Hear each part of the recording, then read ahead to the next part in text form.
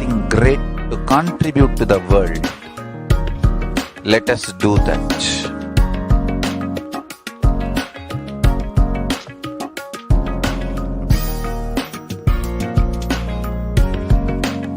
Kailasa is proper customized spiritual service helping you to identify your root patterns of suffering. We have perfected the science of helping every individual from every cultural, religious, nationality background.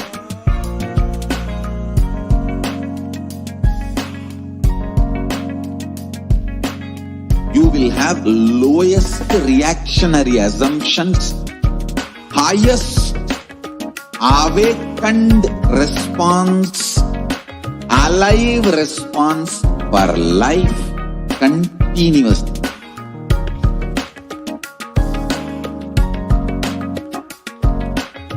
Kailasa is enlightenment ecosystem, literally enlightenment itself in your own home, wherever you are. Proper customized spiritual service helping you to complete with your life negativity, withdrawal from life, self-hatred, self-denial, self-doubt, so much of tiredness, laziness. We can support you aligning your diet, your attitude, your aptitude, your understanding about life. We can help you with everything.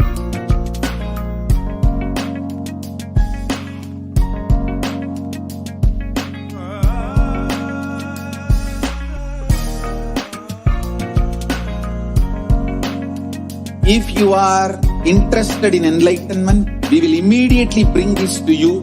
If you are not interested, we will explain the whole science, inspire you and make you interested in enlightenment time.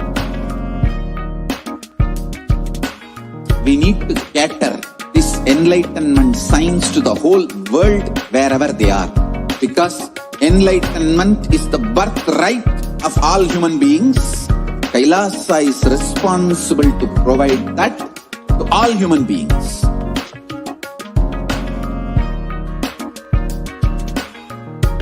Kailasa is the totality of the knowledge I received from my gurus and practice manifested in my life, perfected by teaching millions of people from all cultures, time zones, backgrounds, genders, nationality, race, from every creed.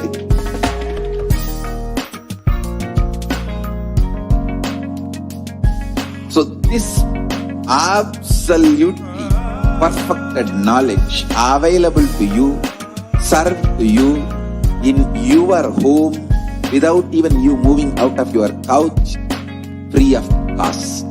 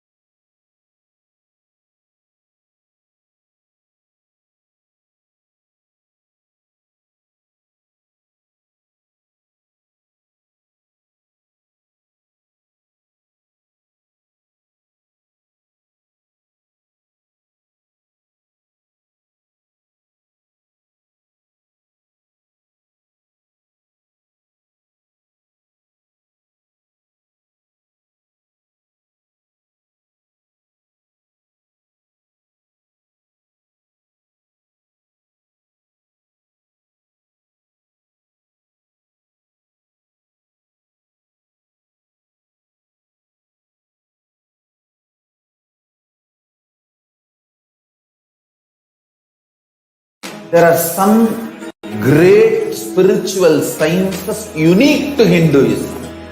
Subtle, otherworldly, but definitive sign.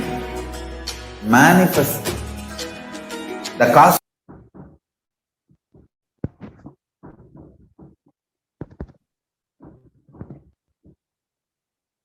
Nithyanandam Paramasukadam Kevalam Jnanamurtim Bandhavadhitham Gaganasadusham Tatvamasyadilaksham Ekham Nityam Vimalamachalam Sarvadi Sakshibhutam Bhavadhitham Trigunarahitam Satgurum Tam Namami.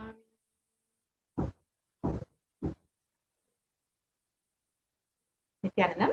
Welcome, dear viewers, to today's special segment of Devi Parashakti Akashic Reading, where we will learn about who is Devi Parashakti and how she is manifesting through the Supreme Pontiff of Hinduism, Jagat Guru Mahasannidhanam, His Divine Holiness, Bhagavan Nithyananda Paramashivam. If you are here, it means existence wants you to be here in this form. You are not an accident. You are an incident. You are a conscious miracle of existence. Existence is trying to express itself through you. Welcome to this sacred spiritual experience, your digital experience of the divine.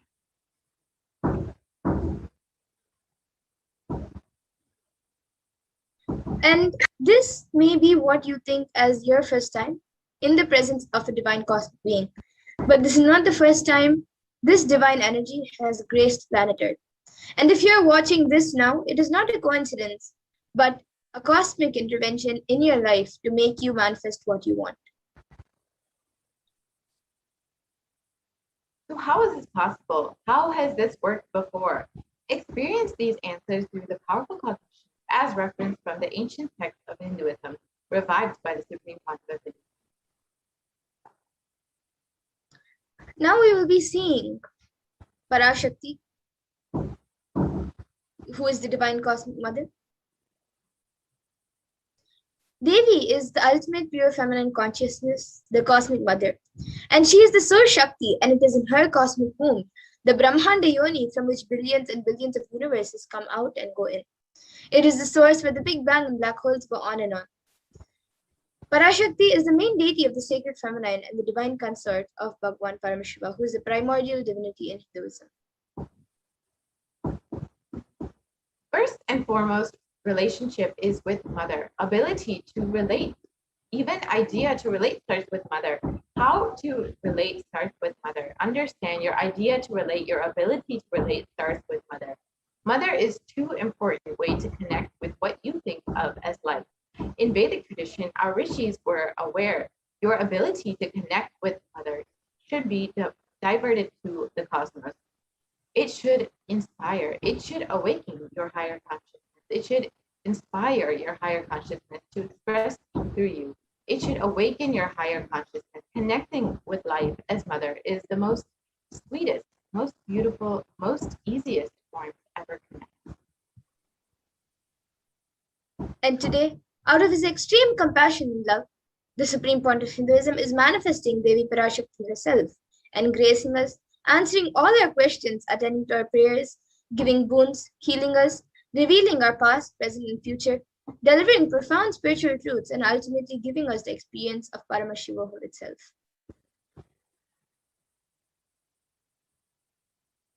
So let us understand what is BHAVASAMADHI Darshan.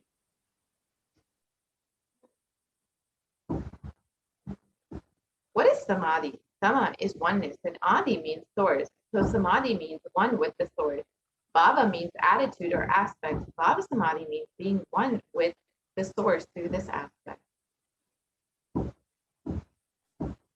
And Darshan means to have a glimpse of. In the Vedic tradition, it is used to describe the moment we behold a deity, an avatar, a saint, or an enlightened being, as just seeing such a being can cleanse the karmas of lifetimes and create a deep lasting transformation in the receiver. Darshan is a powerful superconscious vibration that is present around the avatar at all times. He simply radiates darshan just as the sun continuously radiates light. The auspicious moment when the receiver is able to catch it becomes the moment of darshan for you.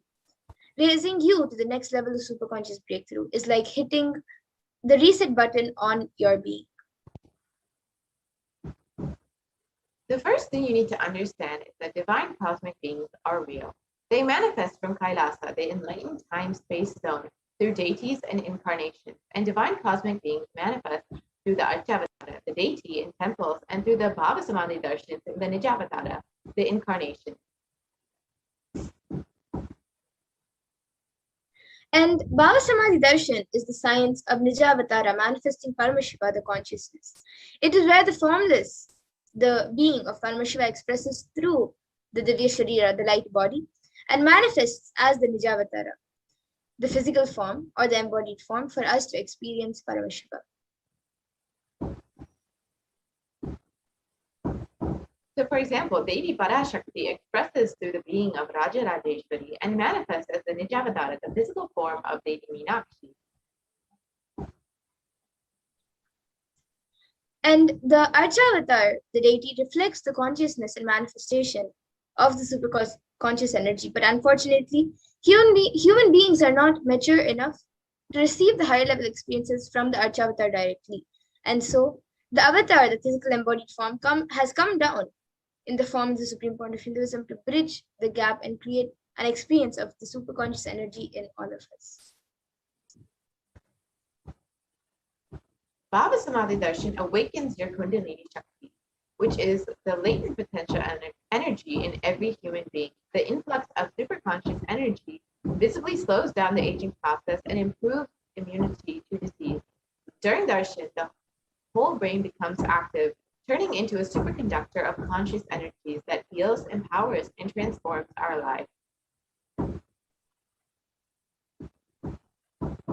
And during the BHAVASAMADHI darshan, our neurons mirror that of the avatar. Mirroring neurons activate the process of all the observed movements or information of the avatar just by seeing. That is, the entire body can silently and without moving receive what is happening elsewhere through a process of direct observation, experiencing the superconscious energy radiated by the avatar.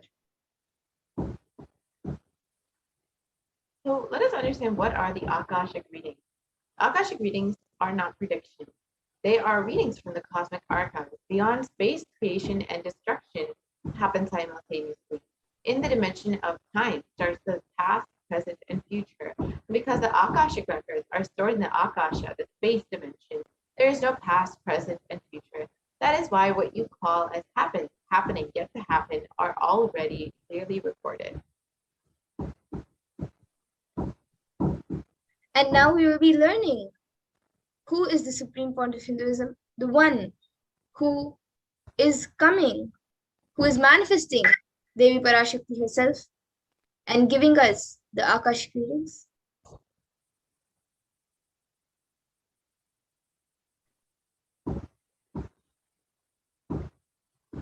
The Supreme Concept of Hinduism, Jagat Guru Mahasannidhanam, His Divine Holiness, Bhagavan Nithyananda Paramashivam, is the reviver of Kailasa, a macrocosmic ancient enlightened Hindu civilizational nation. The Supreme Concept of Hinduism is the 1008th incarnation of Paramashiva as per Hinduism, recognized by his predecessors who are enlightened masters and adepts. The Supreme Concept of Hinduism has made the science of power manifestation, yoga, and temple-based universities a lifestyle for humanity.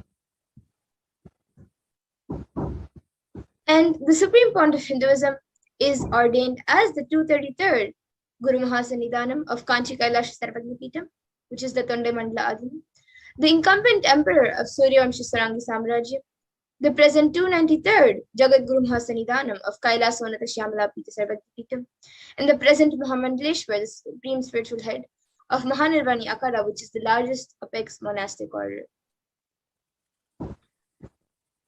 The Supreme Concept of Hinduism is the 1008th Acharya Mahamandaleshwar, the head of all spiritual leaders of the Atalakada, the ancient Agamic body of Hinduism, is the present 23rd Guru Mahasannidhanam of the Dharma Mukti Spariguru Adinam, and has been elected the Supreme Concept of Hinduism by a congregation of over 1,000 Hindu leaders. And the supreme point of Hinduism is also revered as a teacher of Hinduism, the most prolific, most viewed, read, and watched.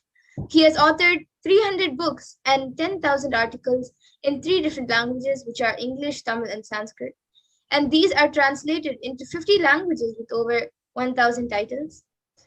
And over 20 million copies of books and articles are sold, read, and downloaded, with over 10,000 hours of discourses. And the Supreme Pontiff of Hinduism has also enriched and enriched 1 billion plus lives digitally, and he is respected as a commentator of all the sacred scriptures such as Upanishads, Bhagavad Gita, Shiva Sutras, Brahma Sutras, Yoga Sutras, Ashtavakra Gitas, Jain Sutras, and much more. The Supreme Pontiff of Hinduism is honored as the leader of Hinduism, the most awarded, internationally recognized Hindu leader, is the reviver of the 108 ancient Hindu sampradayas, including Rudrakanyas, Rishis, Rishikas, Bhairavas, Bhairavis, and Sanyas. The Supreme Pontiff of Hinduism is the establisher of the largest Hindu university, Kailasa Nithyananda Hindu University, with satellite campuses in over 150 countries, and is the establisher of 1,000 plus Kailasa enlightenment ecosystems, and is the founder and reviver of over 100 Satpanipitas. The Supreme Pontiff of Hinduism is the collector of the largest Hindu library with over 1 million books, 1 million Palmani scriptures, and over 20 million digital books.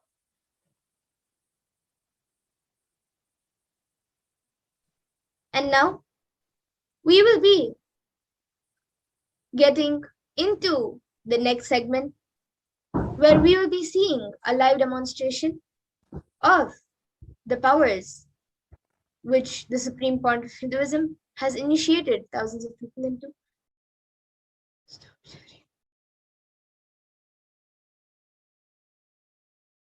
We will be back after a short break to move on to the next segment.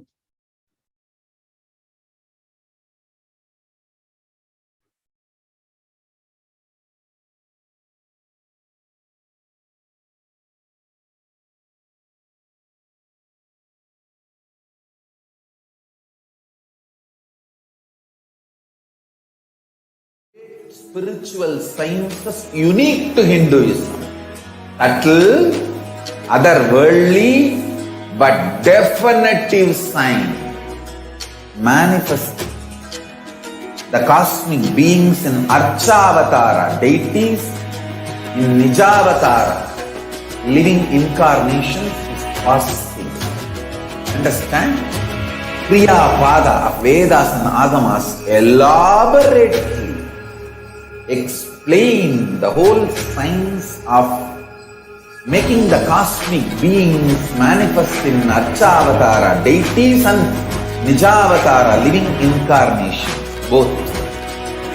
During the BHAVASAMADHI darshan, literally those cosmic beings manifest through this body. Just like how they manifest in Archavatara, deity, they manifest in Nijavatara, Pratyakshavatara, and give you all the boons you ask, bless you. You see, each God is an independent intelligence to lead you to enlightenment. Each God is a bridge for you to achieve the Shivatva, the ultimate Shiva consciousness. Krishna is the bridge for you to achieve the Krishna consciousness. But Shiva consciousness, Krishna consciousness, all consciousness is one and the same. Ultimate consciousness only. So that energy itself completely expresses. Just like Radhika, when I see my own sweetness in the mirror, I become eager to taste it. I find that the only way to relish this sweetness is through the constitution of Sri Radhika. BHAVASAMADHI Darshan is a window to the infinite expanse of consciousness, allowing us to glimpse the formless in a way that we can understand. It cleanses the karmas of lifetimes. It awakens our biomemory to the space of Paramashiva, the ultimate consciousness, and creates a deep and lasting transformation in us.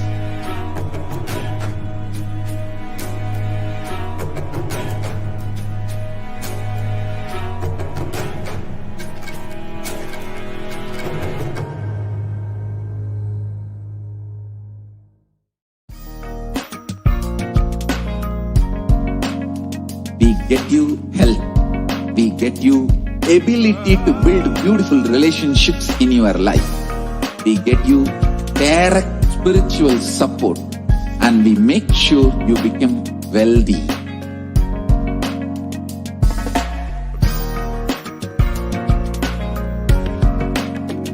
We won't stop giving you just good life. We will literally not stop till you live enlightened life. Manifesting the state of Paramashiva, space of Paramashiva, powers of Paramashiva, being of Paramashiva.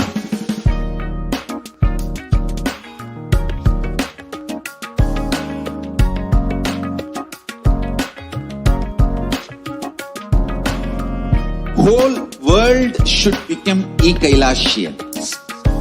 I want the whole world to know Hindus have something great.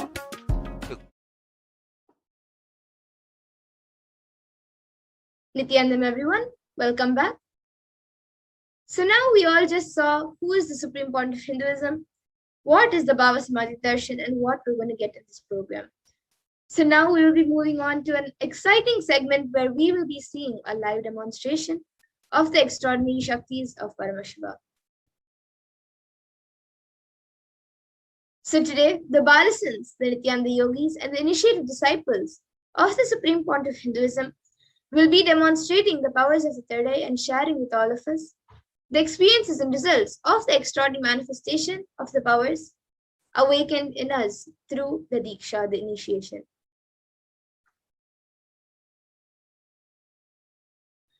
And in today's BHAVASAMADHI Darshan, all of us also will be receiving the initiation into the third eye awakening and various other powers with the blessings and grace of the Supreme Point of Hinduism. We will be manifesting the following powers of third eye, which is seeing with eyes blindfolded.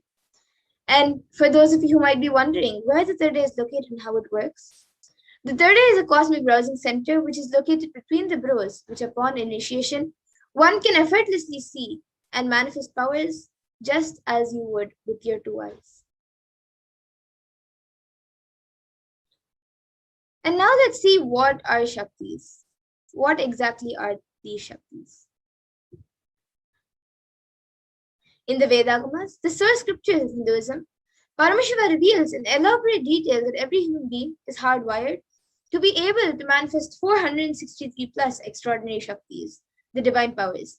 And manifesting powers are described as a system, method, and science for human beings to explore the various possibilities and powers and have access to various states of consciousness. And these Shaktis manifest from the fundamental cognition that you are the divine and you need to manifest the divine, not that you are a man and you need to reach the divine. And some of you might have heard the term Siddhis. So let's look at the difference between Shaktis and Siddhis. Shaktis expressed from the fundamental space of enlightenment as a side effect of feeling connection with the divine and high integrity with the Guru, and are a source of enlightenment. Whereas Siddhis are powers that manifest from tapas or penance for enlightenment and are on the path of enlightenment. And a few more differences between Shaktis and Siddhis are that Shaktis of Paramashiva manifest through ordinary human beings in an extraordinary way after the initiation from the avatar and are permanent, whereas Siddhis are not permanent and may divert you from enlightenment. And the source of all these Shaktis, Paramashiva, is the primordial divinity in Hinduism, the ultimate reality and cause, which is self-effulgent, Swayam Prakasha, all-pervading, unchanging beyond time, space, form, and causality. And as the fundamental base of Avyakta, the unmanifest, and Vyakta, the manifest existence, he performs the Panchakritya, or the 5 cosmic acts of Shrishti, creation, Sthiti, sovereign rulership and maintenance, Samhara, rejuvenation, Throbhava, pulling out the delusion, and Anugraha, liberating grace for all living entities. And now the avatar of Paramashiva, the Supreme Point of Hinduism, Jagadguru Mahasanidanam, His Divine Holiness, Bhagavan Nithyananda Paramashivam, as the 1008th living incarnation of and representative of Paramashiva and the reviver of Kailasa, which is the ancient enlightened Hindu civilization or nation, and the great cosmic borderless Hindu nation. Ever since the beginning of the civilization, the Sanatana Hindu Dharma has been a cradle of enlightened beings and highly advanced sciences. It was where the science of enlightenment and power manifestation was taught as a lifestyle. And for the first time in the modern day, the supreme point of Hinduism is reviving these sciences and transmitting it to the world at a record-breaking pace which is never accomplished before. And all of this knowledge and the science of power manifestation are passed down from one generation to the next generation through Diksha by enlightened gurus. And the supreme point of Hinduism, being recognized as an incarnation at a very young age, was trained and taught by his gurus these sciences to revive the initiations and knowledge repositories for billions to manifest these powers from the disciplines of Vedanta, Tantra, Sri Vidya, Yoga and Yogic powers, Mantra Shastra, Siddha Vidya, Science of Aushadha, Bhakti Yoga, Advaita, Paramashivoham and Paramashivoham. So how do we awaken these divine Shaktis in us? Every ultimate truth, jnana, is mapped into your consciousness, prajna, and manifests as a possibility and power of every being, prajnana.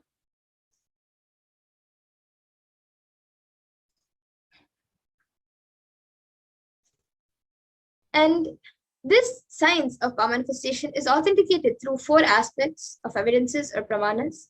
The first is the Shastra Pramana, which are the eternal, unchangeable truths revealed in the source scriptures. And the next is the Apta Pramana, which are the experiences and results of the Aptas or authorities of Hinduism, where the Vedic rishis and scientists have time-tested and verified these sciences.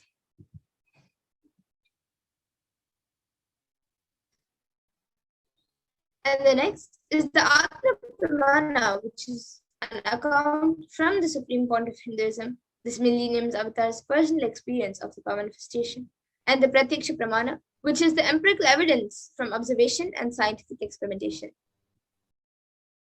And the Vedas, which are the ultimate truth, the superior authority for Hindus, are the pure science where the ultimate truths are explained, and the Agamas, which are the scriptures where the applied technology and applied science is expanded. Vedas and Agamas, the Veda Agamas, which is a living applied science for all Hindus, are given the status of Shruti as they are directly revealed by Paramashiva, and they are the ultimate, eternal, unchangeable truths. And a reference cited from these Shastras or source scriptures is called the Shastra Pramana. And now let us get ready to witness a very unique and exciting demonstration of these extraordinary manifestation of powers. So we will be first getting into the power of third eye, which is seeing with eyes blindfolded. So the Shastra Pramana for the power of third eye reading comes from the Vijnana Bhairava Tantra. Kapalantarmanonyasya tishtannilitalochanaha kramena manasodadyat lakshaye lakshyamuttamam. And the translation for this verse is, by fixing the mind on the inner space within the crown center and sitting stably without any movement, having the eyes closed in succession, by that stability of the mind in inner space through the power of the third eye, one directly sees the ultimate goal Lakshyam by having the vision beyond the sight that reveals any object or place, attaining the space of oneness with the source Paramashiva. And the next is the Apta Pramana for this power, where Krishna initiates Arjuna into the power of third eye.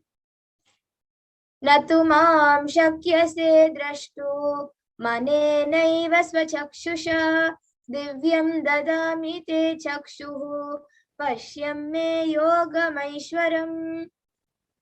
Bhagavan Krishna says to Arjuna, but you cannot see my cosmic form with these physical eyes of yours. Therefore, I grant you divine third eye vision. Behold my cosmic opulence. So in the Hindu Purana Bhagavad Gita, Bhagavan Krishna initiates Arjuna into the power of third eye to behold Krishna's Vishwarupa Darshan, Bhagavan Krishna's Vishwarupa Darshan, the vision of his cosmic form. So in the 11th chapter of Bhagavad Gita, which contains the description of Bhagavan Krishna's cosmic form, is completely narrated by Arjuna as he sees Bhagavan Krishna through his third eye.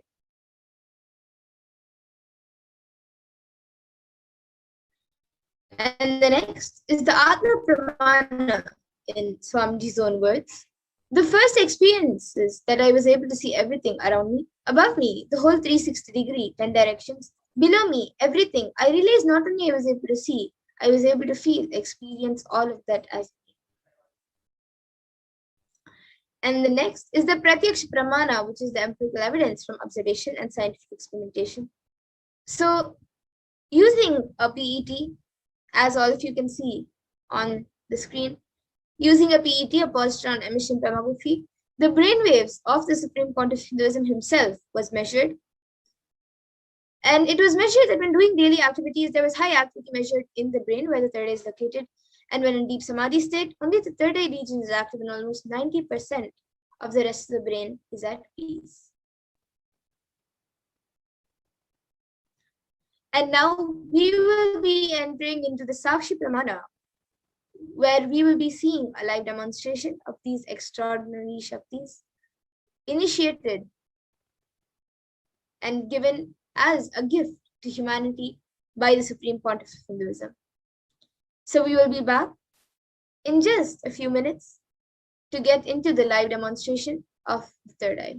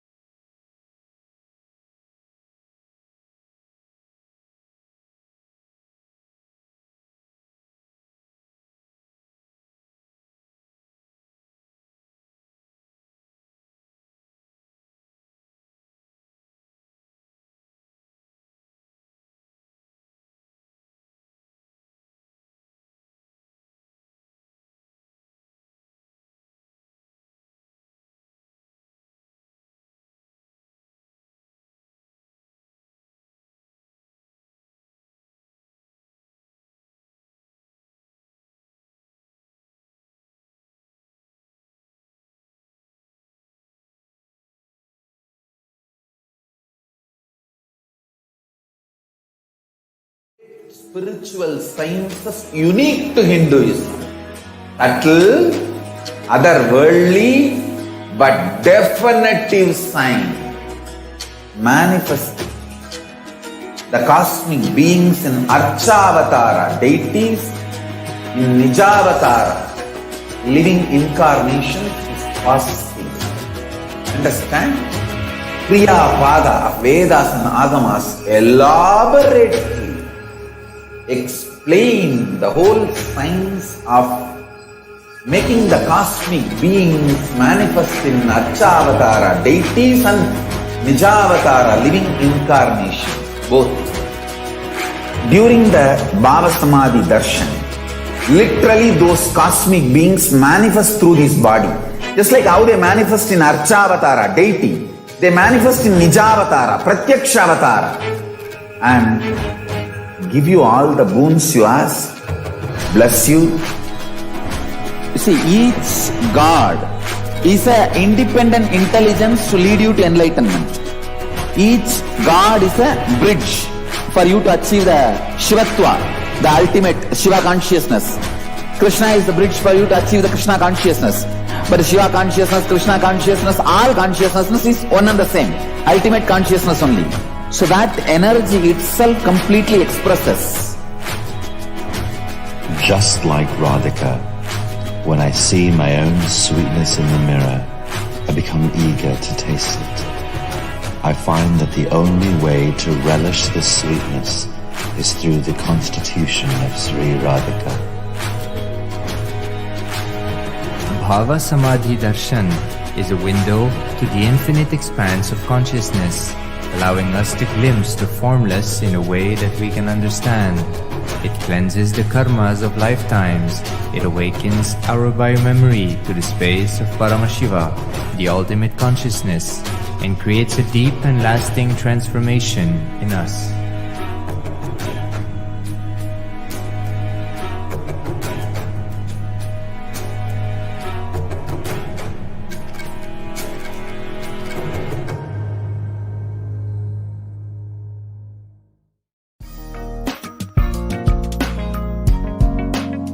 We get you health. We get you ability to build beautiful relationships in your life.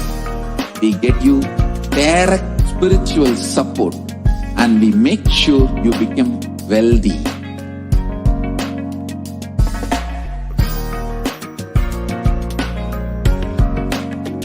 We won't stop giving you just good life. We will literally not stop till you live enlightened life. Manifesting the state of Paramashiva, space of Paramashiva, powers of Paramashiva, being of Paramashiva.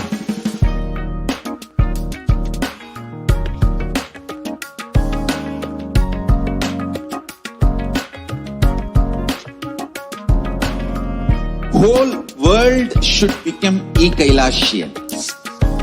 I want the whole world to know Hindus have something great to contribute to the world.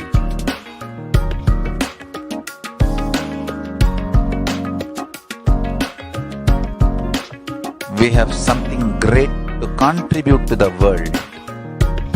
Let us do that.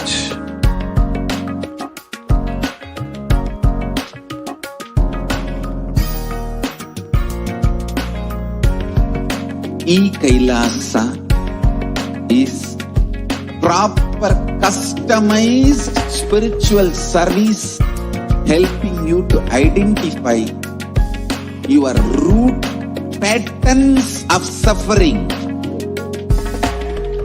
We have perfected the science of helping every individual from every cultural, religious, nationality background.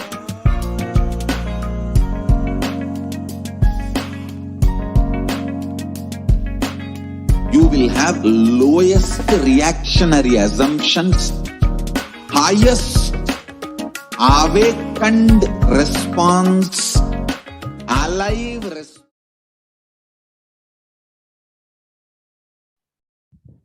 Yes, Nithyananda, everyone. So now we will be getting into the live demonstration of these extraordinary Shaktis. So as we had said before, we will be first seeing the power of third eye, which is seeing with the eyes blindfolded. So now I have with me Ma Amrita and myself, Manti Madhurananda. And today I will be using this eye band to blindfold my eyes. So Ma Amrita will be putting this on my eyes. So this is just a blindfold and eye band, which is used for people who are not able to sleep properly. So basically it covers the entire eyes, making sure no light is entering so you can have a peaceful sleep. And it is certified by ophthalmologists. So in front it's just a thick opaque plastic sheet, and behind that thick sponge, black sponge, which will not allow any light to go anywhere. And then we have two sockets for the eyes to go into. So now Ma Amrita will be putting this eye band on my eyes. And once that is done, any of you watching us on YouTube, any of the viewers, any of you can put your comments in the YouTube comment section, and I will be reading the comments out.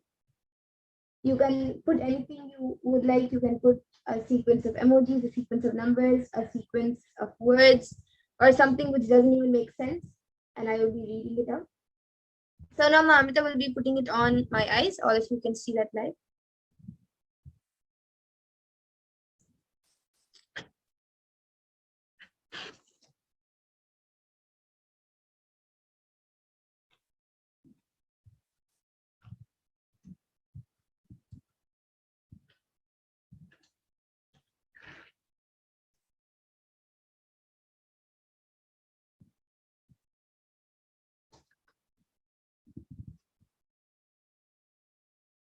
Can you move it a little to the right? Yes.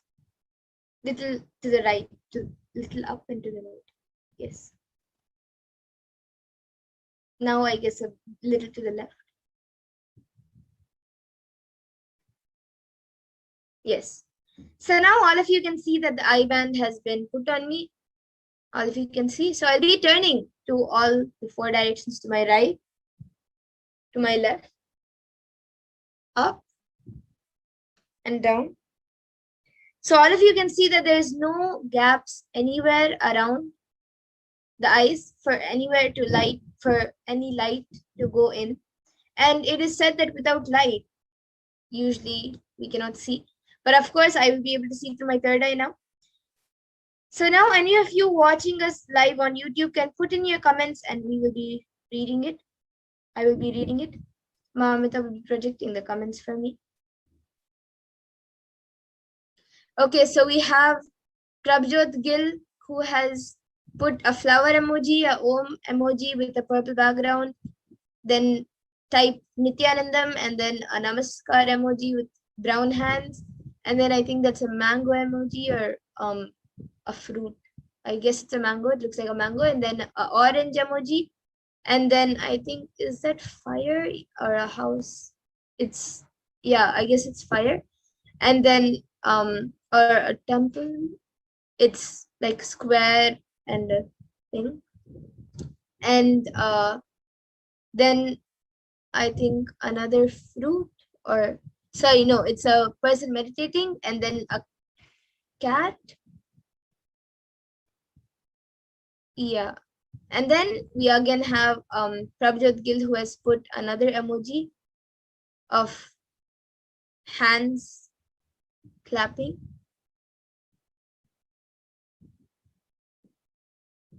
And anyone else?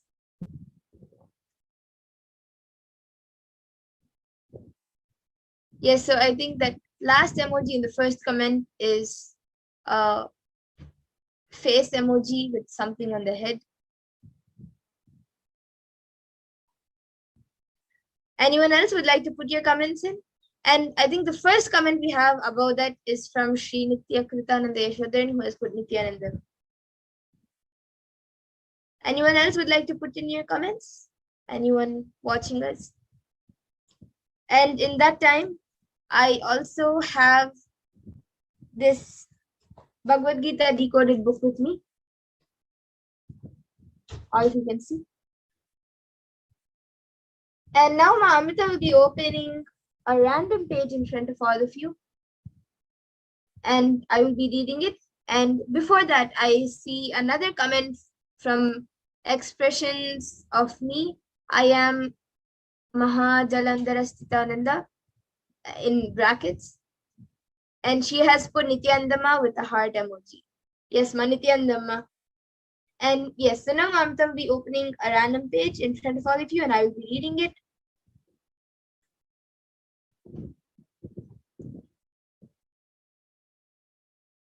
I hope all of you can see. Okay, so now I'll be reading out the pages. It is page 1172 and 1173. And on 1173, it says, begin is not in your control. That is a continuation of the sentence on page 1172. Then it says, once you understand how to love the people around you, only then can you love God.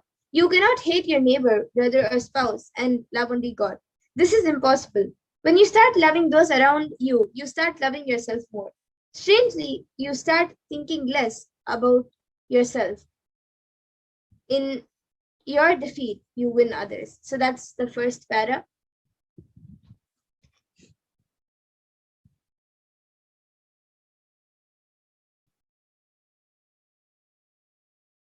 And we have another comment from Kailasa Stephanie Vamadeva Shivshakti Tankton. She has put desoxyribonucleic acid. and a smiley emoji with one eye closed. I don't know what that means. I guess it's some acid. But yes, thank you, Ma, for giving a word which I think was a bit hard to pronounce. And anyone else would like to put in your comments for me to read before we move on to the next power?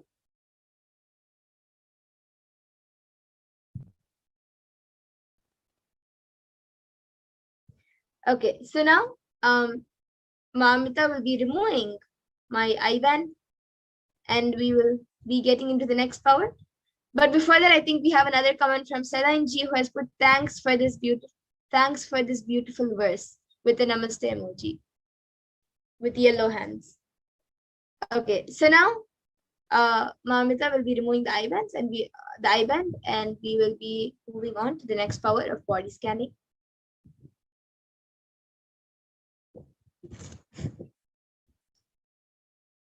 Okay, I think in that time, before she removes it, we have another comment from Stephanie. She has put an equal sign and then that arrow sign, which is facing to the right, and then she has put DNA. Okay.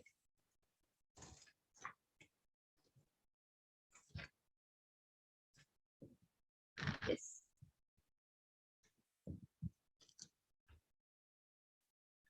Yes, so now all of you can see the IBAN. It is just as it was before it was put on me.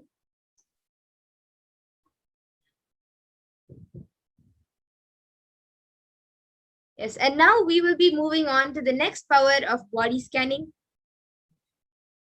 We will be back in just a few minutes.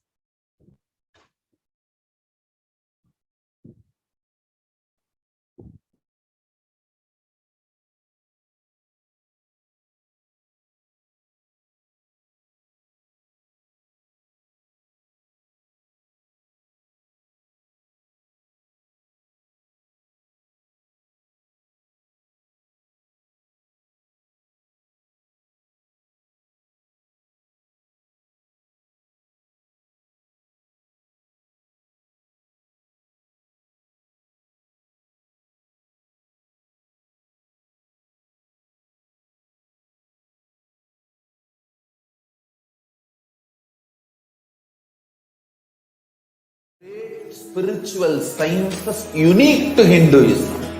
Subtle, otherworldly, but definitive sign. Manifesting the cosmic beings in Archavatara, deities in Nijavatara, living incarnations is possible. Understand? Kriya Pada of Vedas and Agamas elaborately explain the whole science of making the cosmic beings manifest in Archavatara, deities and Nijavatara, living incarnation, both. During the BHAVASAMADHI darshan, literally those cosmic beings manifest through this body.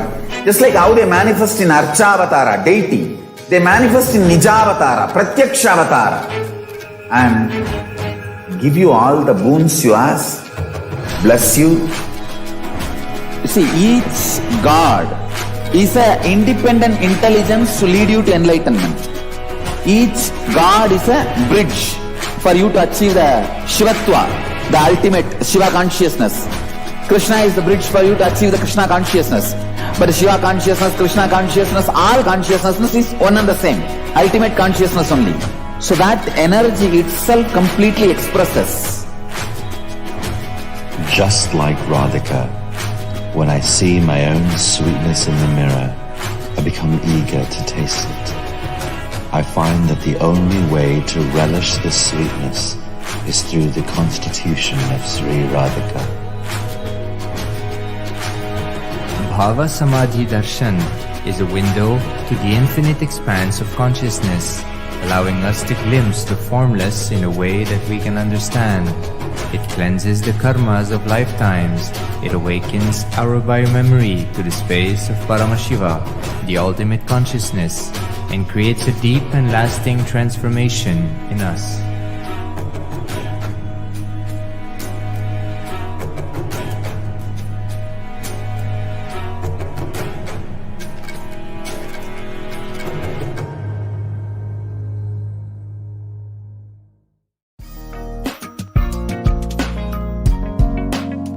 We get you health. We get you ability to build beautiful relationships in your life. We get you direct spiritual support, and we make sure you become wealthy.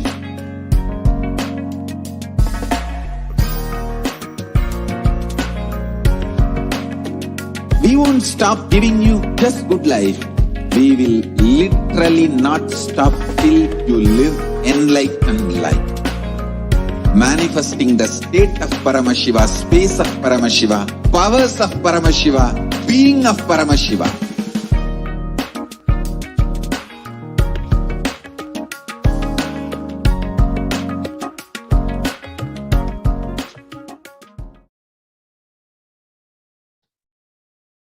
Yes, so now we will be getting into the power of body scanning.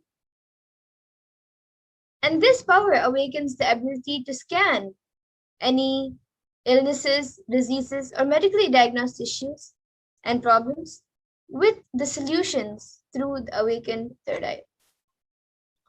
So the Shastra Pramana for this power of body scanning comes from the Vijnana Bhairava Tantra. Swadehe jagato vapi sukshma sukshma tarani cha tattvani yani nilayam dhyatvante vyajyate para. Bhagavan Paramashiva says, cognize deeply that from the subtle to the subtlest consecutive principles of your whole body, Swadeha, or the whole universe, simultaneously consist of the essential reality. They are being absorbed in their source cause, Paramashiva. By their experience of such restful awareness, one becomes complete from all thoughts, and the ultimate universal divine power, Paradevi Adi Shakti, is revealed, and the supreme power manifestation happens. And the next is the Apta Pramana, which comes from the life of a Siddha.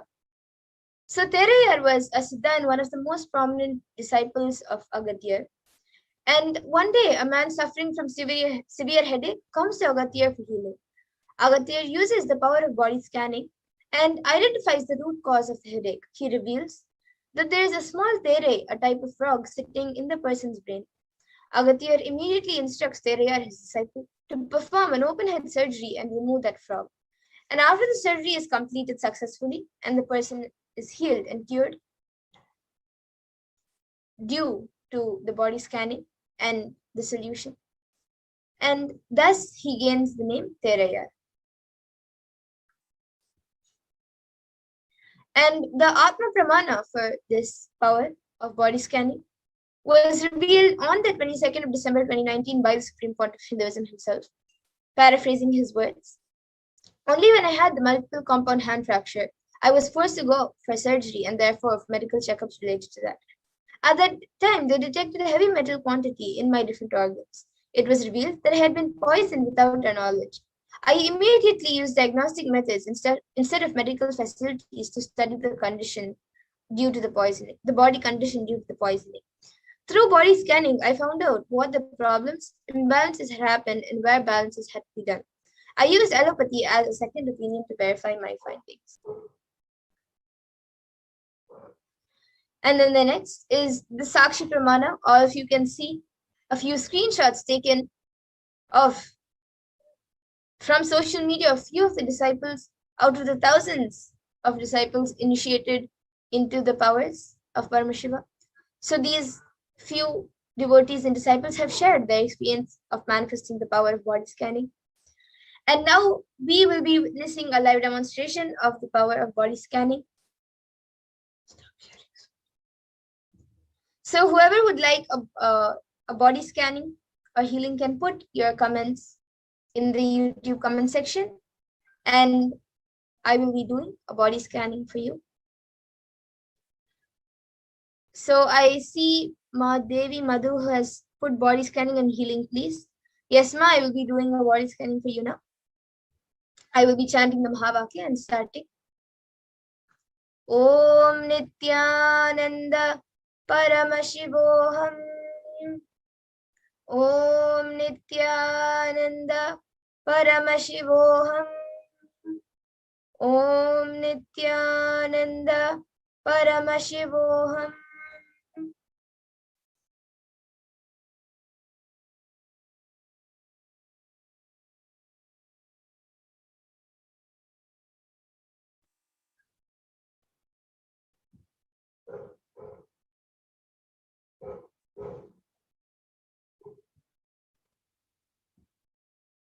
Okay. Ma Devi Madhu, I was able to see that for you, there is a lot of heat in your body getting accumulated, and that heat is also affecting your thinking process and your and basically it's affecting your entire day. So that heat is affecting your body a lot, that it is affecting your day. And because it is affecting the thought process and it is increasing your stress levels, and it is basically distracting you a lot. So I was able to see for that, if you drink lots of fresh fruit juices, like you can make it at home, get organic fruits. Don't make sure that it's organic, and get those fruits and make the juice yourself at home. You can grind the fruits and make the juice itself at home and drink it fresh. You can keep it in the fridge and make it cool if you want, but make sure that the fruits are organic and you make the juices at home itself. Don't get juices directly from outside. Drink a lot of fruit juices, at least maybe 4 to 5 cups a day of fruit juices. That will help remove the heat which is getting accumulated in your body. And don't drink too hot water or too cold water. Always drink the water you drink should always be like a proper temperature. It shouldn't be too cold or too hot, unless you specifically want to take at that point of time cold or hot water. So this is what I was able to see as the solution. So if you're able to relate to what was revealed, you can get back in the comment section. And I also see Prabjot Gill, who has asked for a body scanning. So yes, Aya, I will be doing a body scanning for you now.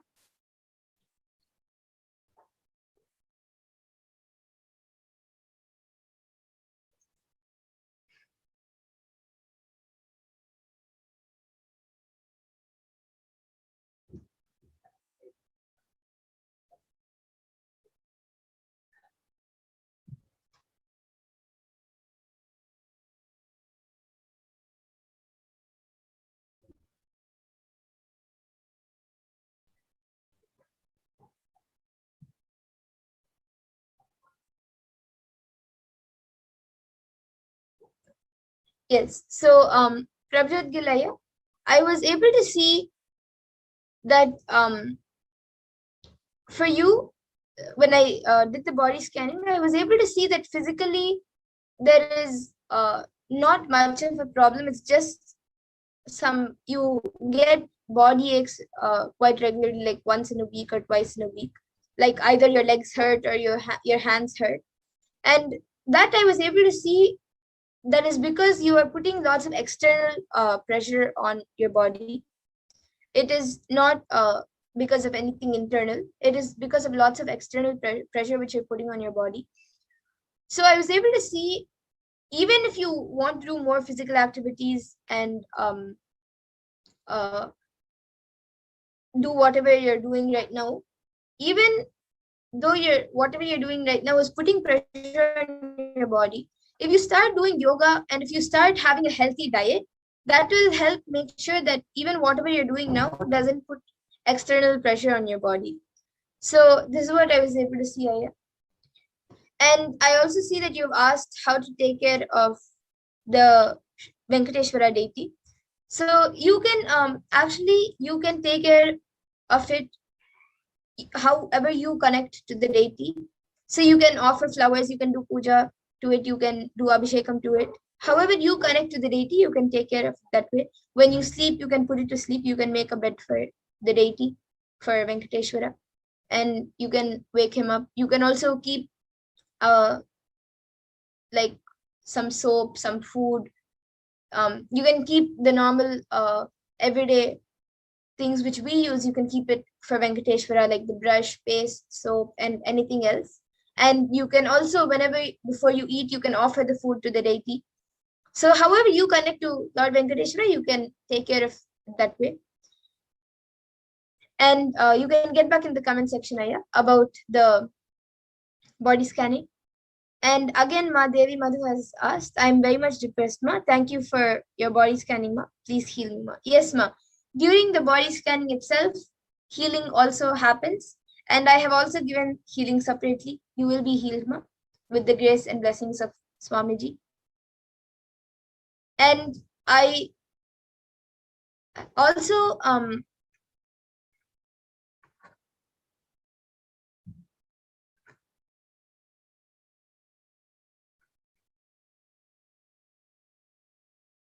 I see Ma Mahajanendra Nithyananda has asked, when do the Kalvarava readings take place?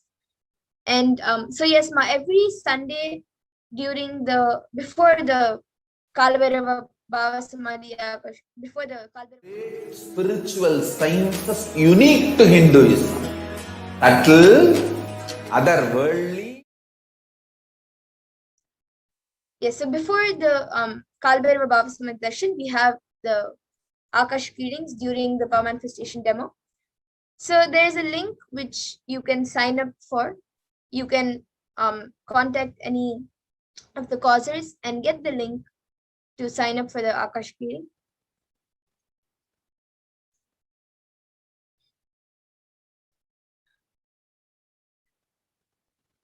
Yes, and I also see many others asking for a body scanning. Ma Stephanie has asked for Ma Shyamala Devi. And I think Ma Saline Ji has also asked.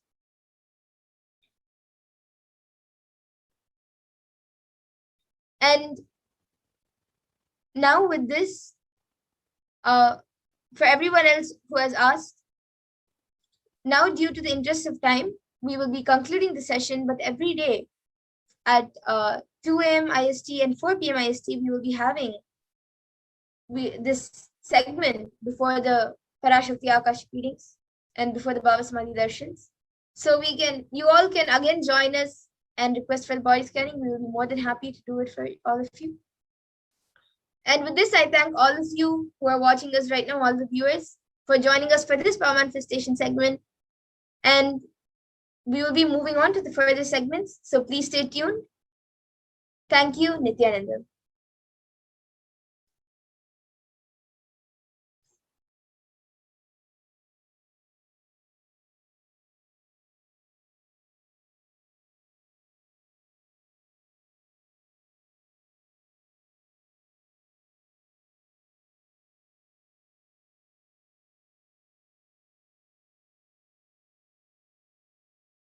Spiritual sciences unique to Hinduism. Subtle, otherworldly, but definitive sign. Manifesting the cosmic beings in Archavatara, deities in Nijavatara, living incarnations is possible. Understand? Kriya Pada of Vedas and Agamas elaborately explain the whole science of making the cosmic beings manifest in Archavatara, deities, and Nijavatara, living incarnations, both. During the BHAVASAMADHI darshan, literally those cosmic beings manifest through this body. Just like how they manifest in Archavatara, deity, they manifest in Nijavatara, Pratyakshavatara, and give you all the boons you ask, bless you. You see, each God is an independent intelligence to lead you to enlightenment. Each God is a bridge for you to achieve the Shivatva, the ultimate Shiva consciousness. Krishna is the bridge for you to achieve the Krishna consciousness. But Shiva consciousness, Krishna consciousness, all consciousness is one and the same. Ultimate consciousness only. So that energy itself completely expresses. Just like Radhika, when I see my own sweetness in the mirror, I become eager to taste it. I find that the only way to relish this sweetness is through the constitution of Sri Radhika. BHAVASAMADHI darshan is a window to the infinite expanse of consciousness, allowing us to glimpse the formless in a way that we can understand. It cleanses the karmas of lifetimes. It awakens our biomemory to the space of Paramashiva, the ultimate consciousness, and creates a deep and lasting transformation in us.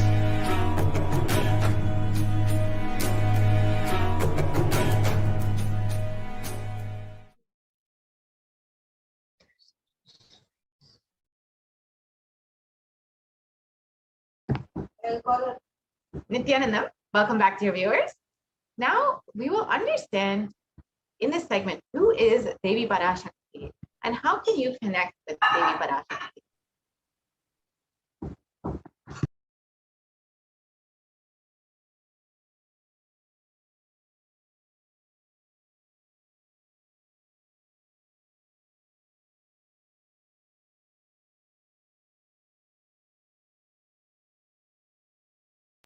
Yes, ma'am. Can we go to the Devi Parashakti slide, please?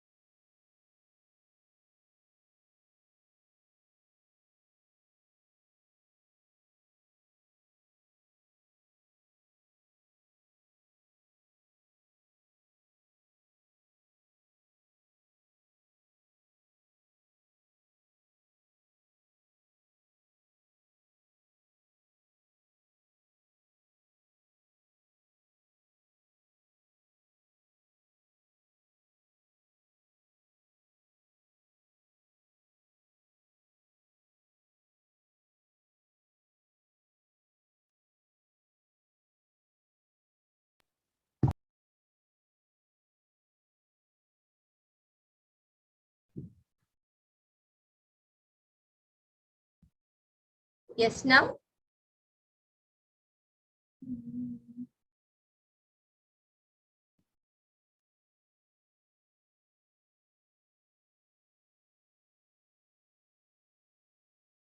Now we will be seeing the Dhyana Shloka of Devi Parashakti, which comes from the Lalita Sahasranamam. Sindhuraruna vigraham trinayana manikya mauli spurat taranayaka shekharam smitamukhi mapina vakshoruham Panibhyamali ratna chashakam raktotpalim bhibratim saumyam ratna gatasta rakta charanam dhyayet paramambikam. And the translation goes, the Divine Mother is to be meditated upon as shining in a vermilion red body with triple eyes sporting a crown of rubies, studded with the peasant, a face all smiles, a splendid bust, one hand holding a jewel cup brimming with mead, and the other twirling a red lotus.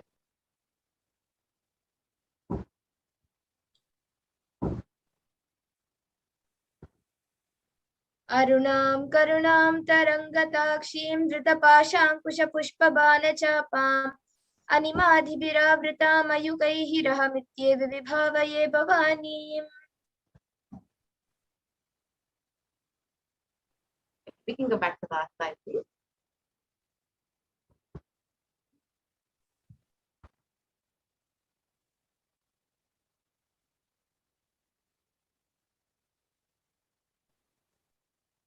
We can go to the previous slide, please.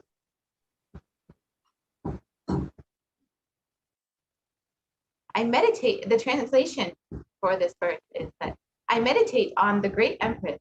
She is red in color Her eyes are full of compassion, and she holds the noose, the goad, the bow, and the flowery arrow in her hand. She is surrounded on all sides by the powers such as Anima, and she is a self within.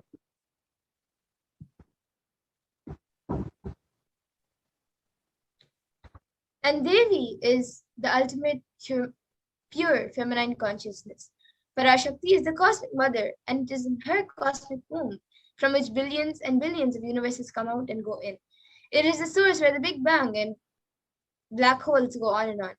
Parashakti is the source Shakti, source energy, the source power from which all of us came, all of us are in right now, and which all of us are going to merge into.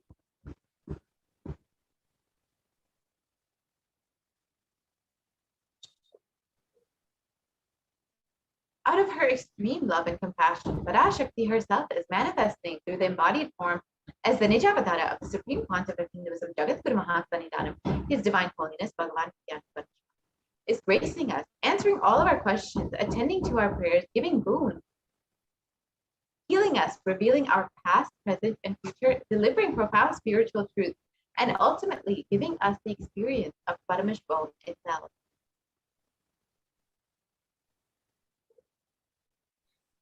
And in the words of Devi Parashakti herself, raising as Omkara, expressing as Vedas and Agamas, blossomed as Hrimkara, filled as Parashodasi, living in 40 triangles, the Kailasa Swamini, who is in Kailasa, Shripura Chintamani Parashodasi, sitting as part of Paramashiva, Parameshwari, who rules the world, Paramashakti Manonmani Meenakshi, as Nithyananda, I put Nijavatara here to give good boons to everyone, to bestow all goodness. Hiranyagarbha Swarupini, Brahmanda Yoni, Shami, Chandramauli, Rapala, Aparna, Uma, Parvati, Savitri, Navayavana, Samrajya Lakshmi, Parameshwari, Parashodasi, Meenakshi. Taking the form of Nithyananda, I came here as Nijavatara with great compassion. I am blessing, listen people, to do good to all of you. I took the form of Nithyananda and came down as Nijavatara. Raising in Omkara, blossoming as Shiva, Shiva manifesting as the source of existence, powers of existence, expression of existence, from the oneness of Om, blossoming into two as Prakriti and Purusha, blossoming as three Shaktis, Ichakriya and Jnana, growing as the four Vedas, expanding as the five Panchabhutas, beyond the six chakras, filled as the Gotras of the seven Rishis, expanding as the eight directions, existing as the nine Grahas, blossoming as the 10 Indriyas, being as the 11 Rudras, creating all the world, bringing life to tell and make truth blossom and to do good. Parashodasi, Meenakshi, in the form of Nithyananda, I came to bless every one of you. Now let's see how we can receive Devi Parashakti. So literally when you attend the darshan, you are seeing Paramashivan Parashakti at that moment. She is there on your screen, so always receive her very traditionally. You can keep 2 betel leaves, 1 banana, 1 betel nut, and a coin in front of the screen as you watch Devi Parashakti. And in the Hindu tradition, a coin is considered the traditional dakshina.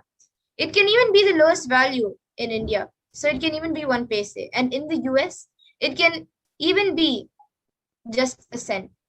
Swamiji says, I'm not trying to monetize. Keep even 1 cent, it is okay. So for 100 days, if you have darshan, it will add up to $1. In India, even 1 paise is okay. Offer that to Devi. After darshan is over, do namaskar, eat the banana, betel leaf, and betel nut. Take it as a prasadam immediately. Collect those coins and send it to LA Temple. This betel leaf, betel nut may look too small, but in a few days, you will see how much it adds to your sentiment, that really she is there. You will not take the Devi darshan for granted. Rituals will break your monotonous, unconscious mentality and lifestyle and remind you to and raise you to the powerful cognition. It will break your unconscious behavior. And now all of you can see how you can arrange and set up your tambulam. So you can set up the 2 betel leaves, the 1 banana, 1 betel nut, and 1 coin on a plate and keep it in front of the screen as you see it being projected. So you can place everything on a plate, and if you would like, you can also keep some fresh flowers and anything else you want to keep. And now we will be moving to the next segment where we will be seeing what are the Akashic readings, and we will learn more about the Akashic readings. And understand how she has been giving solutions for all of humanity and what we can learn and how we can save ourselves during this pandemic. We'll be right back after a short break.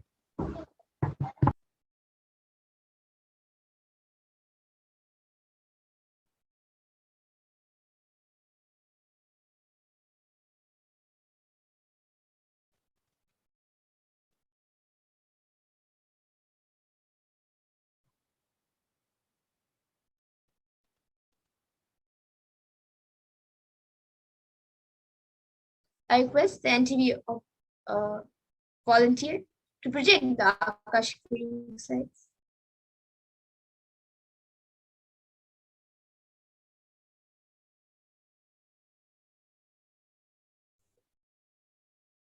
Yes, so now we will be learning what are the Akashic records. So the Akashic records are records created in space, and whatever has happened is recorded there as a file. So nothing can be destroyed. Please understand.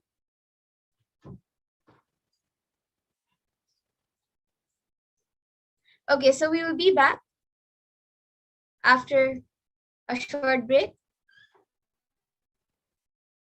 Sorry for the technical glitch. We will be back after a short break to continue to learn about the Akashic readings.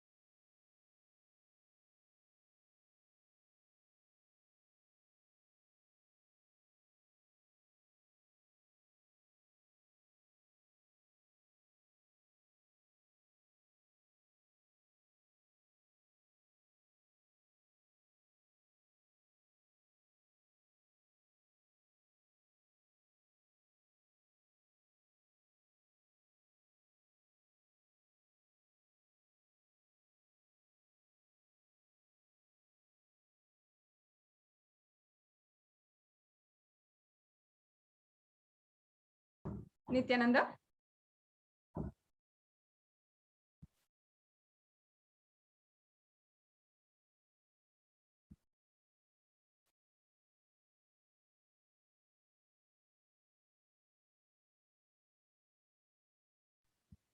Nithyananda, welcome back to all the viewers. In this next segment, we'll be understanding the different guidelines and the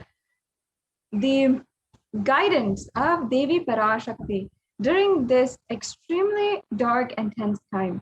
Devi Parashakti has given each of us as individuals very beautiful, wise, and compassionate guidance to ensure that each and every one of us are taking the steps to protect ourselves during these extremely intense and dark times as we navigate this very dark world. And we are met by unforeseen circumstances and unsubstantiated situations. Devi Parashakti has literally descended, has literally manifested through the Supreme Pontiff of Hinduism in order to give us the most supreme knowledge and guidance during this time. So now I request if we can project this slide on how Devi Parashakti has revealed how the immunity of a human being, once they have been infected by coronavirus, will be extremely compromised. We'll just be dissecting this revelation that Devi Parashakti has given.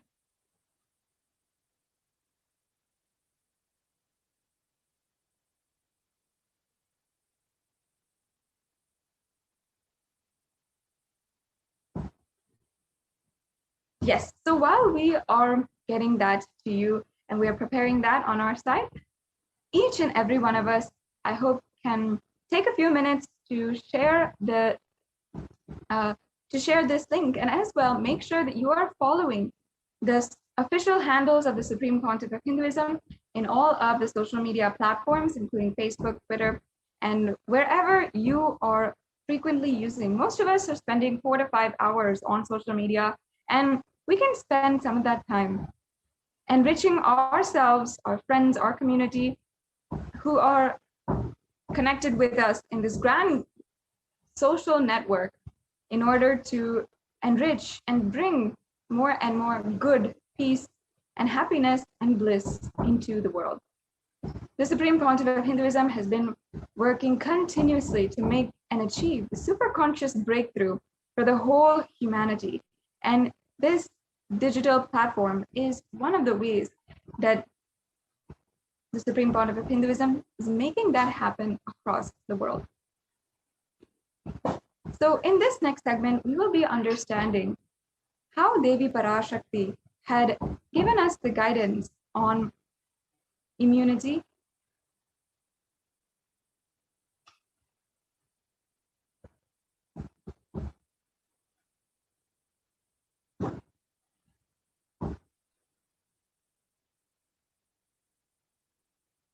yes. So yes, we can start from the beginning. Yes, Devi Parashakti revealed on the 3rd of June 2021, not only are people dying in crores, financial and mental retardedness, you will see minds getting collapsed. Freedom from all this suffering is the life of living enlightenment. First, prevent yourself from this deadly corona, O people. Do the job of saving your life as priority. Now, you can see here the revelations about mental health issues. After having known this, according to a new study, neurological symptoms like depression and anxiety are also showing to be common in those who have contracted COVID-19.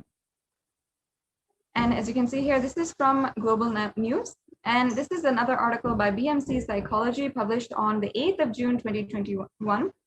And we can see how the impact of COVID-19 on mental health in US college students is described and shown to us in this study.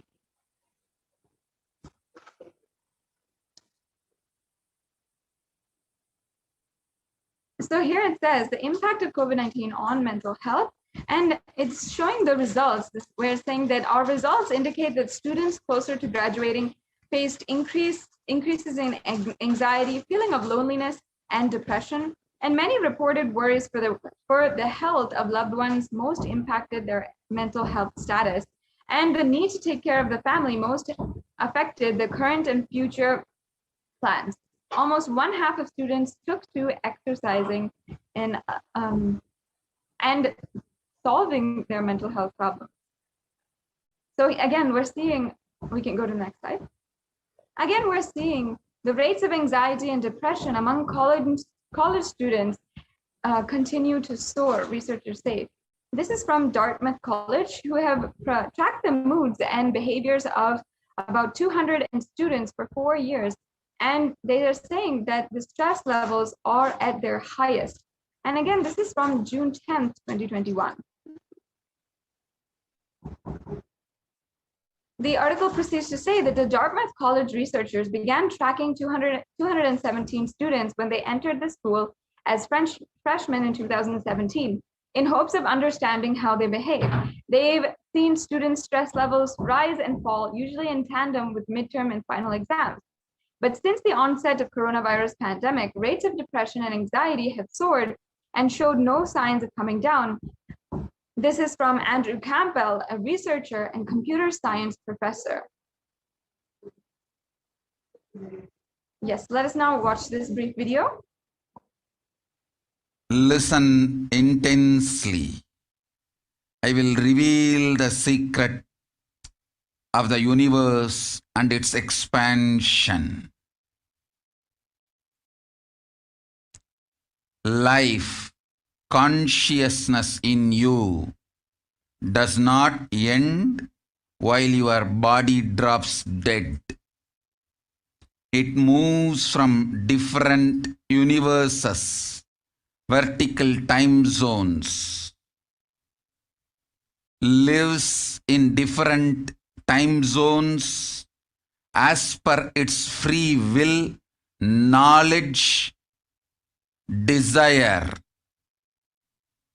But ultimately, to get enlightened, complete liberation, Paramashivoham, your soul has to come back to this karma bhumi, the Bhumandala. This Bhumandala and the Jati ecosystems, the caste ecosystems, Hindu, Jnana, Sannyasa, Yoga, Grihastha, multiple spiritual ecosystems are created for the souls to come back and rebirth and grow more and more towards enlightenment easily, quickly, in accelerated speed and space. Now, too many souls from the cosmos is landing into this Bhumandala to be part of Kailasa and to manifest Kailasa. That is the reason the rate of expansion of the universe has been accelerated. An intense ecosystem for great enlightened beings and incarnations to land is being manifested by me through my Nijavatara Nithyananda and this Kailasa. All the blessed fortunate beings will be attracted to Kailasa and experience liberation. Kailasa is the space where Sanatana Hindu Dharma, cosmic science is nationalism. This cosmic law is the country law. Sanatana Hindu Dharma is nationalism. These cosmic truths will be the truths of the country, society, ecosystem. Society, country, judiciary, ecosystem, all this of Kailasa will be aligned to the cosmic law, the cosmic energy, universal existential truth. Because Kailasa, cosmic ecosystem is manifesting. Expansion of the universe has been accelerated. Universe is celebrating the happening of my Nijavatara Nithyananda and this Kailasa.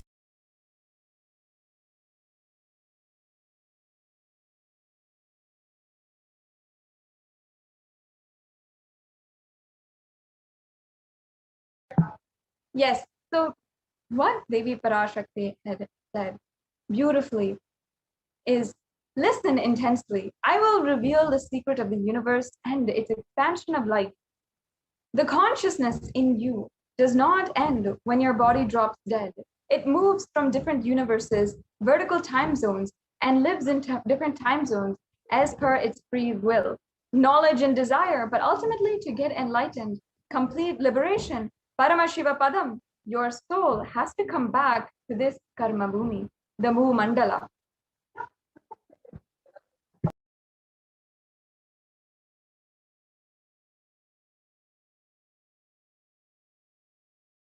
This Bhumandala and the Jadi of the caste ecosystems, Hindu, Jnana, Sannyasi, Yoga, Grahastha, and multiple spiritual ecosystems are created for the souls to come back and rebirth and grow more and more towards the enlightenment quickly, easily in an accelerated speed and space. Now too many souls are from the cosmos is landing into this Bhumandala to be a part of Kailasa and manifest Kailasa. That is the reason of the rate of expansion of the universe has been accelerated. An intense ecosystem for great enlightened beings and incarnations to land is being manifested by me through the Nijavatara Nithyananda and this Kailasa. All the blessed, fortunate beings will be attracted to Kailasa and experience liberation. Kailasa is the space where Sanatana Hindu Dharma, the cosmic science, is nationalism. This cosmic law is country law. Sanatana Hindu Dharma is nationalism. This cosmic truth will be truths of the country, society, ecosystem.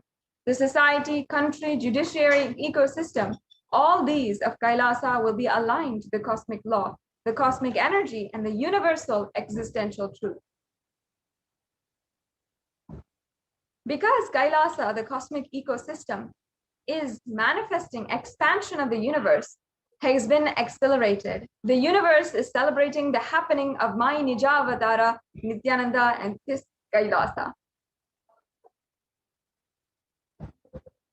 So actually, if we see what Devi Parashakti revealed is so beautiful, is actually so profound, how the whole universe is celebrating and expanding because of the expansion, the decision and manifestation of the Nijavatara, the supreme pontiff of Hinduism, who is manifested on planet Earth. What a beautiful thing, what a beautiful sacred sentiment. The whole universe is celebrating, is expanding in joy and celebration out of pure celebration that the avatar has happened on planet Earth.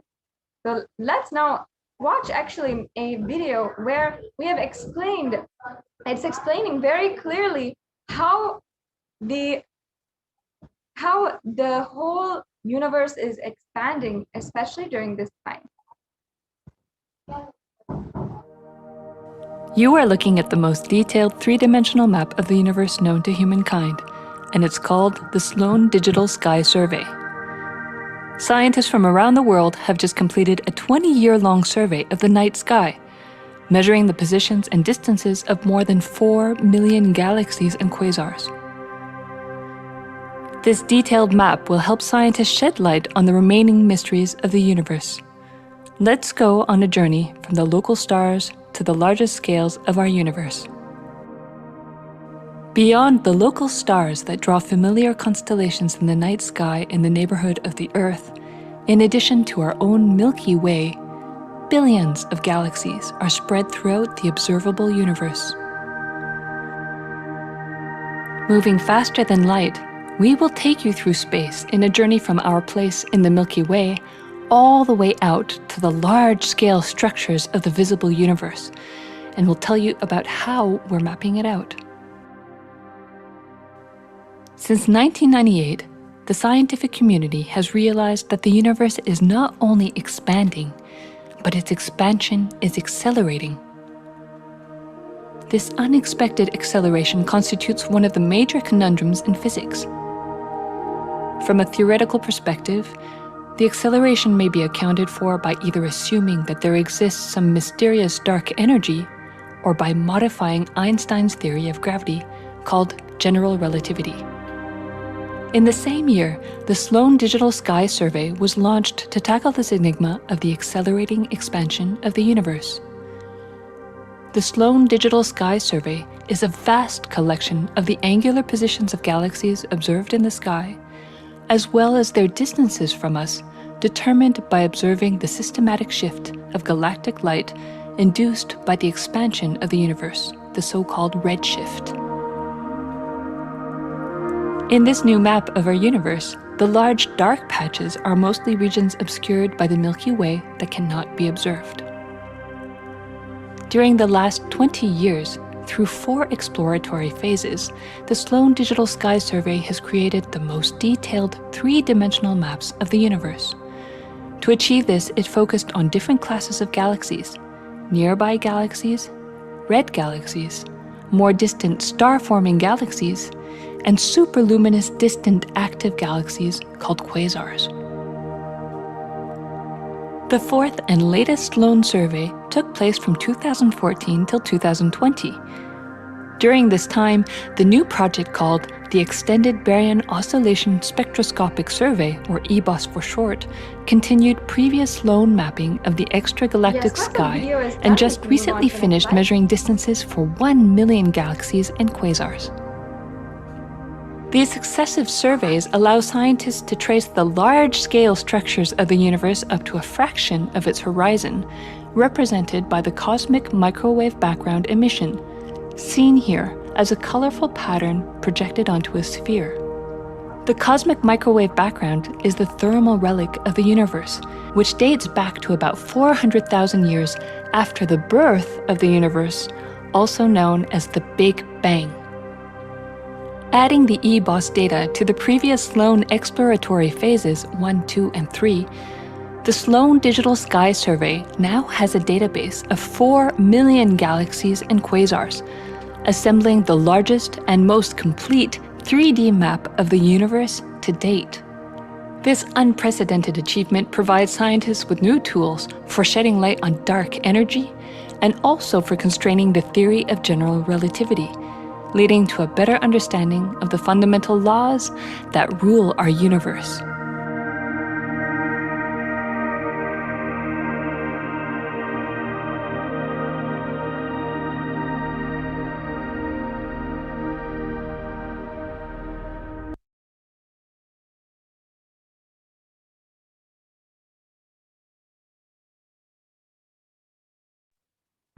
Yes, so as this video elaborately explained, the universe is not just expanding, but its expansion is accelerated.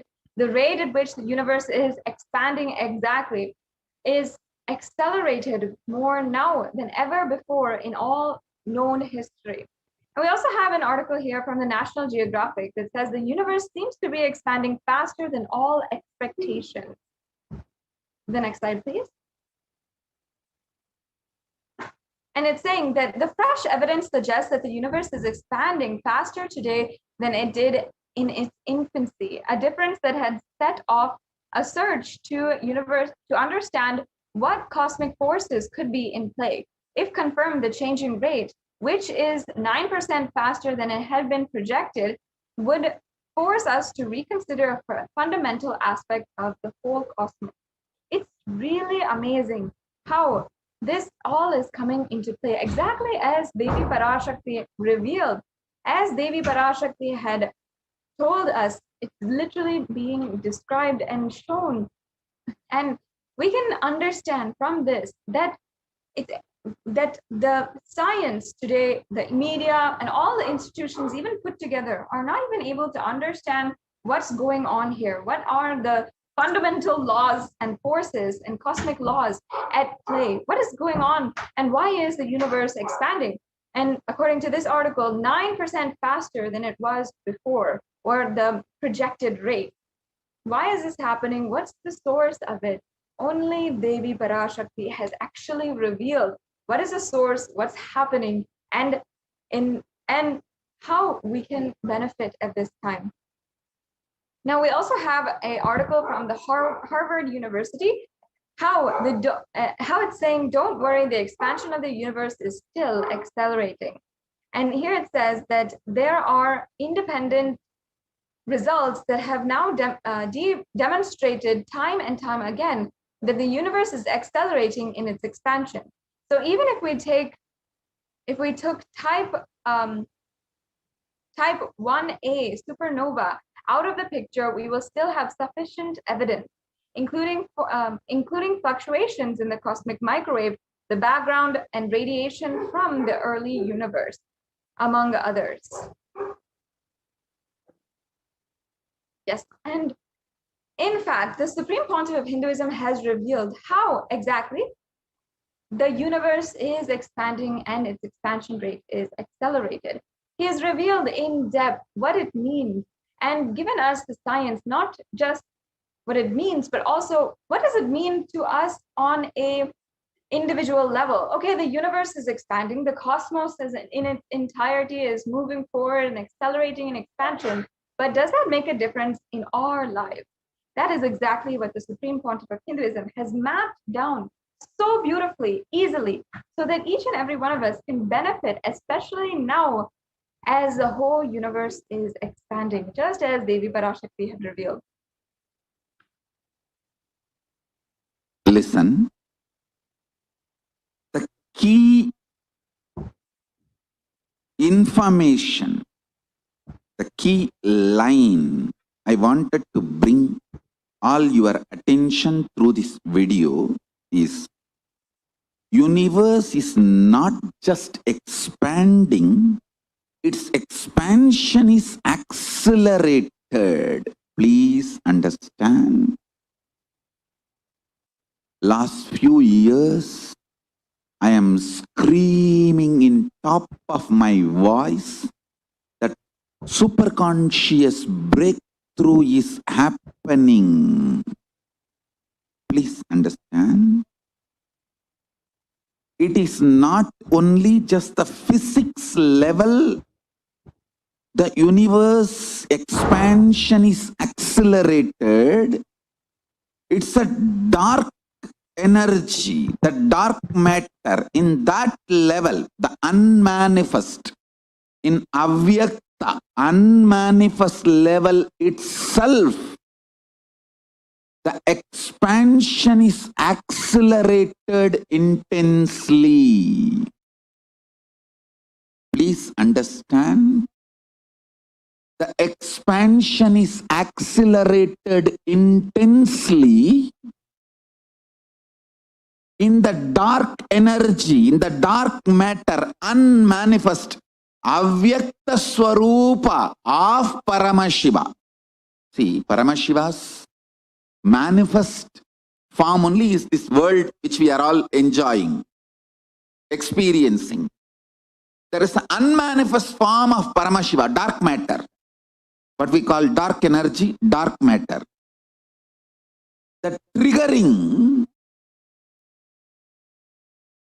of expansion, not just expansion, acceleration of expansion is happening from that dark energy, dark matter. Because scientists are using the word dark energy, dark matter, I am using the same word. But if you ask me to give a right word, I will say Swatta Sutta Swayam Prakasa Jyoti. I will call it a superconscious energy, superconscious matter. See, because the human eyes can't cognize, human beings are calling it as a dark matter. But because human eyes can't cognize, but third eye can cognize, I am calling it as a Swayam Prakasa Jyoti. Jyoti, light, superconsciousness is the word rishis, enlightened beings will use. But unfortunately, scientists have their own limitation. With the two eyes, when you see something which is not seen, You call it as dark with 3 eyes. When you see something and you know it cannot be seen by the 2 eyes, you call that as Jyoti. Sutta Swayam Prakasa Jyoti. Jyoti Mandala. What we show as Jyoti of Arunachala, what exists as unmanifest of Paramashiva, is one and the same. Please listen. This acceleration of expansion is from the unmanifest, avyakta sarira of Paramashiva, the unmanifest space of Paramashiva. From that, the acceleration of expansion is happening. Now, the superconscious breakthrough is imminent. It has to happen. It is happening. I have been sent to planet Earth to facilitate this only.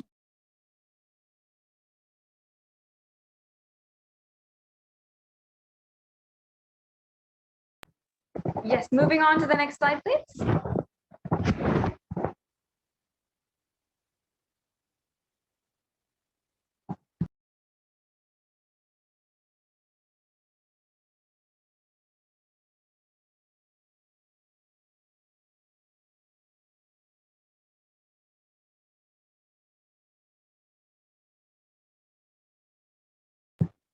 So as we do now, we'll now move on and understand how Devi Parashakti has revealed about immunity. Request the NTV volunteer to share the on immunity. You can stop the share and resume back. Yes. So understand that Devi Parashakti even revealed about how after a body has undergone COVID-19, has had the COVID in their body and has been a patient of the virus, then the whole immune system of the body is being compromised. And in so many different ways, we saw just after that how the whole world began recognizing exactly how the whole immune system is compromised after the human body has coronavirus. So now we'll just be understanding how what Devi Parashakti revealed about the immunosuppression of COVID-19 on the body, the effects on the body, and how Devi Parashakti had revealed that, and immediately after, just days after, the whole world started recognizing this in the media as well as by different institutions and different authorities.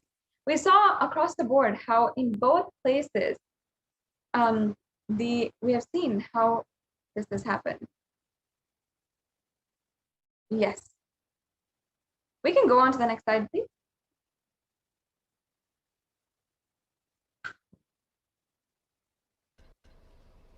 Yes, we can go on to the next slide.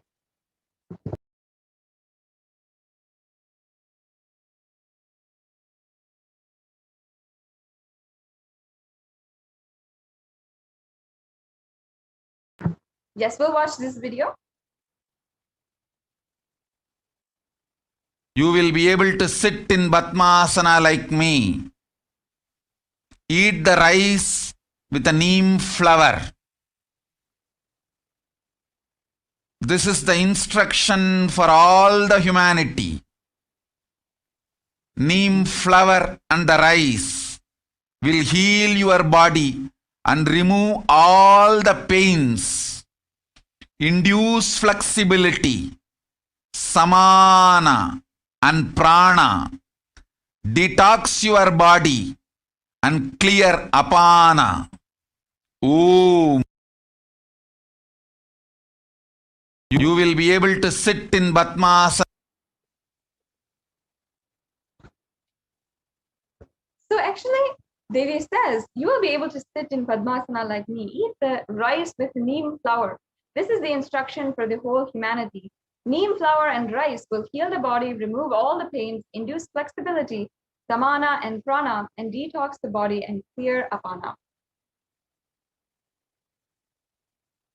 And actually, we have seen in different magazines and a lot of medical research how the neem flower has tremendous benefits on the human body. The neem tree offers several health benefits, all parts of this tree are useful and known for its medicinal use. The flowers, just as the leaves, have plenty of therapeutic benefits, which explains its many uses in Ayurvedic medicine since ages.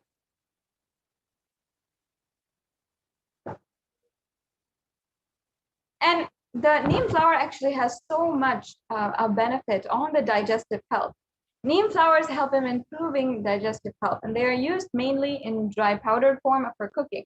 It can be included in its fried, boiled, dried, or roasted forms in rice dishes and in sauces for therapeutic purposes.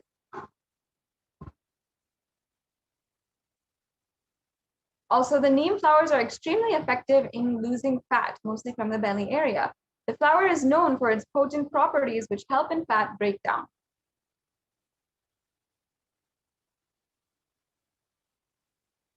We've also seen how the dried flowers can be powdered and consumed every morning, mixed in a glass of warm water. It helps in cleansing the liver and removes unwanted toxins from the body. It is good for the liver as it acts as a purifier. And the dried neem flowers in their powdered form can be consumed every morning with a glass of water. It helps in blood detoxification and purifies the body internally. This means clearer and glowing complexion. Now, consuming neem flowers on a regular basis helps improve metabolism as well. It helps improve the blood circulation and is good for immunity and offers great positivity.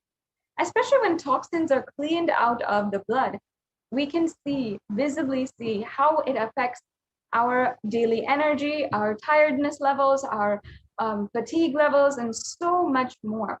We can see literally how the blood becomes detoxified and all the toxins leave our system and stop being circulated between one organ and another organ and stop being literally recycled in our blood.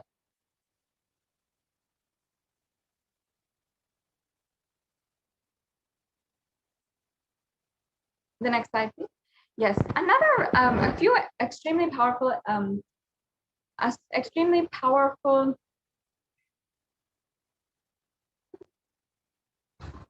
evidences have shown us how the neem flower and its properties actually have chemopreventive properties, as well as being able to reverse and attack the anti-mutagen cells, and also and it acts with a similar way of many cells in our immune system, and has a chemopreventive effect against carcinogenesis in mammary and liver cells. So in breast cancer formation and liver cancer formation, it is actually reducing the effects of and reducing the early stages of cancer in these organs. So that is a very profound thing that we found on neem flower, that it actually has chemopreventive qualities in it. And also for immunity, you can soak the neem flower in buttermilk with salt, and like that for 3 days.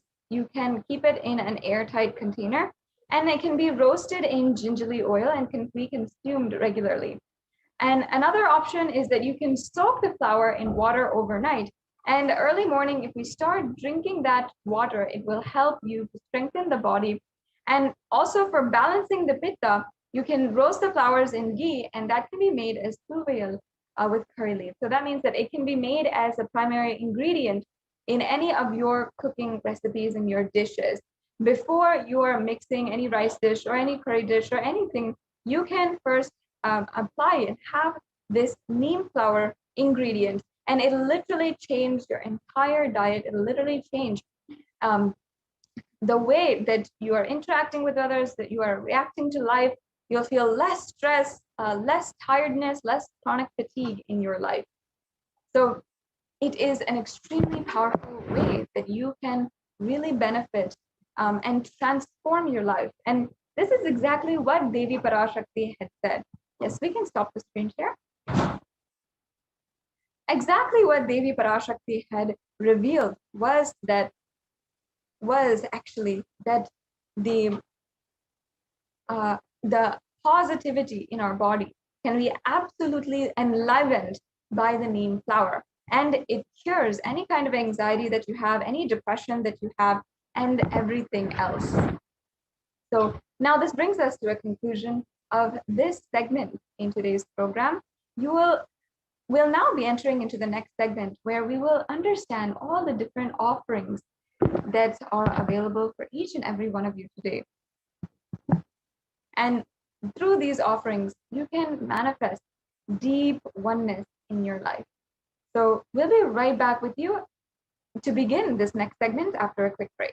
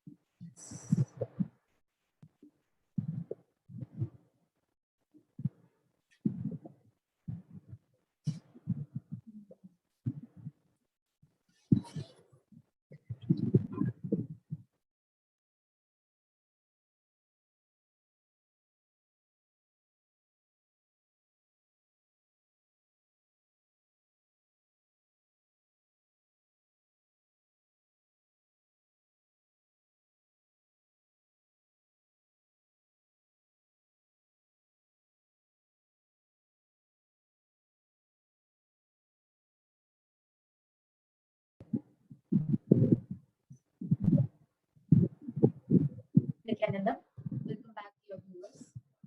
So far, all of us have had an amazing preparation for the Akashic readings with Devi Parashakti, where we learned who is Devi Parashakti, what is Akashic readings, etc.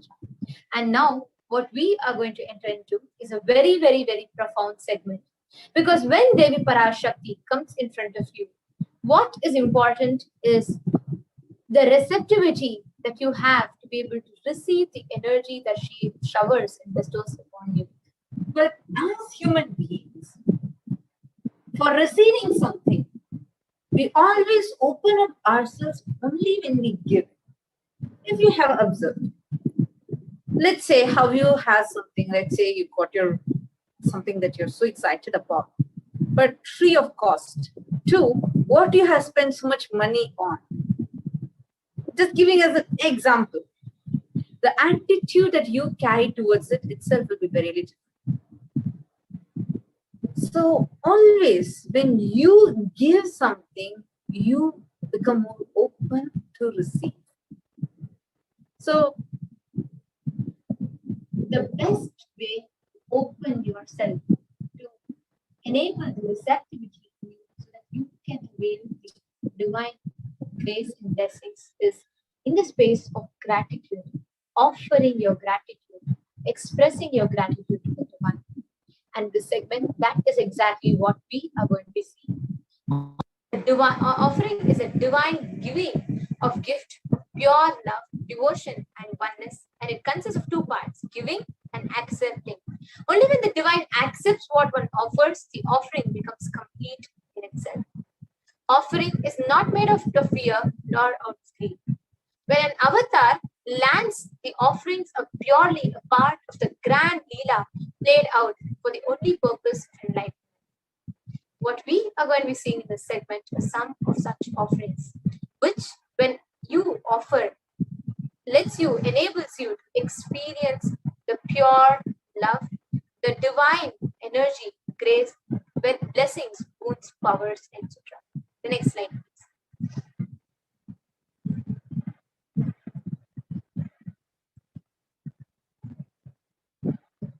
The next slide, please.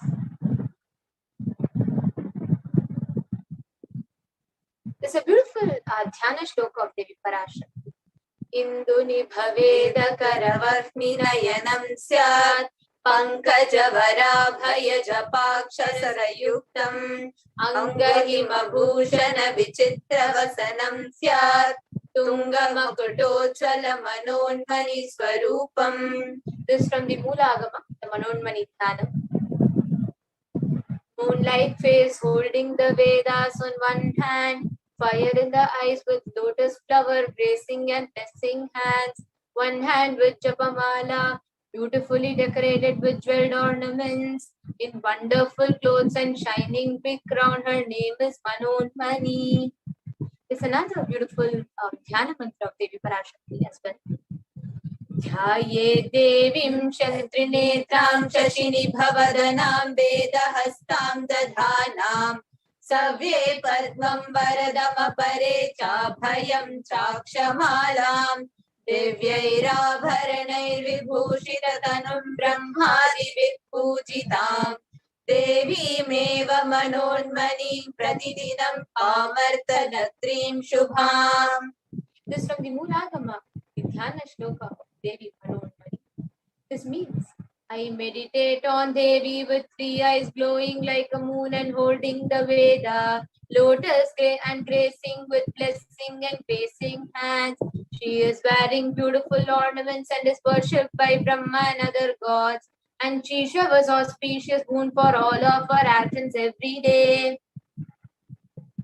These shlokas, as these dhyana mantras aptly describe, Devi Parashakti is a cosmic mother filled with love. And today we are going to be seeing what are the ways through which you can connect to that cosmic mother. If you see the offerings today, will be majority will be of gold, because gold is a very, very sacred element. It's a divine element. In Sanatana Hindu Dharma, gold is considered as one of the most precious metal, not just precious but divine, and hence all the precious offerings, important offerings that we make, the jewels for the deities, or the jewels that people wear, or be it the way the temples are made, the paintings and everything, it's made of gold, because gold is an extremely precious and high alchemy metal which can hold the energy of alchemy. It purifies anything it touches. It's an element of spiritual significance and great spiritual power of healing and enlightenment. The vibration of gold has the power to infuse the sattva energy, which is a positive energy currents, into anyone who touches it or who wears it or who operates in its vicinity. The next slide.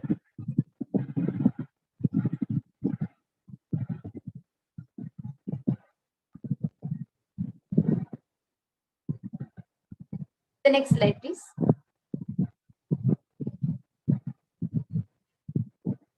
Gold is present in all the scriptures and agamas, Vedas, Shrutis, Smritis, Itihasas, Puranas. In all Hindu scriptures, it is abundantly displayed that gold is most auspicious and purest metal, which purifies any being. In the Hindu civilization, everything is built on the gold prince. And when one had to be saved from life-threatening illnesses, all these people offer offering it to the peace.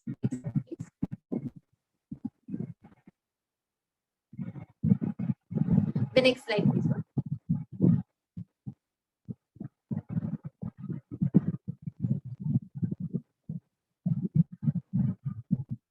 The Hindu civilization thrived on the banks of rivers of gold, called the Hiranyamaya, the river of gold, Rig Veda. The river Saraswati was also called as Hiranyavartini in Atharvana Veda. Now let us enter actually into these offerings and let's see, what are these offerings? Now that we saw the significance of gold, let us see what these offerings are and how that can benefit us and connect us. The further slides. The first is the offering of e-hundi. Bhakti Priya, Bhakti Gamya, Bhakti Vasya, Bhayapaha, Shambhavi, Sharadharadhya, Sharvani, Sharmanayini. Devi is fond of true devotion and is realized through true devotion. She can be won over through true devotion. She removes all our fears. The next slide. E-hundi, when if you see in Sanatana, when you are brought all the time, especially you go to the temple or something, you are always as a first lesson of being able to express your gratitude. You are given maybe a 50 paise coin or a 25 paise coin, 1 rupee coin, 10 rupees or something, and then you are asked to drop in the plate or the hundi before you take the arati. That's how we are taught our very lifestyle, because expressing gratitude, connecting with the divine, starts by offering rituals, expressing our gratitude in some form or the other. Now, in this time of the pandemic and where this whole digital age, the Supreme Pontiff of Hinduism has made this opportunity available for all the human beings, where digitally you can offer the hundi from wherever you are. You can take that one step to begin expressing your gratitude. And offering, where when you offer the e-hundi, the space of gratitude gets awakened. The next is a Sankalpa chant. Tayaithan mohyate vishvam saiva vishvam prasyuyate saya chitta cha vijanam tushtaruddhim prayaschati. The goddess enchants this universe and she herself gives birth to this universe. That goddess, being prayed without interest in anything, gives that knowledge that leads to salvation and gives us in wealth and materialistic sense. This comes in Devi Mahatmya, chapter 12, verse 34. Understand, offering the Sankalpa, the conscious resolution, blesses us with all the fruition of our desires, wishes, whatever we want to manifest in our life. There's a very beautiful ritualistic offering where your name is chanted during the Sankalpa mantra, while the conscious resolution for the ritual is taken. And this is just $1 USD only, and you can make your offering just $1 USD per person. Next slide, please.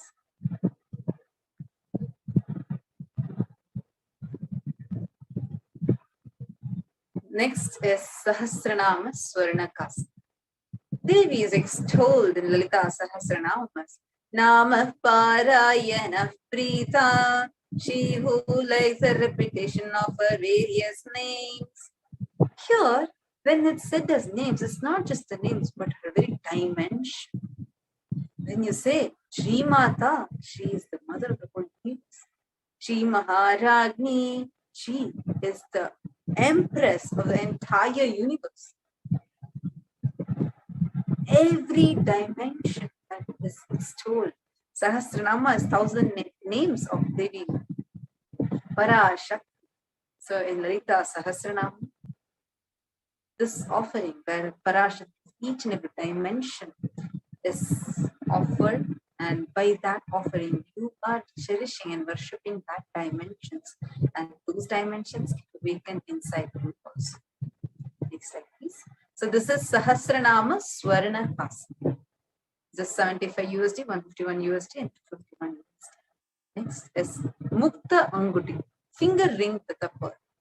Muktahara lasat kirita ruchiram purnendu vaktra prabham shinjannu purakinkini manidharam padma prabha bhasuram sarvabhishta bala pradam girisutam vani rama sevitam meenakshi pranatosmi santatamaham karunyavaranidhim.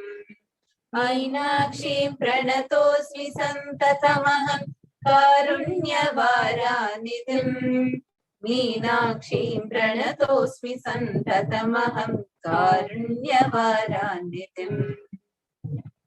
I bow to goddess Meenakshi, whose crown has garlands of pearls, and the face shining like a full moon, who wears anklets that are studded with gemstones, and has small bell, who is shining like the splendor of a lotus, who grants all the wishes, the daughter of the mountain, who is worshipped by goddess Vani and Rama, and I remain ever bowing down to you. I remain ever bowing down to the goddess Meenakshi, the ocean of compassion. Offer the Mukta Anguti, that finger ring with a pearl, to experience that ocean-like compassion of Devi Parashakti.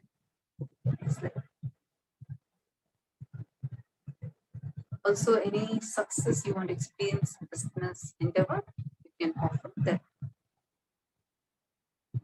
Mukta Anguti. Next is Swarna Mangti. Sudha Surabhivarshini. It is told as Sudha Surabhivarshini because when your Sahasrara Chakra flowers, it releases nectar, the Amrita. And when it is releasing that Amrita, it just floods every nerve of you, making your entire system so blissful.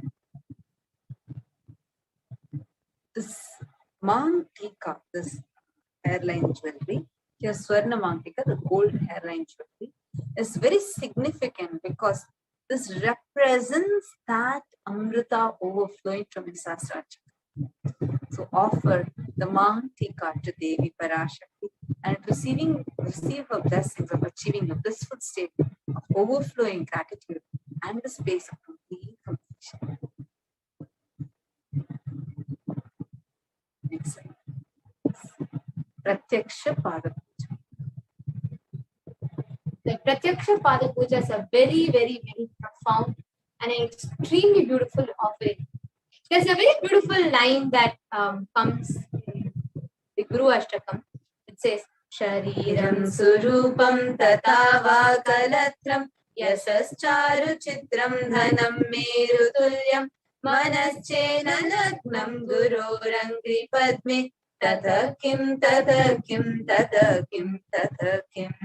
Bhagavan Adi Shankaracharya beautifully sings in this verse. He says, you can have a good form, handsome body and a very beautiful form, very beautiful wife, and then you can have like an extremely, good name and fame and extreme knowledge, wealth, power, wealth as stable and as much as Mount Meru. But of what use it is if you are not able to sit and experience the truth? What use is this? What use? What use? Similarly, another scripture beautifully quotes, which says, Ananta samsara samudra para naukarikabhyam guru bhaktikam. Means, and it says how the whole samsara sagara, all the pleasure, pain, joy, sorrow, everything, the only boat which can take you beyond all of this is Guru Bhakti. And then it says, Namo Namaha Shri Guru Padukabhyam. And the best way to experience that Guru Bhakti is by worshipping the lotus feet of the Guru. In Sanatana Hindu Dharma, Guru is a center, the backbone of the whole of Sanatana Hindu Dharma. Even in the Guru-disciple relationship, offering your gratitude at the feet of the Guru forms the base of the worship, of the connection. Such highly revered and highly regarded is the Guru worship. And in that, Pratyaksha Pada Puja is one of the most profound way. Just where there is costless joy, costless happiness, costless, reasonless gratitude. You just sit, you enjoy because you enjoy because he is there, you enjoy because of the very existence itself. Pratyaksha Pada Puja is a once in a lifetime experience for each and everyone who just experiences it, where you offer. For all of us, we are indeed blessed because our Guru, whom we have gotten as Guru, is Paramashiva himself in the human form. Just sitting at the feet of Paramashiva, offering your gratitude, your love, your devotion, just enjoying the presence of Swamiji is the Pratyaksha Pada Puja. So for anybody that wants to offer the Pratyaksha Pada Puja, please do not miss this, one of the best opportunities, the best experiences you can give for yourself in your life. So please make sure to offer the Pratyaksha Pada Puja. That too, the Guru Purnima is coming up, and each and every day there's so much of celebration that's happening around in Kailasa, and we have just a few days left. Do not miss. Go ahead and sign up for the Pratyaksha Pada Puja, and on the sacred day of Guru Purnima, the auspicious day, will be the best where you can offer your gratitude to Guru itself on the day of Guru Purnima. So please go ahead and do register for the Pratyaksha Pada Puja. Do not miss this once in a lifetime experience. The next slide. The next is the offering of Vastra Seva. The Vastra Seva is offering of clothes to Devi Parashakti, where you connect to Devi, like how when your mother comes, right? Or when if Devi comes, what will you do to her? You will feed her with best food, you will, give her good rest, and you will give her, a very good, you'll dress her up with all the way you like, you'll give her the best things that you want to. A best way to experience that is offering the Vastra Seva, and offering of the Vastra Seva enables the Yajaman to receive the blessings and grace of the Supreme Pontiff of Hinduism. Yes. Now, we'll take you all through the list of the offerings that we have taken you all through so far. The first is the E-Hundi, second is the Sankalpa chanting, and the third is Devi Sahasranama Swarana Kasi. The fourth one is the Mukta Anguti, the finger, pearl finger ring. The fifth is the Swarana Padma Pushpam. The sixth is the Swarana Metti. Seventh is the Swarana Mang Tika. Eighth is Pratyaksha Pada Puja. And ninth is Vastra Seva. So for each and every one of you, you all can offer any of these and experience the benefits and fulfillment and all the benefits and blessings of offering the Sevas. So we will now project the link for all of you to register. Please take a moment or two and open it. The next slide, please. Yes. We request everybody to take a moment or two and open it, and we'll be taking you all through a detailed walkthrough. Here there are two links, tiny.cc/BHAVASAMADHI. And if you just want to register for the Seva but you need help, register here. And if you want to make the payment right now, you can visit tiny.cc/Devi-offerings. For all of your ease and comfort, we'll be guiding you all through this, how to make the offering. So please take a minute or two. These are case sensitive, so make sure you enter everything in the lower case. You can open this. Yes. And we'll be right back as you all open it.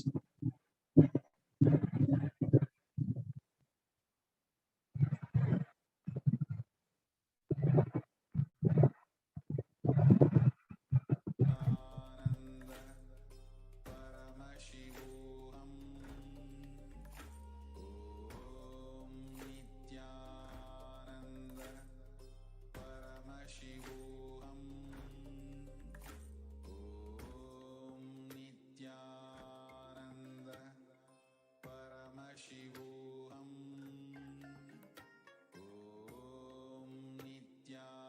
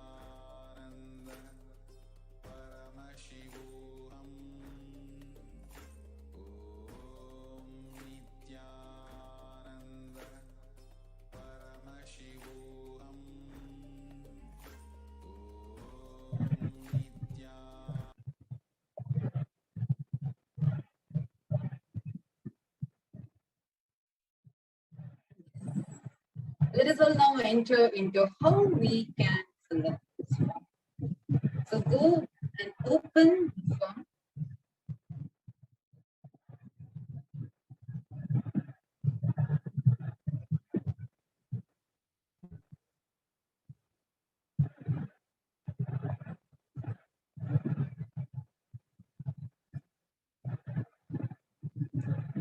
tiny.cc/Devi-offerings.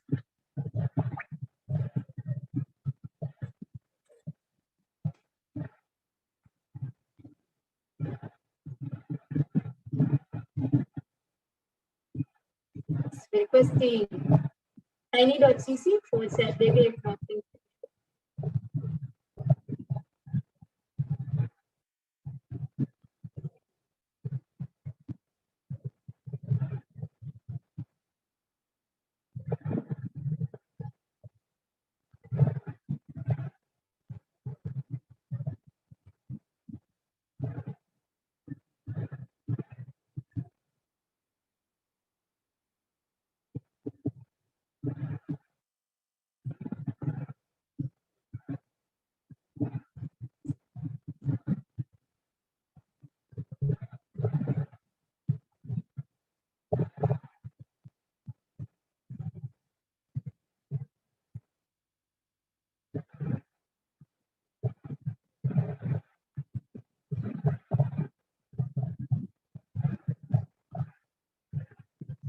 So I repeat the link, tiny.cc/Devi-offerings.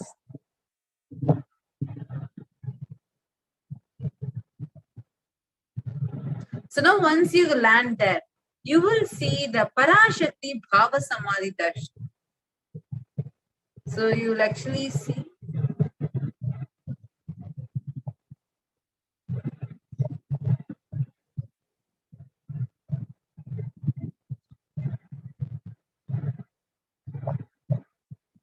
Yes, tiny.cc/Devi-offerings.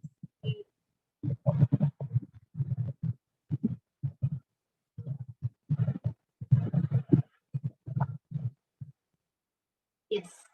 Here you all can see as it opens up to the page, it takes you all to the portal. It will show you the offerings. And once you go there, you will actually see this Parashakti BHAVASAMADHI Darshan, the donations will be written. Scroll a bit down, and then there'll be, you can choose from yes. You can choose from a range of offerings. So there's a box called Sevas next to that, the offerings list will be there. Yes, you can click that one. Now let's say you choose Pratyaksha Pada Puja.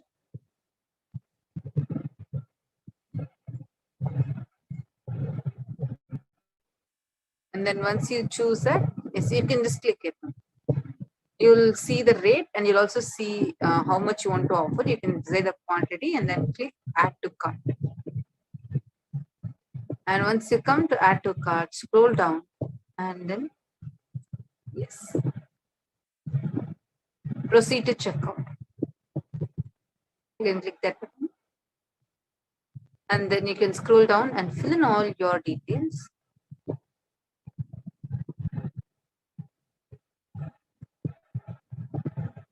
And once you fill in all the details, you can go ahead and place your order. Please make sure to fill all the required fields. And here you can see, yes. And you can see the, you had seen the total of your card. You can see here all the billing address, billing details, and you can even add your card to it. And you can go ahead and click place the order towards the bottom right. So add your billing details, fill the billing details completely. And towards the bottom right, you can see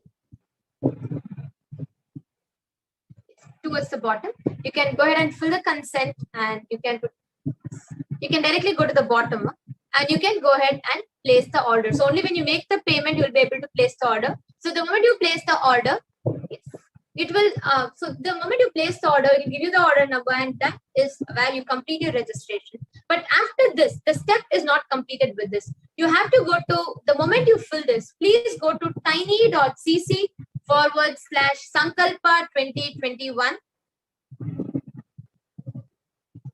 Please go to tiny.cc/Sankalpa 2021. Yes, this is the form that will open up. Please make sure this is a second step. So once you finish registering for Parashakti's, the offering that you want to make, please go to this form so you can fill your details, so that only when you fill this form, your name, the name of your family members will be chanted in the ritual. So please make sure so that we can ensure, please make sure you fill this so that we are sure that you get the best experience and the best benefits of offering the seva. So please fill all the details that's asked, and this all required fields. So please make sure you have to put your payment code, you have to put your payment amount, you have to, there's a whole detail including the ticket number, and you have to do the whole thing. And you can go to the bottom of the page.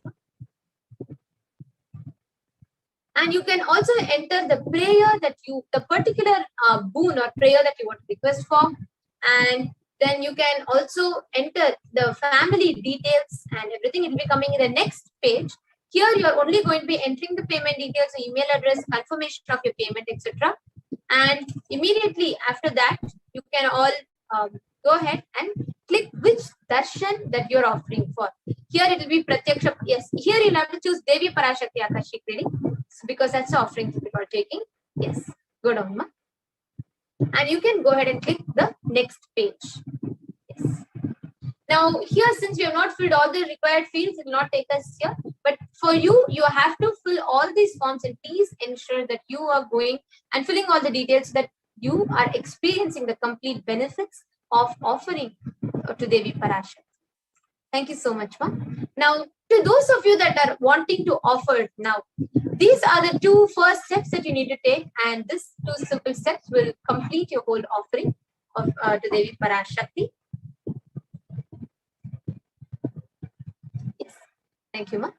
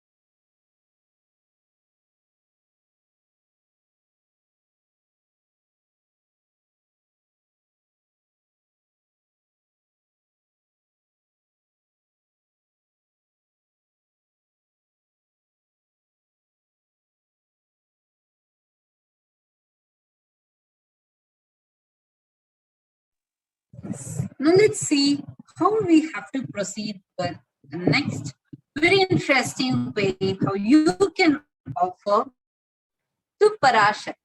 So now you can just go to YouTube, Kailasa's HDH Nithyananda YouTube channel, and go to the comment section. So in the comment section, you will see that there is a small dollar symbol. Yes, you can click on the dollar symbol now.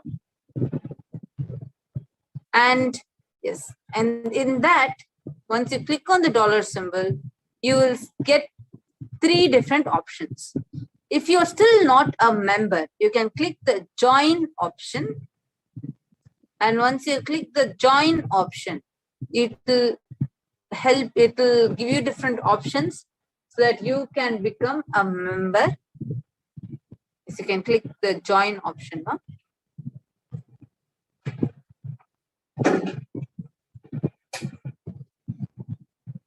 So, okay, so here is the super sticker option. Okay, super sticker option. This is a nice way through any sticker that you want.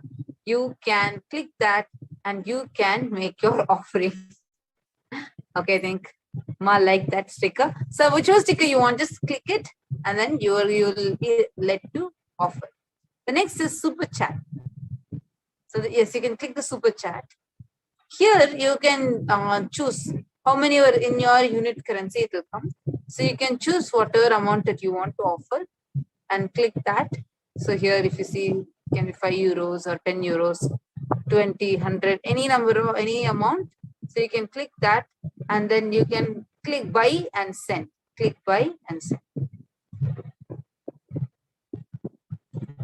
Okay, so next is, yes, you can, yes, you can just close it. Huh? The next is how to become a member. So click the join button. And once you click the join button, you will see different options. The different levels of members. One is E-Kailashian Bronze, E-Kailashian Silver, E-Kailashian Gold. So each member you can just you get the different payment methods. So and it's just a one-time setting. So the moment you link and you can just click or two, you'll be able to make your offering. So just once you can click and add the payment details. You can choose your credit card, debit card, or your PayPal. You can click your link your Google account to your PayPal, and you will be able to do it. Yes. So these are the 3 simple steps through which you can make the offering, and just sitting right on your couch, sitting where you are, just on YouTube, you can still go ahead and make the offering. Most important is that you experience that space of gratitude opening up in you, the receptivity awakening in you to receive the amazing truths and revelations from Devi Parashakti. Yes. So with this, now let's all get ready to move to the further segments of the Devi Parashakti Akashic reading. Let's all now get ready to hear the preparation steps for what is the best that you can do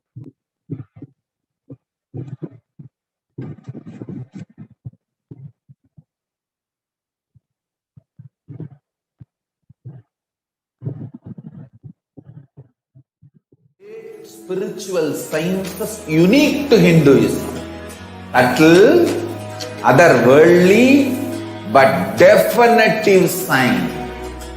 Manifesting the cosmic beings in Archavatara, deities in Nijavatara, living incarnations is possible. Understand? Kriya Pada of Vedas and Agamas elaborately explain the whole science of making the cosmic beings manifest in Archavatara, deities and Nijavatara, living incarnation, both. During the BHAVASAMADHI DARSHAN, literally those cosmic beings manifest through this body. Just like how they manifest in Archavatara, deity, they manifest in Nijavatara, Pratyakshavatara, and give you all the boons you ask, bless you. You see, each God is an independent intelligence to lead you to enlightenment. Each God is a bridge for you to achieve the Shivatva. the ultimate Shiva consciousness. Krishna is the bridge for you to achieve the Krishna consciousness. But Shiva consciousness, Krishna consciousness, all consciousness is one and the same. Ultimate consciousness only. So that energy itself completely expresses. Just like Radhika, when I see my own sweetness in the mirror, I become eager to taste it. I find that the only way to relish this sweetness is through the constitution of Sri Radhika. BHAVASAMADHI Darshan is a window to the infinite expanse of consciousness, allowing us to glimpse the formless in a way that we can understand. It cleanses the karmas of lifetimes. It awakens our biomemory to the space of Paramashiva, the ultimate consciousness, and creates a deep and lasting transformation in us.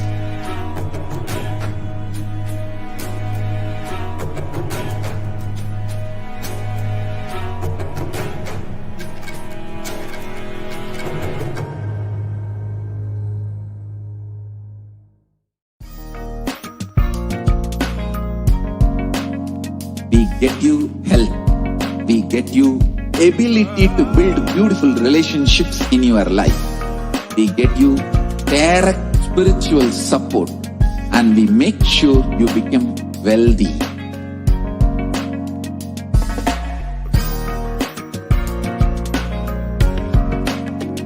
We won't stop giving you just good life. We will literally not stop till you live enlightened life. Manifesting the state of Paramashiva, space of Paramashiva, powers of Paramashiva, being of Paramashiva.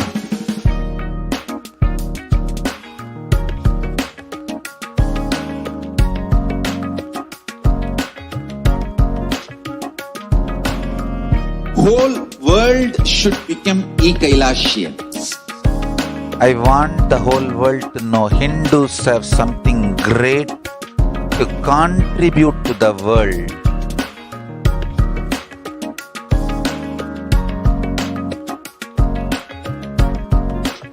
We have something great to contribute to the world. Let us do that.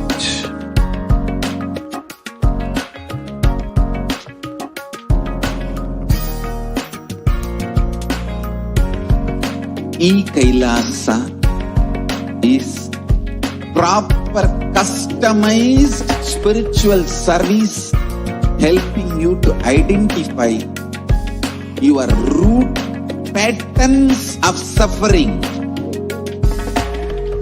We have perfected the science of helping every individual from every cultural, religious, nationality background.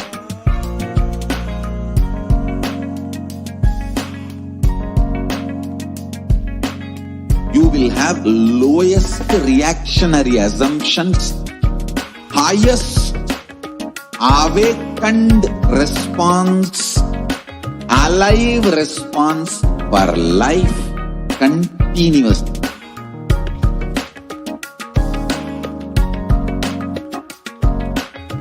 Kailasa is enlightenment ecosystem, literally enlightenment itself in your own home, wherever you are. Proper customized spiritual service helping you to complete with your life negativity.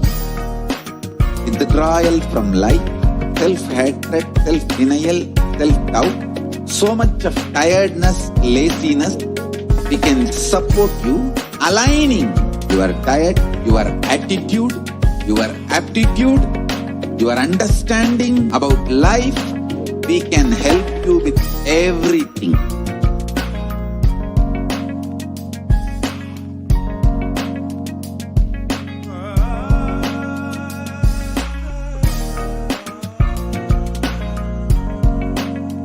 If you are interested in enlightenment, we will immediately bring this to you. If you are not interested, we will explain the whole science, inspire you and make you interested in enlightenment time. we need to cater this enlightenment science to the whole world wherever they are. Because enlightenment is the birthright of all human beings. Kailasa is responsible to provide that to all human beings.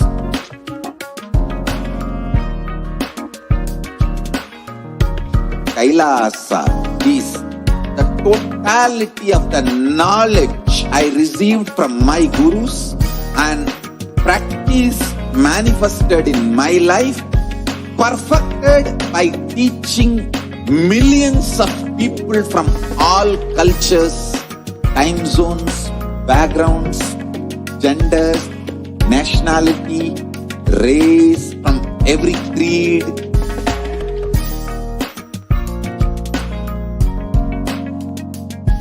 So this absolutely perfected knowledge available to you, served to you in your home without even you moving out of your couch, free of cost.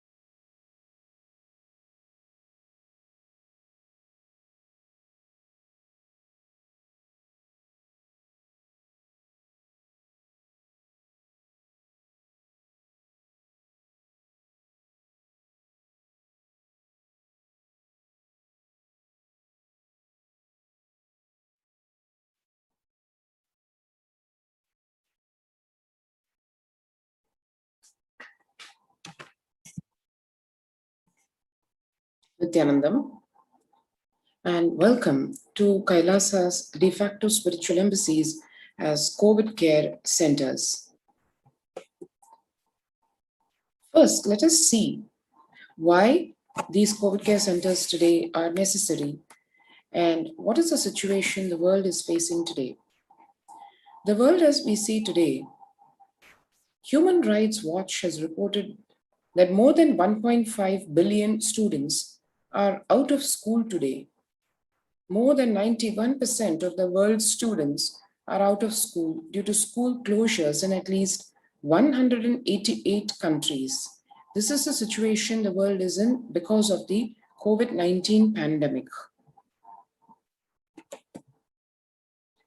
36.5% of US college students pointed to stress as the biggest reason why their academic performance suffered negatively for the past 12 months. In addition, 29.5% listed anxiety as a factor. For American middle schoolers, 61% of teens admitted feeling a lot of pressure to get good grades. Approximately 1.277 billion learners are currently affected due to school closures in response to the pandemic. According to UNICEF monitoring, 46 countries are currently implementing nationwide closures. 27 countries are implementing local closures, impacting about 72.9% of the world's student population. So one can see how practically the whole world is being forced to shut down schools all over. These numbers show more than 70% of the world's student population has been impacted by the corona pandemic. In a survey by the mental health charity Young Minds, which included 2,111 participants up to the age of 25 years with a mental illness history in the United Kingdom, 83% said that the pandemic had made their conditions worse. 26% said they were unable to access mental health support.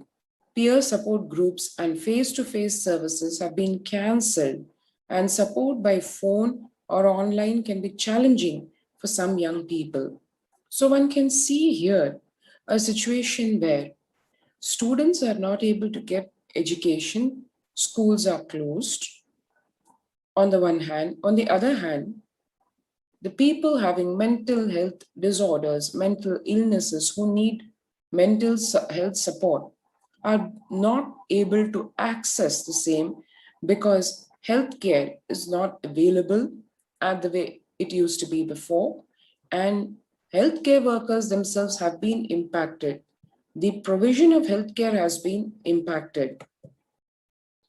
The COVID-19 pandemic has disrupted or halted critical mental health services in 93% of the countries worldwide, while the demand for mental health is increasing, according to a new WHO survey.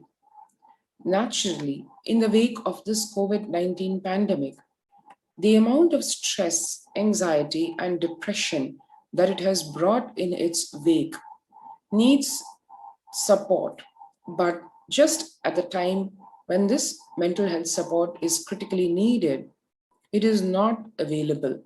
That is the situation the world is facing today. Recently, a study also found that 18% of individuals, including people with and without a past psychiatric diagnosis, who received a COVID-19 diagnosis, were later diagnosed with a mental health disorder such as anxiety or mood disorders. If one sees the statistics worldwide about how the world is impacted by this COVID-19 pandemic, we can see that not only the physical impact of this virus, but also on the mental health level, where the people after being infected by the coronavirus are not infected, but having the stress of being infected, of what their future is going to look like, and the insecurities about the future, the depressive disorder that is induced because of the insecurity of the future, all this combining and raising the mental health care issues worldwide. Surveys also found that substance abuse and suicidal ideation are particularly pronounced for young adults, and 25% of them are reporting that they started or increased substance use during the pandemic, compared to 13% of all adults, and 26% reporting serious thoughts of suicide, compared to 11% of all adults. Every year, over 1.2 million students drop out of high school in the United States alone. Now that's a student every 26 seconds. That's like 7,000 students drop out of school per day. About 25% of high school freshmen fail to graduate from high school on time. Now that is the situation the world is in today, where the COVID-19 pandemic has created an impact worldwide across various segments. And one critical segment that has been very badly impacted is the field of education, where people, students worldwide, are not only facing school closures, but also a crisis in the form of increased mental health disorders, from stress, anxiety, depression, all these contributing, worsening to the worsening situation and having the ripple effects of the physical coronavirus impact, and the whole world practically reeling under the effects of this. In the face of this, let us see what contributions have been and are being done by Kailasa's Department of Education. Kailasa, as we know, headed, founded, guided by the Supreme Pontiff of Hinduism, Bhagwan Nithyananda Paramashivam, attempting to and successfully reviving the whole Hinduism in all its glory and tradition. And in Hinduism, as we all heard in the satsang a few hours back, Bhagwan revealed in dire detail what the world is facing, what Hinduism is facing, the loss because of losing the Hindu system of education, the Gurukul system of education, which is less of an education and more of a transmission and the power of initiation. Let us see what the Gurukul system of education involves. And before we get into that, let us take a few minutes to register ourselves for the COVID Care Protection Center, which have been enabled in practically all of the de facto spiritual embassies of Kailasa across India.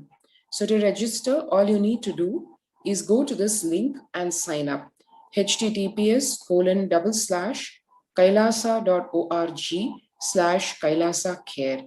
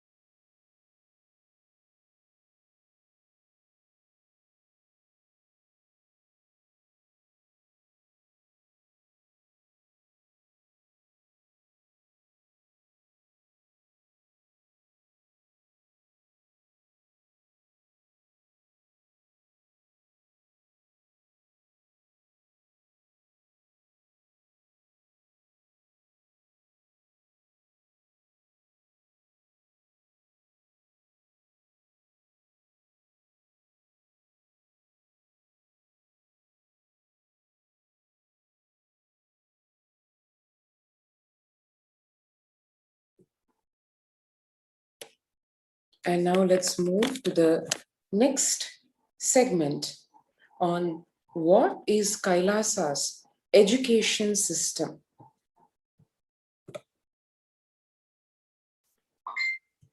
The Supreme Pontiff of Hinduism, Bhagwan Nithyananda Paramashivam, says, the whole Gurukul, real Hindu Gurukul, Hindu University atmosphere I had in Tiruvannamalai in 1970s is what I am trying to reproduce all over the world through the Nithyananda Gurukul and the online e-Gurukul.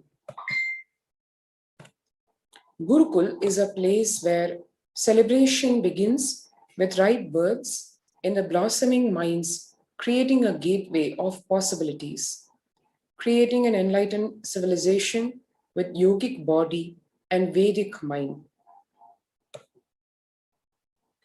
The Nithyananda Gurukul is a mystical Vedic school established by the Supreme Pontiff of Hinduism. Here, students live their highest potential and manifest various spiritual powers. The Gurukul functions according to the Supreme Pontiff of Hinduism's vision that education is for life, but life itself is not for education. The Gurukul brings to the world the right kind of education that empowers us. The current system of education, established by Macaulay and Max Mueller in India, is the non-involving narrative style of teaching. The original Indian education system was not about continuously giving words, ideas, concepts, theories, or theologies. It was about awakening you to the right context, enlightenment. The Indian education system, the Gurukul, is more of a transmission of the knowledge rather than mere transfer of knowledge. Whether others educate you or you educate yourself, if it is based on the weakest link, it is called generalization, dilution due to generalization. Whether others educate you or you educate yourself, if you plan everything based on the best of you, it is called specialization. The Gurukul ambience is for specialization, not for generalization. It is for specialization, not for generalization. Education means putting set of ideas into your head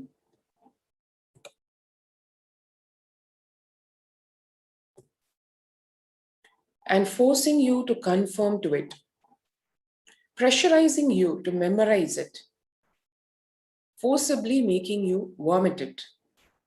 In Gurukul, there is no education. There is only initiations.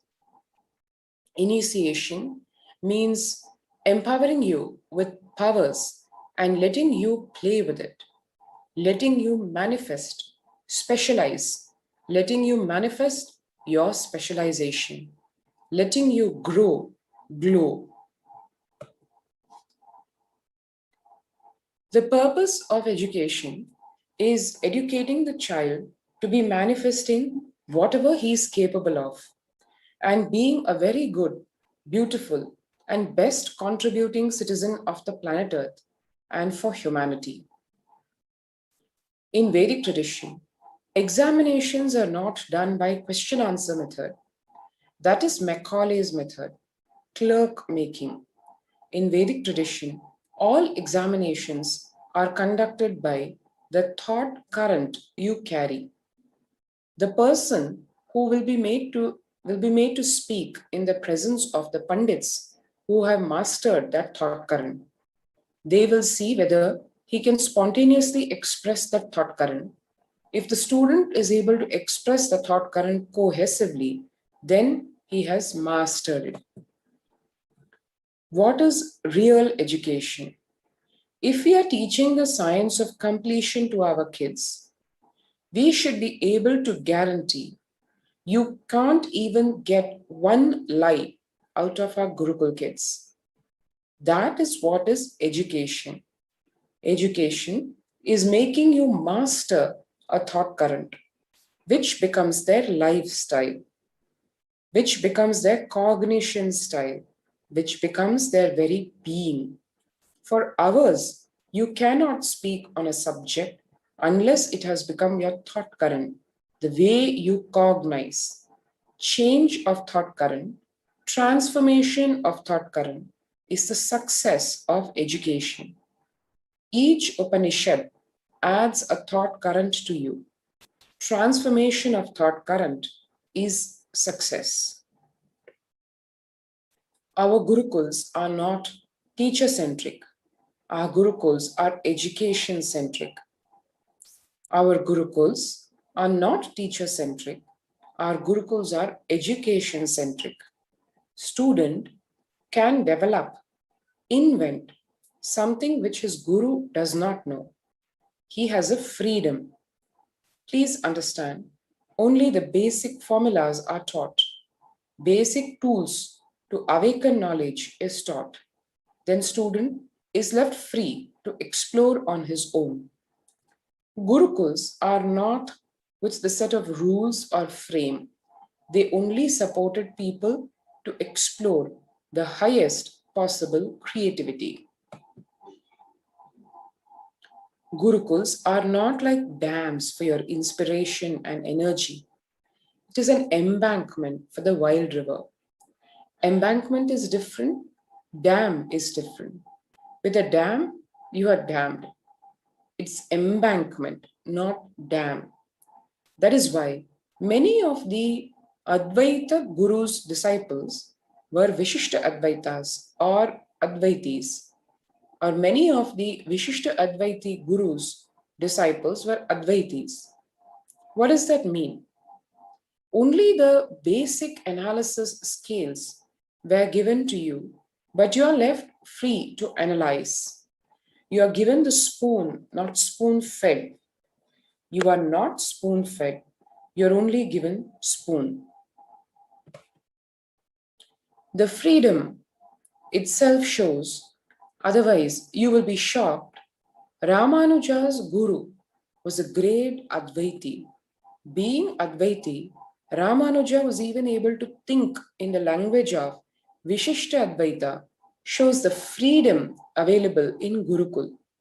And the same way, there are many Advaitis who studied at the feet of Dvaitis or Vishishta Advaitis. But Sanatana Hindu Dharma gives only tools to explore. It is not putting you in any frame, any restriction, any dams. If you read the Shanti Mantra, it is education-centric, not teacher-centric. Unfortunately, in the modern day, because teachers have not taken the responsibility to be education-centric, it has become more teacher-centric. The Shanti Mantra reads, Sahana Vavatu, Sahanau Bhunaktu, Sahaviryam Karvavahai, Tejasvina Vadhi Tamastu, Mavid Vishavahai. This verse, it says, maybe both, meaning the teacher and the student, both together be protected. So the teacher is also praying along with the student. It is not a one-upmanship of the teacher over the student. Actually, it is because we are education-centric, we were able to explore and reach the new heights of seeking, new heights of seeking. That is where even the Ishtadevata concept has come. Guru encourages the disciple to travel, discover, reinvent, invent their own paths, their own methodologies. He continues to encourage the disciples to explore on their own. Just being available as a good support guide, not being heavy on them. The uniqueness of our Gurukuls are freedom to explore, create, the constructive freedom they enjoy. With the principles of completion, the four tattvas of integrity, authenticity, responsibility, and enriching, as well as the truths of ahimsa or non-violence, and abhayam sarva bhutebhyo, meaning I give this boon of abhaya, this literally fearlessness to one and all, to every being in this cosmos. Because one is established in the vow of ahimsa, in the fundamental truth of ahimsa or non-violence. With this only, the Balasans of the Nithyananda Gurukul have played with these powerful cognitions and thought currents and have physically demonstrated the power of these truths by providing security to the rose plants in the garden of the Nithyananda Gurukul, resulting in the rose plants dropping their thorns. Yes, that is, the rose plants actually drop their thorns, something which nature provides as natural protection itself. The plant dropped because of the tremendous amount of security that was provided by the feeling of oneness and the feeling of ahimsa and abhayam sarva bhutebhyo that was imparted as a teaching to the students, and which they radiated while literally nurturing, caring for, and bringing up these rose plants, which reciprocated by dropping something which is a natural defense provided by nature, which is the thorns itself.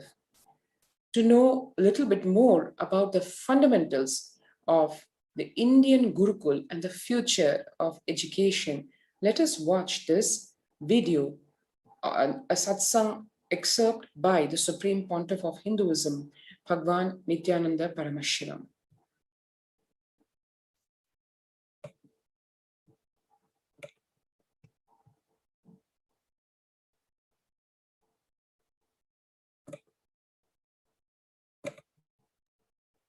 As per the astrology, no theory can rule any human society which is imposed on that society more than 60 years. Now 60 years is over for the non-involvement narrative education system. I am telling you, future is Gurukul system. The future of education is where the teachers and students live together in one place. If needed, let the parents also stay there. But because basically kids do what you do, they won't do what you say. Understand? They do what you do. They won't do what you say. Whatever you do, simply they will do. They will never do what you say. Most of the time, they don't care for what you say. The future of the Indian education system, I can say, the future of any intelligent education system will be Gurukul system. I am not talking out of pride or arrogance. I am talking seeing the future. I am telling you, I will be leading this revival in the education system through our Gurukul system.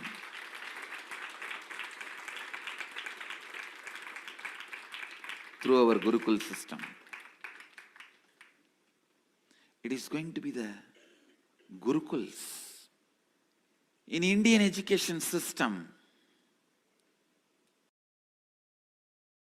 complete involvement is required from the side of the teacher and the student. Student need to study the teacher. Teacher need to study the student. Understand? After thoroughly studying the student, teacher identifies the right subject in which the student will be successful. Few things are basic for everyone, like science of completion and enlightenment. Other than the science of enlightenment, all other things, master selects the subject in which the student will be successful. And then student is trained specifically in those fields with the knowledge of enlightenment, with the science of enlightenment, with the truth of enlightenment as the context. Even if you learn the archery, enlightenment is the context. If you study administration, enlightenment is the context. If you learn about business, enlightenment is the context. If you learn plumbing, building houses, sculpting, enlightenment is the context. Indian education system is more of a transmission of the knowledge, not transfer of knowledge. it is not just information based.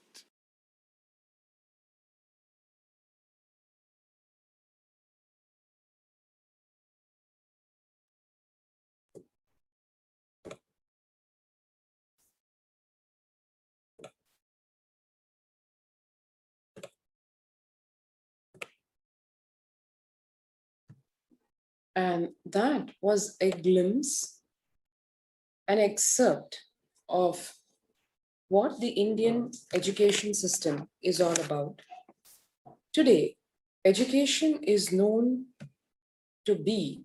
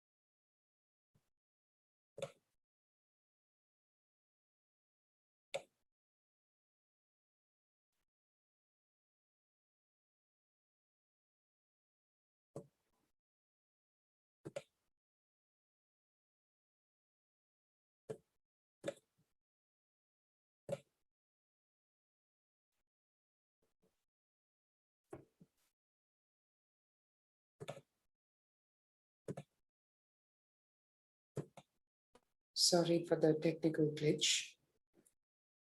Today, education is known to be the key factor to enable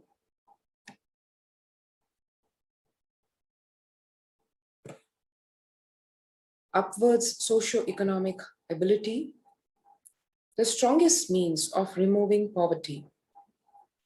The right education is crucial to the well-being, stability, and growth of not only every child, but to humanity as a whole.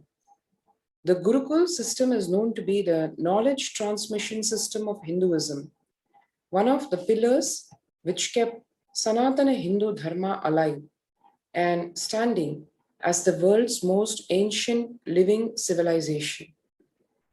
Through Kailasa's Department of Education, the Supreme Pontiff of Hinduism, Jagat Guru Mahasannidhanam, His Divine Holiness, Bhagwan Nithyananda Paramashivam, the Gurukul system is being revived in its entirety. Gurukul literally means living in the Gurukul, the Guru's home.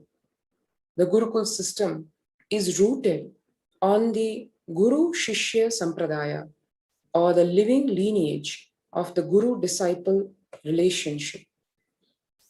After decades of study on the physical, chemical, biological uniqueness of meditative states and enlightened beings, it has been found that in a normal waking state alone, their brain waves show that they are in a complete meditative state despite being fully active and engaged. In the world of athletics, this state is known as being in the zone, a glimpse into the peak of focus, cognitive function, attention, and coordination, to name a few. Rather than a glimpse, enlightened beings casually walk, talk, and engage with life, settled in this peak. Recent studies have also found that we imbibe the body language, behaviors, and patterns of those in our environment, not just on the behavioral level, but to the depths of the neurological layer. This is also known as the mirror neuron effect. In this way, there is no better teacher than the enlightened Guru, who, as per modern science, exists at as the superconscious, biological, reproducible anomaly.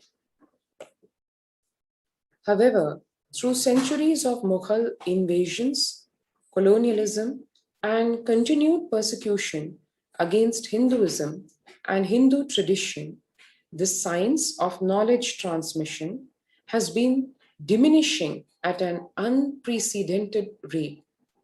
After careful study of the colonialism era, it was found that the Gurukul system was standing as the backbone and stability of the Hindu civilization. This is one of the primary findings the colonial rulers had, which marked the most pathetic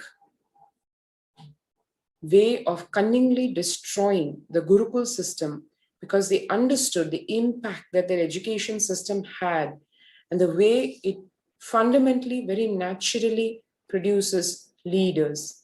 And the Macaulay system of education was then imposed in India after this revelation, knowing the strengths, literally deciphering the strengths, the very core of the Gurukul system of education, and then systematically destroying it inch by inch, pillar by pillar, literally bone by bone. It was destroyed brutally to ensure that that system of education which produces leaders is just eliminated from the whole of India. And that allowed the further destructions also to see historically the destructions that have been caused by the invaders, the barbaric invaders of the Vedic civilization. What they left behind was 13,000 universities across Bharat, 2 lakh Gurukuls destroyed in just the states of Bengal and Bihar alone. With the systematic destruction of Hindu universities and Gurukuls, also went more than 80% of Hinduism's indigenous knowledge. To hear Thomas Macaulay in 1836, after deciphering the strength of the Vedic Hindu system of education, what he says, our English schools are flourishing wonderfully. The effect of this education on the Hindus is prodigious.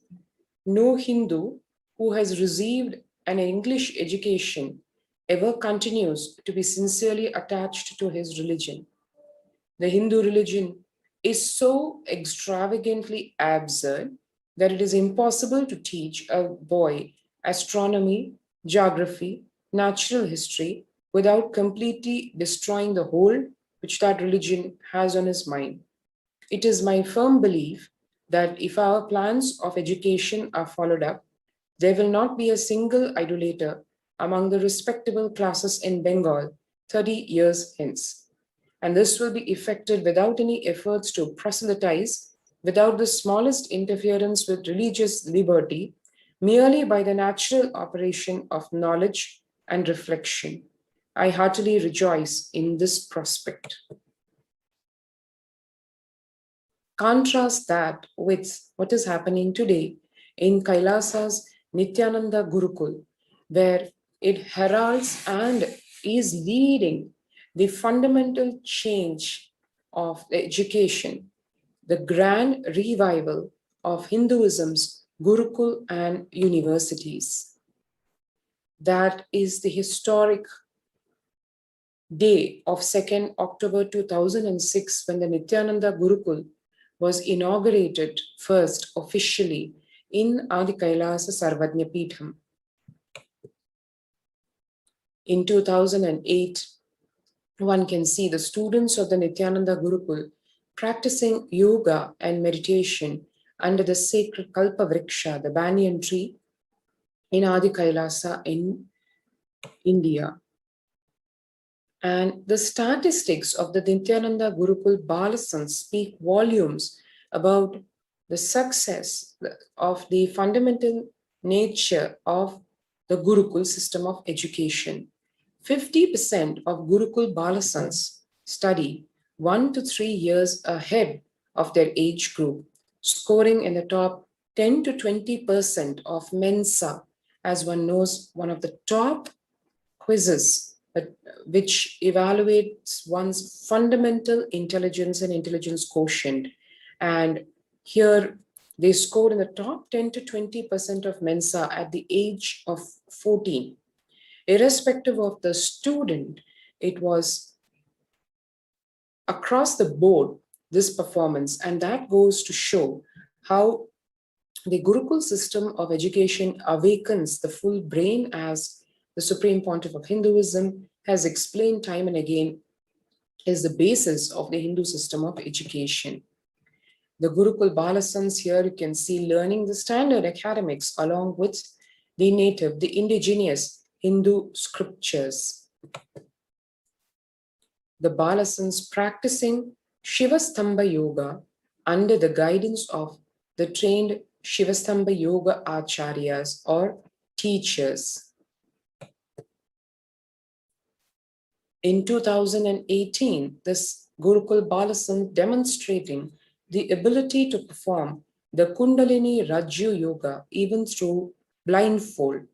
That is a traditional rope yoga, along with the blindfold being enabled by the awakening of the third eye power. So the student is able to do these yogic fiats along with the power awakened, the Kundalini energy awakened because of the third eye awakening.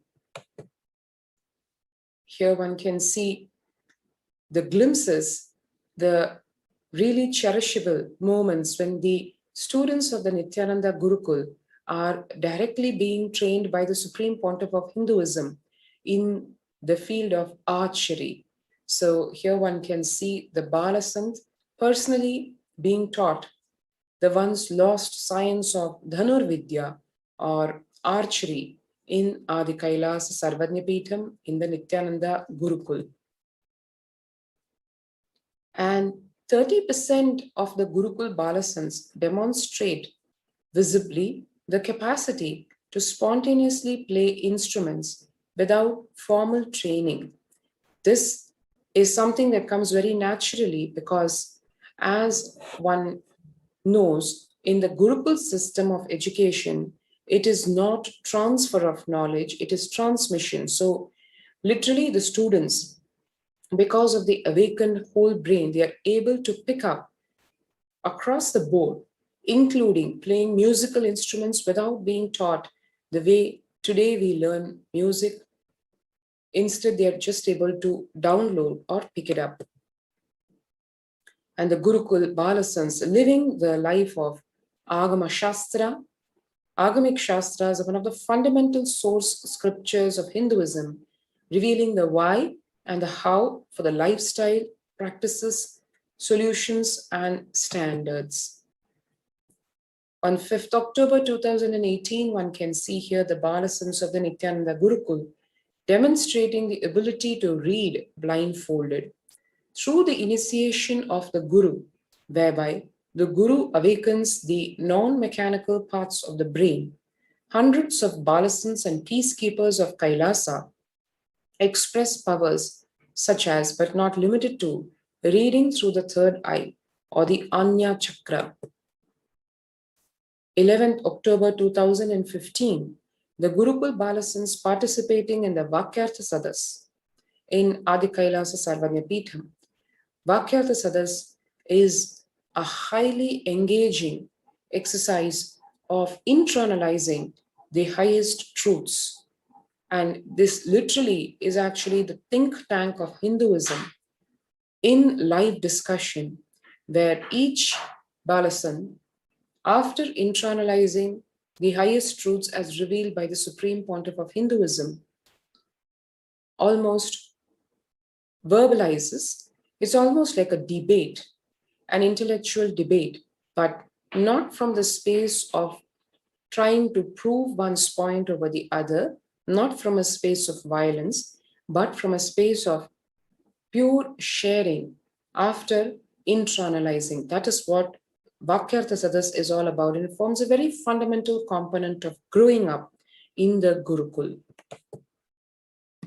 11th March 2017, the seeds of the training sown by the Vakyartha Sadas in their formative years flowers very quickly as the Bharasans of the Nithyananda Raja Gurukul take on the dais, the public dais, where they are able to address the Kailasian delegates. One can see here the Balasans addressing the Kailasian delegates in Tiruvannamalai in India, and the Raja Gurukul being the traditional Hindu finishing school training for leaders graduating from the Gurukul. 20th May 2018, the Balasans of the Nithyananda Raja Gurukul, after successfully hosting the worldwide webinar on the highlights and science of the Nithyananda Gurukul in Adi Kailasa Sarvajñapitham, and what impact the Gurukul has, one can see statistically also, where it shows whole brain learning, stress-free living, zero teen violence or aggression, quantum memory activation, recalling verbatim after a single hearing, which is called the power of Ekasantagrahi. You listen just once and you're able to repeat it verbatim. That is what is Ekasantagrahi, which is a very natural accomplishment at the Nithyananda Gurukul. And now coming to Kailasa's Nithyananda Hindu University, the world's largest Hindu university established around the globe, having 450 campuses over 150 countries, available to the public from 2003 onwards. Reviving and presenting the world's most ancient lost knowledge in a user-friendly way. Ancient truths are taught in a way directly applicable for the modern man's personal, practical, and professional life.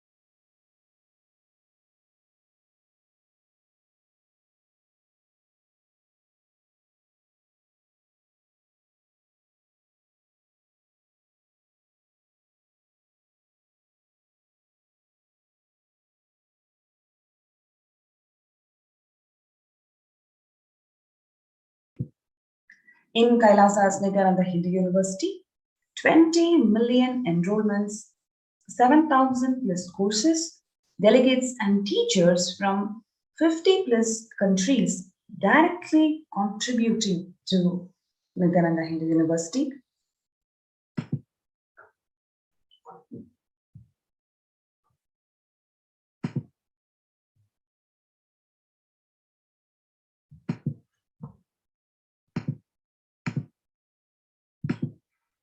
Now, let us watch this video where the Supreme Pontiff of Hinduism, Jagadguru Mahasannidhanam, His Divine Holiness Swamiji, is revealing the science of Nithyananda Raja Vidya Gurukul and its significance.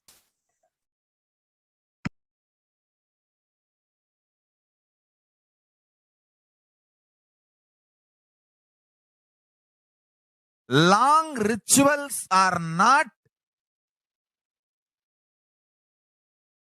useless or unnecessary as a modern brainwashed Hindu thinks. Long rituals are the most powerful method, science, kriya,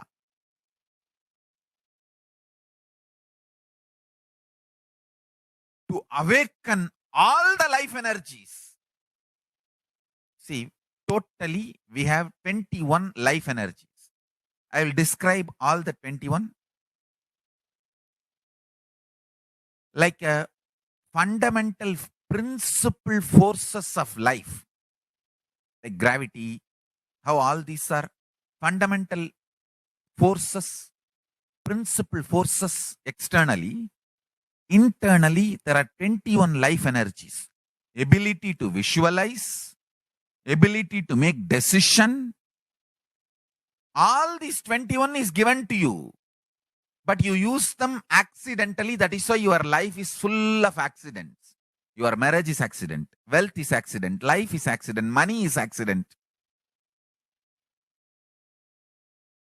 Very less is planned, much is accident.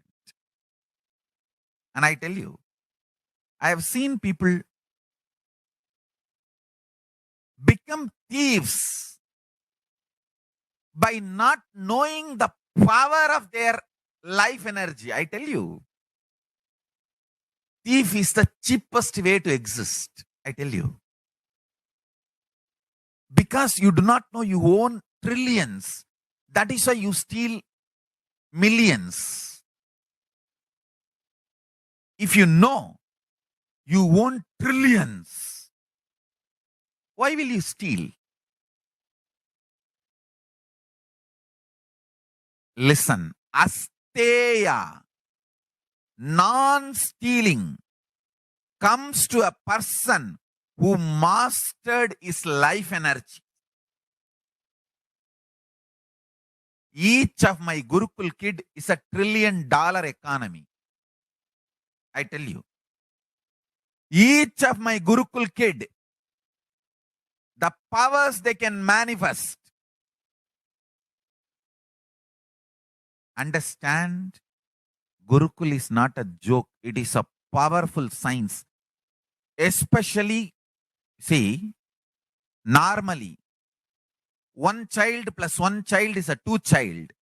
But in the Gurukul ecosystem, one child plus one child is 11. 1, 1. Not 1 plus 1. 1, 1, 1, 1, 1. If there are 3 child, it is not 1 plus 1 plus 1, 3. No. It is 1, 1, 1. 111. The energy multiplication. Because the ecosystem, understand, that is why Gurukul has to be with the ecosystem. I have always seen, whenever I download a power on one child, when the group sits, I can share that power on the whole group.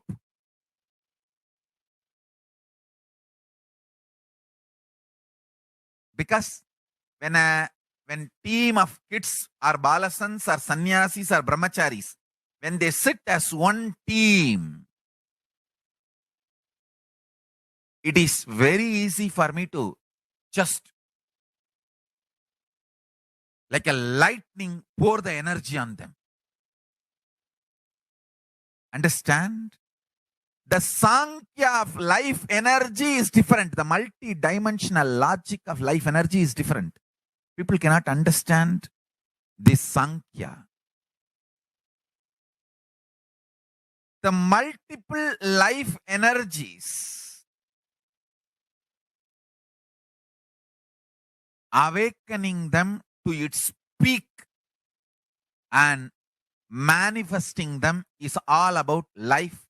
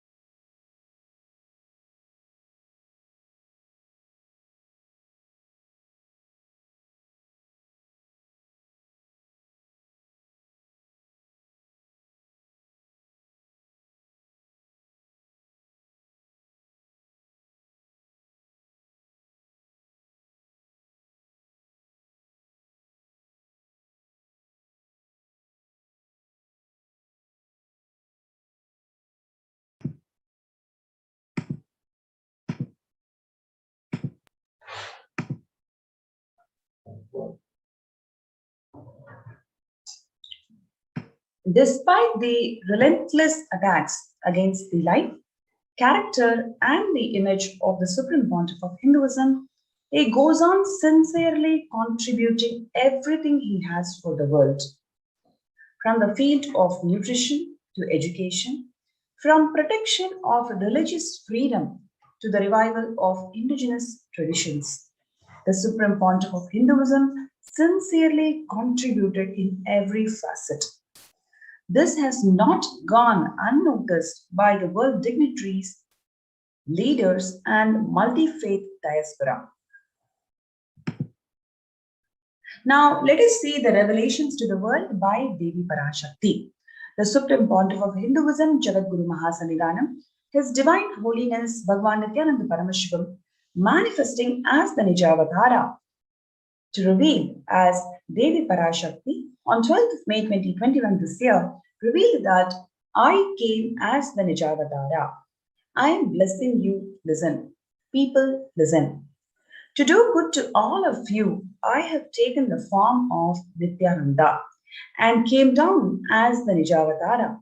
People of India, listen, carefully listen. Time after time, Bharadam is the Jnana Bhumi, where enlightened being comes. We cannot make the Jnana Bhumi infertile. Enlightened beings have to come. They have to live, it has to flower. Few hypocrites, because they are stuck in delusion, we cannot sacrifice the world. Cosmos cannot be destroyed. The ship I did to save the cosmos from being destroyed, that is called Adi Kailasa. The ship I did to protect the beings from Pralaya is Adi Kailasa. Because of the conspiracy of Drohis and enemies' rule, the captain had to leave the ship. Before 12 years, knowing the great deluge that is going to happen, all the Aushadas, by this Guru Purnima, that Jnana Rasavadam, Navabhashana is going to flower. Allow people to come and take a dip in the Navabhashana flower. People, whoever comes and dips in Vaidya Sarovar, they will not have death. They will not have corona. Crores and crores of people will come in line. Every day they come in line and will take the dip in Anandalingam. Listen well to my words. For India, as protection, the Nithyananda Navapashana Lingam in Vaidya Sarovar. Go to Adi Kailasa. O Indians, listen. All those who are regretting losing the Nijavatara, without confusion, without talking, just as the lip service, go to Adi Kailasa. Crores of people will come there looking for health, Navapashana, water feast, and medicine to get the health and protection and enlightenment. To protect people from the great destruction, I, Parashakti, made this huge ship. Even if the captain of the ship is not there, ship is there. When the first world countries closed their borders and schools during this massive global emergency, it is Kailasa that has opened its doors to one and all without exception. It is the Supreme Pontiff of Hinduism, with his grace and compassion, opened his homes of Kailasa to one and all unconditionally, where you can experience free food, free accommodation, free internet services, you can work from home, you can spiritually evolve, consciously evolve, and establish your conscious sovereignty by being part of these ecosystems that are built by the Nijavatara himself, the Supreme Pontiff of Hinduism, Jagadguru Mahasannidhanam, His Divine Holiness Swamiji. So this is the immense opportunity to one and all to protect themselves from this ongoing pralaya. A number of free COVID care centers are opened across India, which includes the Adi Kailasa Nithyananda Paramashivam in Bidadi, Bangalore, Salem Adinam in Tamil Nadu, Thiruvannamalai Adinam in Tamil Nadu, Rajapalayam Adinam in Tamil Nadu, Puduvai Adinam in Puducherry, Pattanam Adinam in Tamil Nadu, Siragapadi Adinam in Tamil Nadu, Sri Puram Adinam in Hyderabad, Madurai Adinam in Tamil Nadu, Avattipalayam in Erode, Tamil Nadu, Baroda Adinam in Gujarat, Hosur Adinam in Tamil Nadu.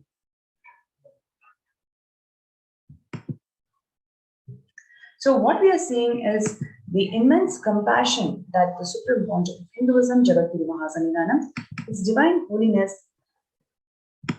Swamiji is having on the humanity by opening his doors of Kailasa to one and all unconditionally for them to feel protected in this ongoing pandemic. In today's segment, we saw the impact of COVID on children, how much the children are suffering because of the lack of education, the amount of anxiety and mental disorders that the children go through because of this ongoing pandemic. What are the measures that we are taking as Kailasa? You've seen a brief about a list of contributions in the field of education from Kailasa and the Devi Parashakti's revelations on what is the impact that the COVID is going to happen on humanity and what is the only solution for us to protect ourselves from this pralaya, which is come and be part of this COVID care protection centers in Adi Kailasa and other ecosystems in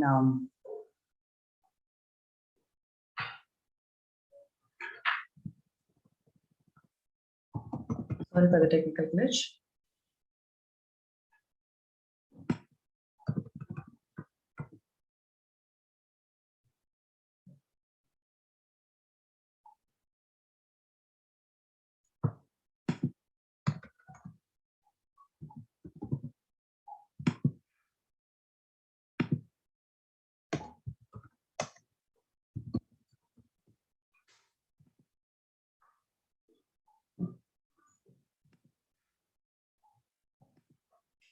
Now, in the next segment, we're going to watch a beautiful video where the Supreme Pontiff of Hinduism, Jagadguru Mahasannidhanam, His Divine Swamiji has built, how he built this Nithyananda Adi Kailasa Nithyananda Sarvanya Peetham with his hard work right from 2003, brick by brick.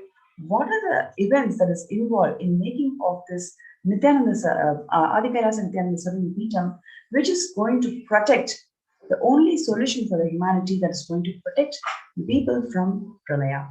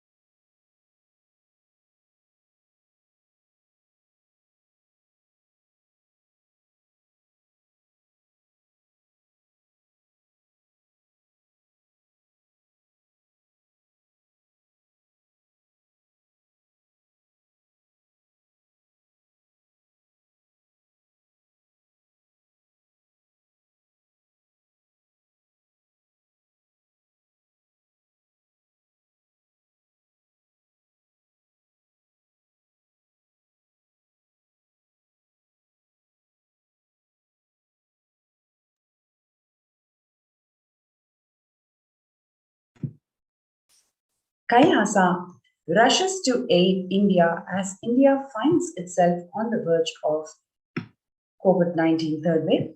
Multiple free COVID care centers are opened across India, which includes a number of social services, spiritual services, and most importantly, the cosmic revelations on the global pandemic.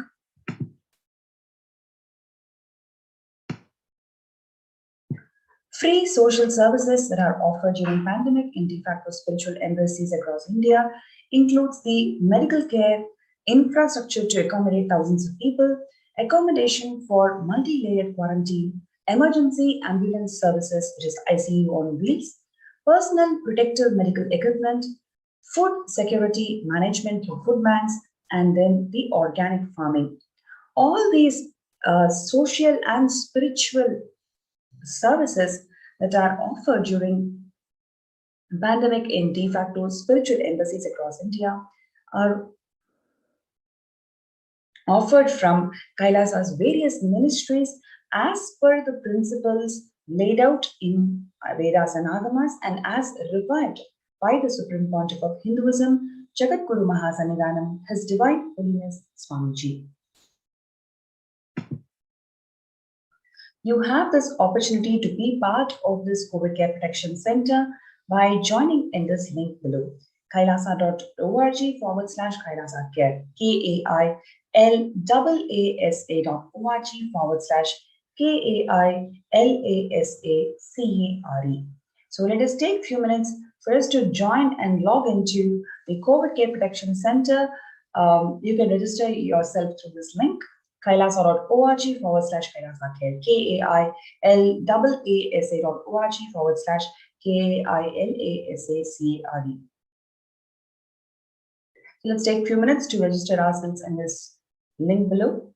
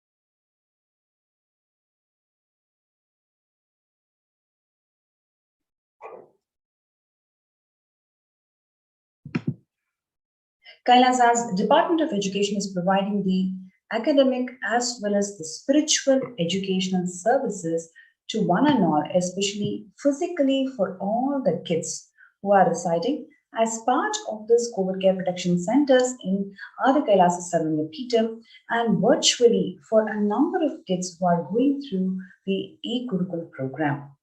With more than 1 billion kids not having access to education in the midst of this global pandemic, Kailasa has taken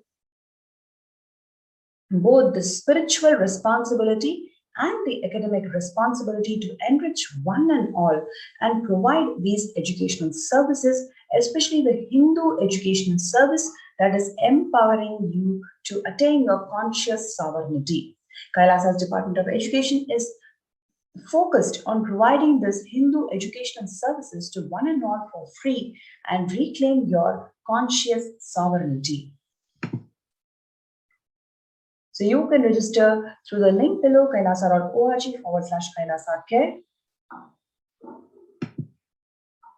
We can just have these glimpses of Nithyananda Rajavidya Gurukul that is there in the Adi Kailasa's Nithyananda Sarvanya Peetham to one and all.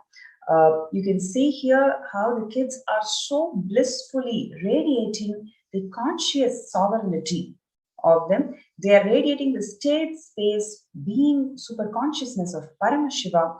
They dress and live as gods themselves. You can see here, the kids are performing the Shivastamba Yoga and also the Pratama Vinyasa Krama. Every day morning, 4 a.m. they log into they get ready and perform the Pratama Vinyasa Krama Yoga. Apart from yoga, the kids are also involved and in managing the Nithyananda Devalaya. They learn rituals, temple sciences and the rituals, for example, chanting, and doing alankaram to the deities, and they also learn how to do homa. So all these formal education, formal Hindu education helps them to reclaim their conscious sovereignty. What you're seeing now is a picture of the Chandi Homa, Mahachandi Homa, that happens in Adi Kailasa Nithyananda Paramashivam.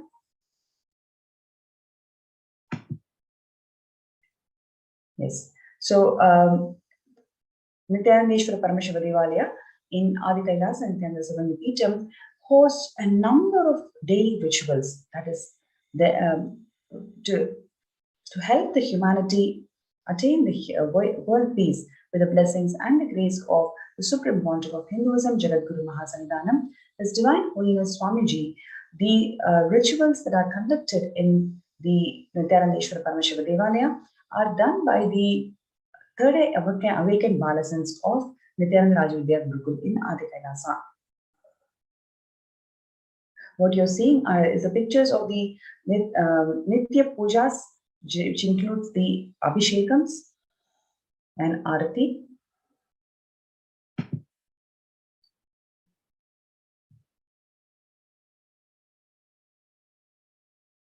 What you're seeing here is the celebrations. Now, along with the Nitya Pujas, we also celebrate more than 200 days in a year on Brahmotsavams. These Brahmotsavams is a time when the community come together to celebrate the presence of God, presence of divine in their lives. So the Supreme Pontiff of Hinduism, Jagadguru Mahasannidhanam, as Divine Holiness Swamiji is reviving these temple sciences and community based on the temple, community living based on the temple. So this particular picture is from the Mahamrityunjaya Homa. This particular picture is from the Meenakshi Tirukkalyanam on Chitra.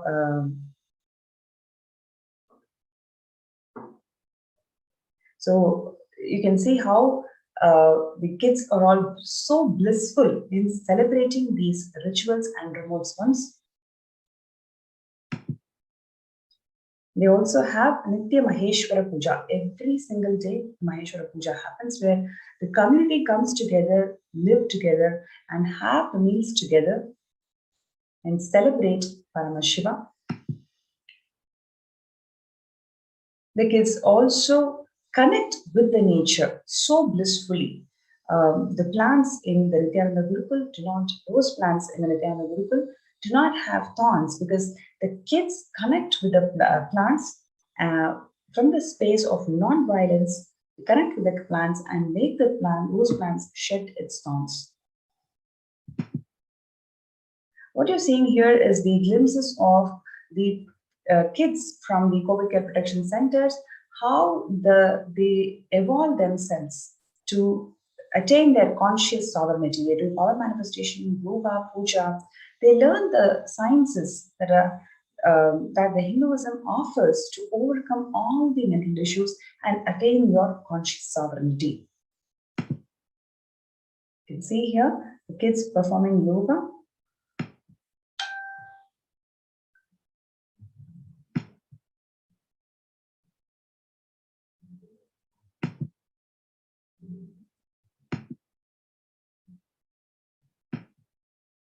So here is an opportunity for one and all to register yourself through this link below, kailasa.org/Kailasa Care. It is not just for you, it is for your kids and your family to be part of this COVID Care Protection Center, where you can make them to help them to attain the conscious sovereignty, because just by their presence in this Guru Sparsha, in the ecosystem that the Supreme Pontiff of Hinduism has established for the humanity to save themselves from pralaya. So do not miss this opportunity. You have this opportunity to protect yourself and your family members by being part of this COVID Care Protection Center. So you can register yourself in kailasa.org/Kailasa Care. KAILASA.org/KAILASACARE. So let's take a few minutes to register yourself in kailasa.org/Kailasa Care. Stay tuned. We'll be right back for the next segment.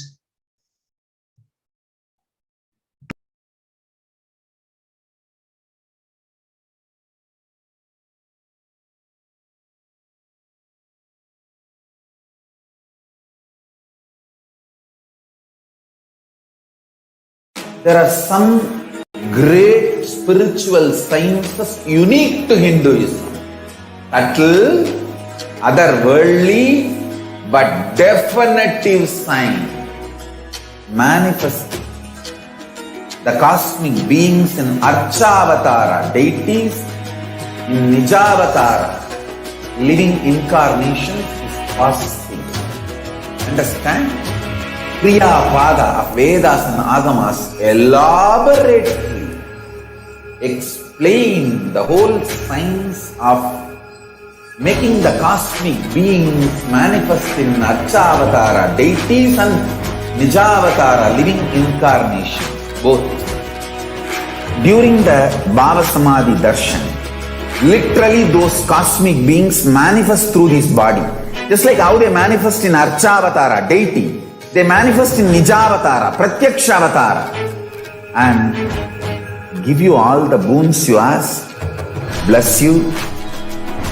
You see, each God is an independent intelligence to lead you to enlightenment.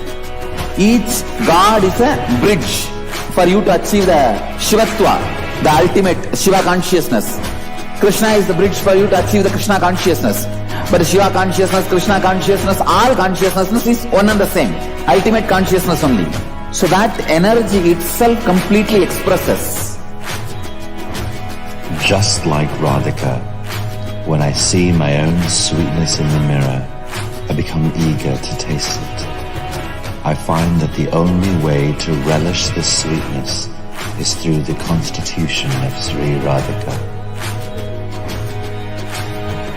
BHAVASAMADHI Darshan is a window to the infinite expanse of consciousness, allowing us to glimpse the formless in a way that we can understand. It cleanses the karmas of lifetimes. It awakens our biomemory to the space of Paramashiva, the ultimate consciousness, and creates a deep and lasting transformation in us.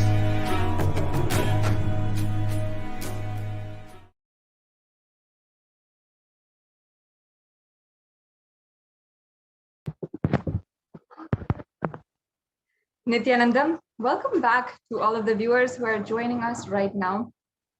Now, I know that many of us for the first time got to know about some of the greatest aspects of the Adi Kailasa Sarvagna Peetham. And we had a first glimpse into the great contributions of the Avatar as he is today giving to the whole world. The Supreme Pontiff of Hinduism has literally built this Adi Kailasa Sarvagna Peetham as a ship which will help each and every one of us sail through this pralaya, and is literally the home for millions of people during these extremely dark and tense times. But despite having contributed the most to preserve Hinduism, and also in order to ensure that Sanatana Hindu Dharma, it survives even past the next generation, despite having contributed the most and ensured the most, the Supreme Pontiff of Hinduism has faced so much of persecution in every single front. Now, today, in this next segment, we'll be understanding the different ways that the persecution against the Supreme Pontiff of Hinduism has happened, and how exactly this persecution has been ongoing against Hinduism for the last more than 1,000 years. It's the largest most prolonged genocide in human history, but it is entirely invisible. Now, in this next segment, we'll be understanding why and some of the details of how that has happened. Now, it seems like there, if I can request the volunteer to reshare the slides, just you can stop sharing and reshare.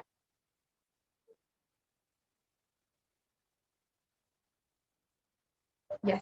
While we get prepared and we're getting back with you, I invite all of the viewers to ensure that you know about the UN recognizing the persecution against the Supreme Pontiff of Hinduism.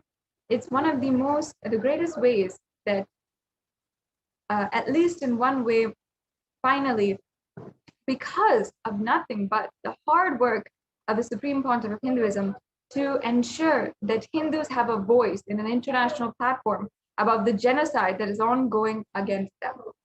Now, the next slide, please.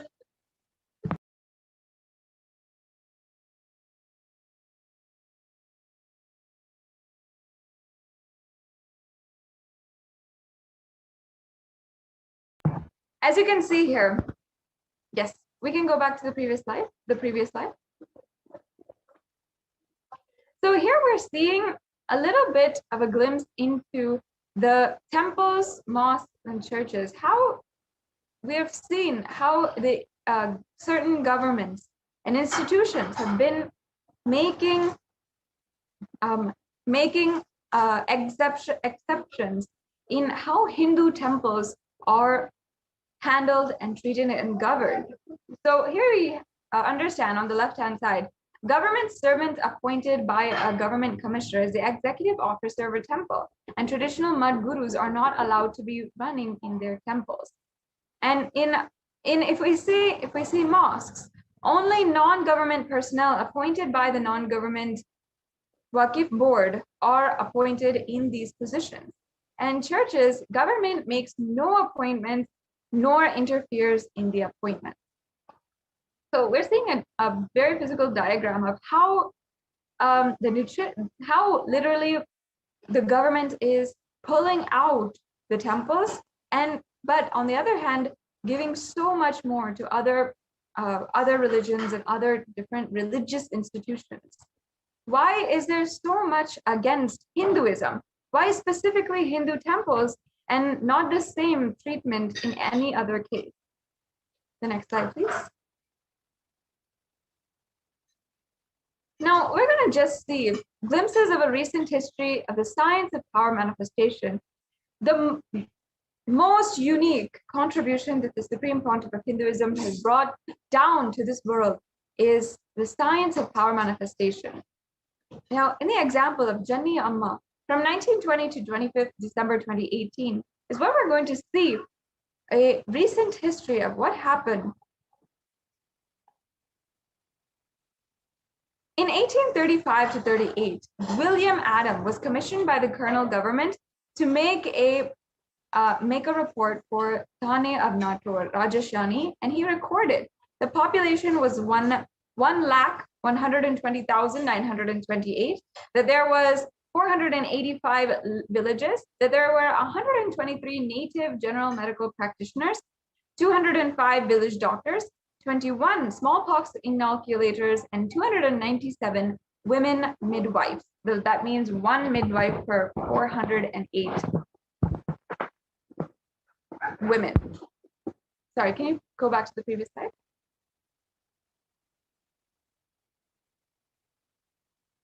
The previous slide, please.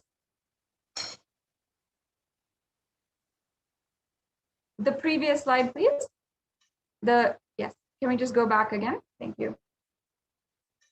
Yes. So in 1973, to compare with this, India in 1973, the Kartar Singh Committee of the government of India had recommended that there should be at least one midwife or auxiliary nurse midwife available per 10,000 to 12,000 people. So just if we see how the midwife distribution was, it was a very beautiful way that these women would help other women. And it was job for women to help and empower women to be independent, to have and maintain their own livelihood, and so on and so forth. The next slide, please. So now we're going to understand this story and this example of Sulageti Narasamma, or Janani Amma, and is what W. Adams in the 1830s and the Sadar Singh Committee in 1973 described as auxiliary nurse midwife. In the period of the 70 years, she performed more than 15,000 traditional deliveries free of charge, which means at least 4 deliveries per week. And that's entirely free for 70 years. And not only that, people do not know that she actually used power manifestation in the medical field. Born in Krishnapura or Tumkur, she was a power manifester. She was able to detect the pulse of the fetus while in the womb without the use of any instrument. A devotee of Bhagavan Krishna, she was also known to connect with him in his form as Bhagavan Dhanvantri and manifest powers. She could very easily detect the position of the baby in the womb. A very amazing gift that she had been manifesting as a power of Paramashiva.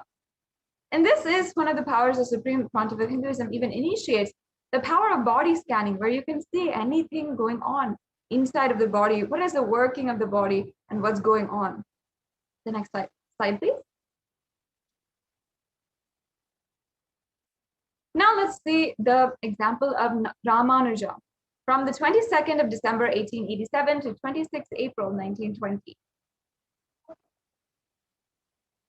Now, by the grace of the goddess Mukhir Mahalakshmi, Ramanuja expressed the third eye power of the length dimension. And given any mathematical problem, he would know the answer without actually needing to solve the problem. When asked how he did it, he would simply say, Mukhir Mahalakshmi showed me or told me. The next slide, please. Another example, Vrishi Shrishruta in his use of third eye powers in surgery.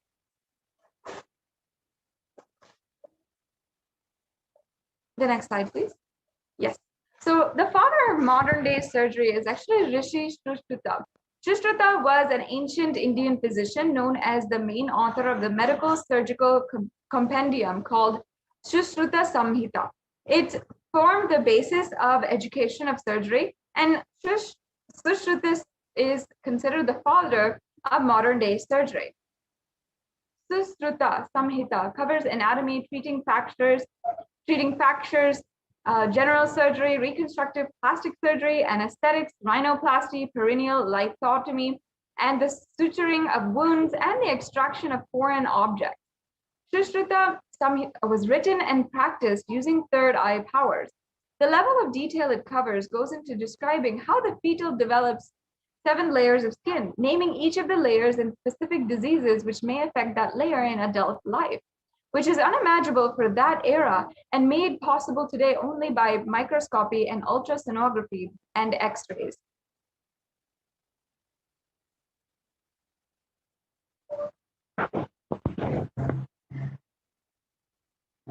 Yes, we can go on to the next slide.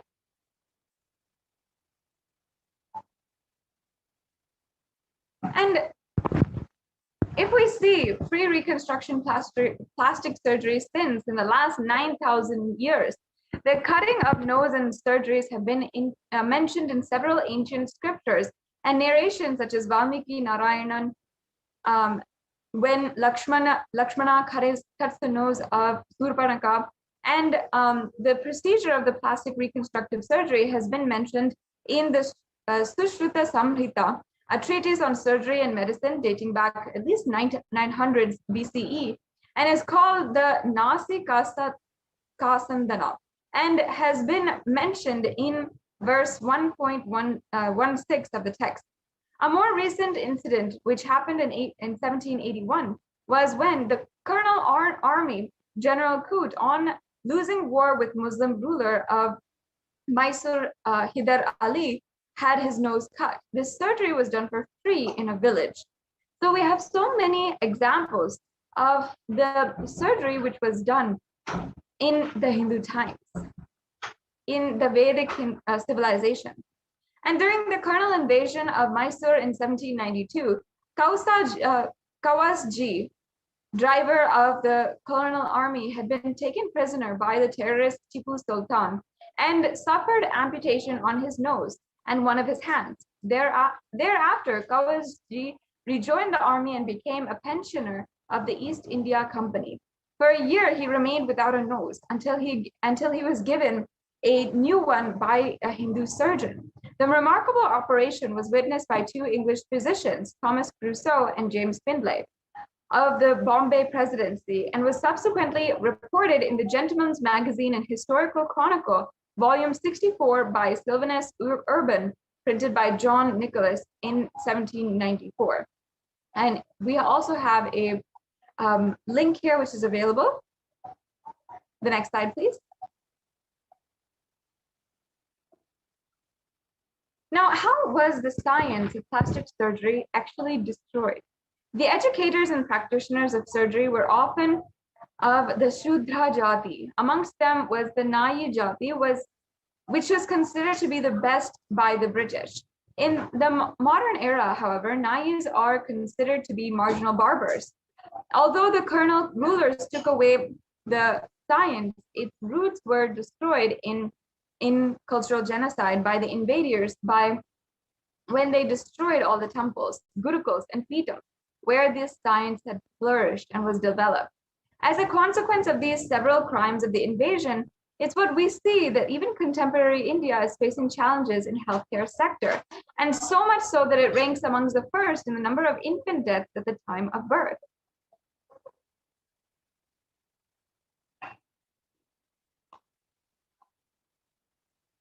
Now, we have to contrast this and see that the destruction that has happened to peetams, gurukuls, is still ongoing today. And the science that the Supreme Pontiff of Hinduism is reviving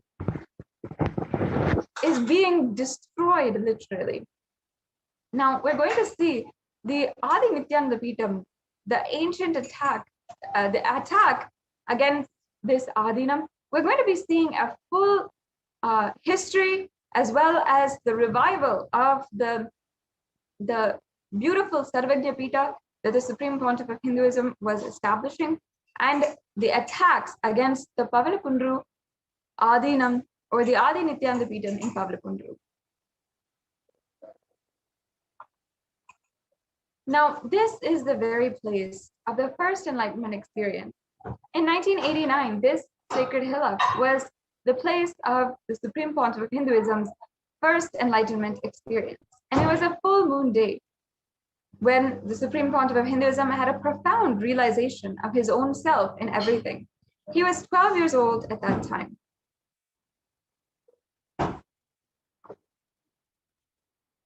Now, let's just watch this beautiful video where the Supreme Pontiff of Hinduism has described that experience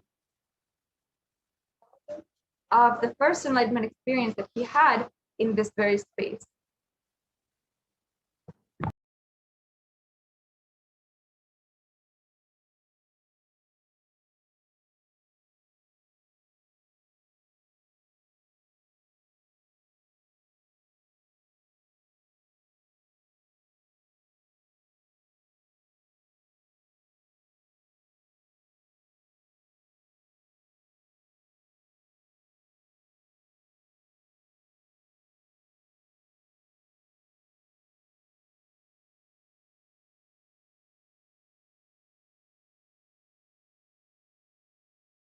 Subramania's Enlightenment Day.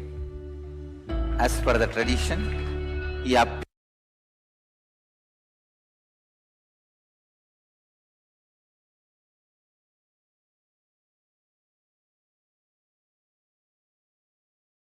of a full moon day, Vaikasi month, Visakha Nakshatra, Paurnami Tithi, Subramania's Enlightenment Day. As per the tradition, he appeared from the third eye of Mahadeva. When I completed 11 and aging into 12. No school at that time usually. This May, June, no school. So usually this summer time I will go and sit in the temple or the hill. Around 4:30 to 6:30, maybe you can say this is the Sandhya time. Around the time of sunset and moonrise, I went to the hill, Arunachala hill. I was sitting at the foothills of Arunachala, where I was born and brought up. Whenever I find time, I'll go and spend time in that space, in that area, because Devi became enlightened there. That place is called Coral Hill. I can say in a way the whole ambience was so calm, so beautiful. I decided to close my eyes. I was not even meditating. I was just sitting in a very relaxed way. Those days, I started practicing the self-enquiry. Who am I? Sometime I may feel from where the thoughts are raising. That is thought as taught by Annamalai Swamigal. An enlightened being, enlightened master, who is a disciple of great incarnation, Ramana Maharshi. Once I closed the eyes, the intensity of my yearning started taking over me. I just felt, what is it I am seeking? Who is that me who is seeking? Who is that me that is deeply discontented about anything I see, hear? Who is that who is deeply discontented even about my own existence? Suddenly, one moment, something happened. Like I'm being sucked inside, pulled inside. Suddenly something opened in me. Something broke inside this Anandaganda area. Literally opened. The first thing happened is that idea inside and outside broke. Means now I know who is the experiencer. Life, alive, being present in everything, experiencing. The first experience is that I was able to see everything around me, above me. I started seeing the whole 360 degree. I could see literally all the sides. 360 degree this side and 360 degree this side. 10 direction. Above and below, side, everything I could see without turning my head, without opening my eyes. My eyes was closed. I realized not only I was able to see, I was able to feel, experience how much I am alive inside my skin, the same frequency, the same depth. I was feeling I am alive outside my skin, everything, in everything. That whole 360 degree is me. The skin of the stone on rock on which I was sitting and the skin of this body both carry me equally. In both I exist equally. The trees next to me, the temple near me, the hillock around me, the sky above me, and the moon, sun which was setting, moon which was rising. I felt I am alive in everything around me. The whole Arunachala hill, all the plants, bush, shrubs, the idea something is inside and something is outside is completely lost. I just know I am that oneness is the existence. There is no inner, there is no outer, there is no moving, there is no unmoving. The smallest movements of these plants is my movement, and the highest stillness of the center of the cosmos is my stillness. It will feel like as if the whole sky is centered on my Anandagandha.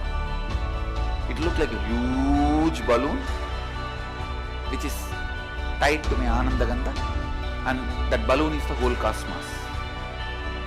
Pure solid gold flowing through my spine, which was cool.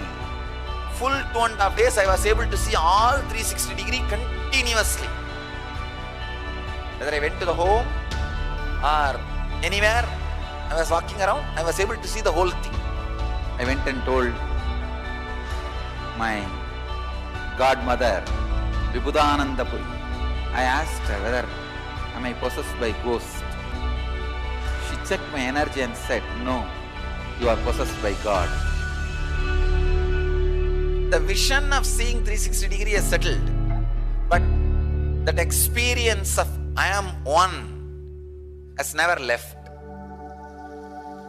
Now, that very experience getting reproduced in so many Gurukul kids, even adults.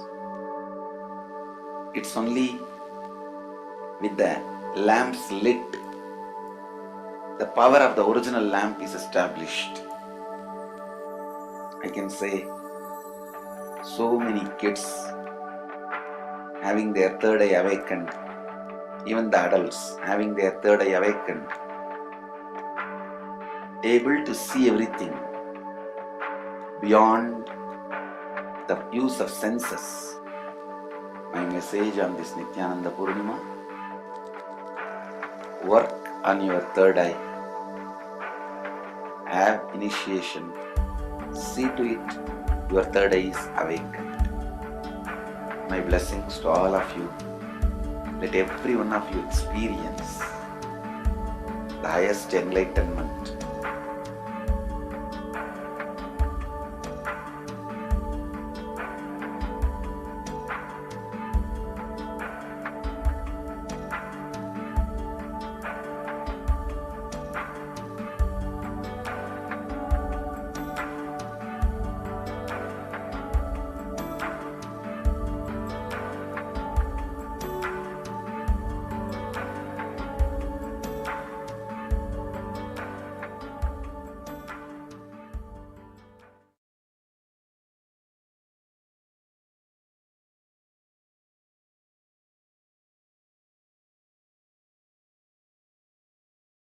Yes, moving on to the next slide, please. So as you now understand, Pavalakundru is a place where the cosmic mother did penance, realized herself as the complete synthesis of male and female energies, and became revered by the Adi Shaivite minority tradition community as the deity called Ardhanarishwara.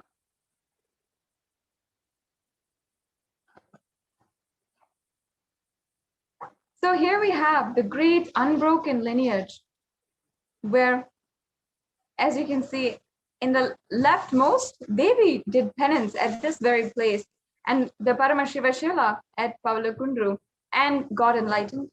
In the second photo, we are seeing Isaki Swamigal, who is seated on the Sarvajñapita, an all-knowing seat in Tiruvannamalai. And the third photo, where you're seeing Mata Vibhudananda Puri, seated on the Sarvajñapita as the inheritor from Isaki Swamigal. And finally, the Supreme Pontiff of Hinduism himself seated on the Sarvajñapita on as the inheritor of this lineage. The same Kamandalu, as you can see, the sacred water pot and Danda, the wooden staff, are seen next as a part of the ancient items of heritage that were inherited from lineage to lineage. Sorry, from predecessor to successor. And this very place on the 19th of November 2002 is where the Supreme Pontiff of Hinduism here is, as shown, where the Supreme Pontiff of Hinduism had literally began and established the first Adinam, the first Pita and monastery. And here you can see the celebrations for Kartika Deepam with a few of the devotees. And he was just explaining the significance of this very place here.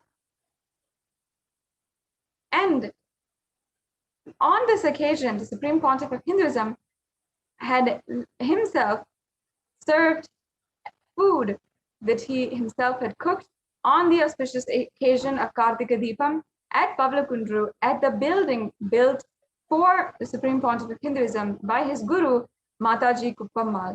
And as you can see, this is a beautiful example of the Supreme Pontiff of Hinduism himself beginning once again all of the spiritual and religious activities in this place, as it is continued until today by all the disciples of the Supreme Pontiff of Hinduism. Now here we can see the Supreme Pontiff of Hinduism giving a short discourse at Pavlakundru on the occasion of his birth star celebration.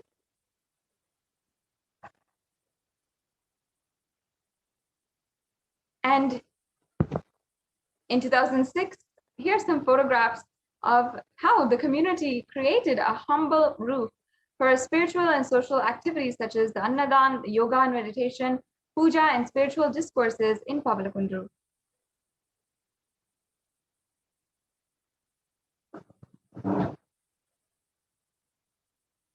And here are some more pictures from 2007, where the monks of the Sovereign Order of Kailasa, initiated by the Supreme Pontiff of Hinduism, and devotees offer puja to the Sadhashiva, the Paramashiva Shila, the very place, enlightenment, where the Supreme Pontiff of Hinduism had the experience of the first enlightenment experience. And they're celebrating this on the day of Nithyananda Purnima, which is celebrated across Kailasa as this most celebrative festival.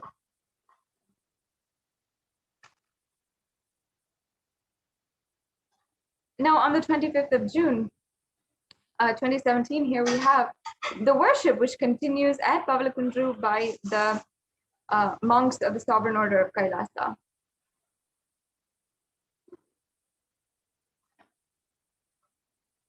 And some more pictures.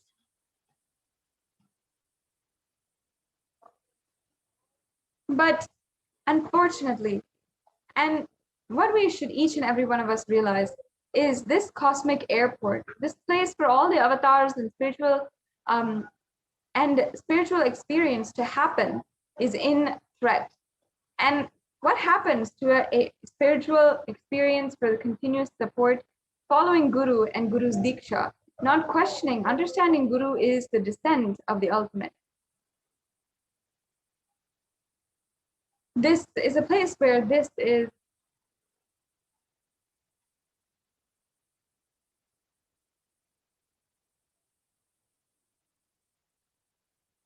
yes. No, but this ecosystem, this very place, is today still under threat.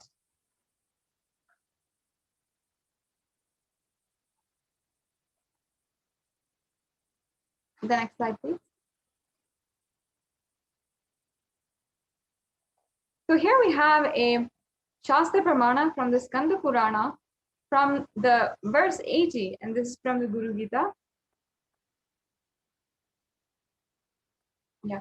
So I'll now be chanting this verse. Guru Reva Jagat Sarvam Brahma Vishnu Shivatmakam Guroho parataram nasti tasmat sampujayet gurum. And the English translation? Indeed, the Guru is the whole universe consisting of Brahma, Vishnu, and Shiva. There is nothing higher than the Guru. Therefore, worship the Guru.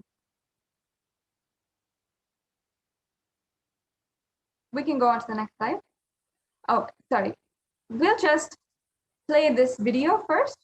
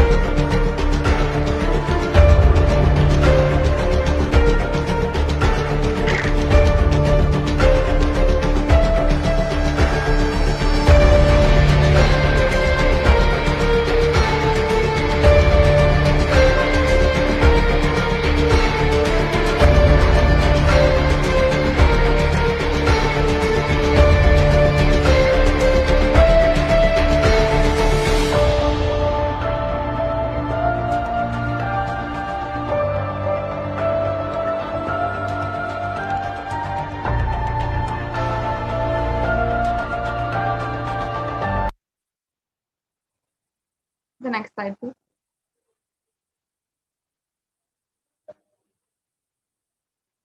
Now, the first attack in 2017 was an act of intimidation.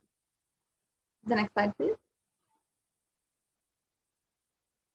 And we're seeing here it was pursued and conspired initially by the authority positions in Pavlakundru. The next slide, please. The second attack was just shortly after that on the 5th of February 2017.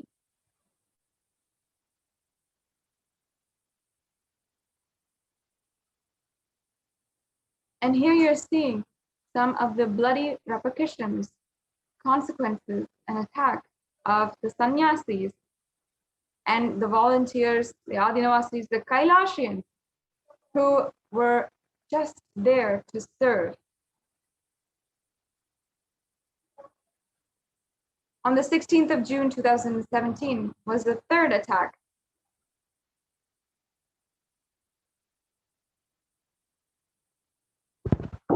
Yes, we can now play this video.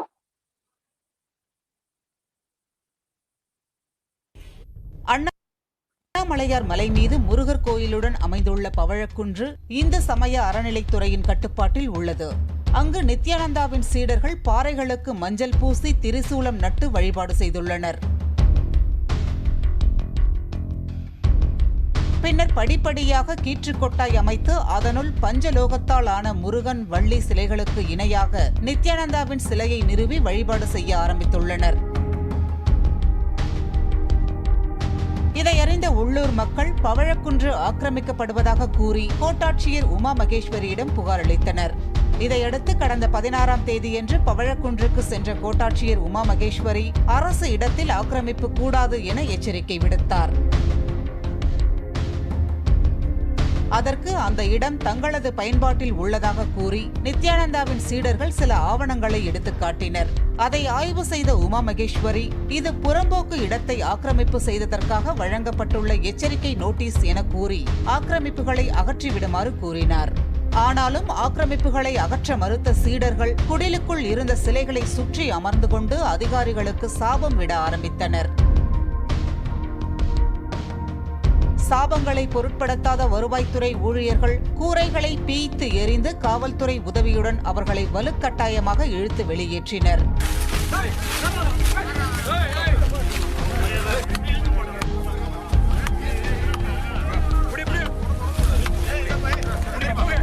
மலையை விட்டு இறங்க மறுத்த நித்யானந்தாவின் பெண் சீடர்களும் வலுக்கட்டாயமாக கீழே இறக்கப்பட்டனர்.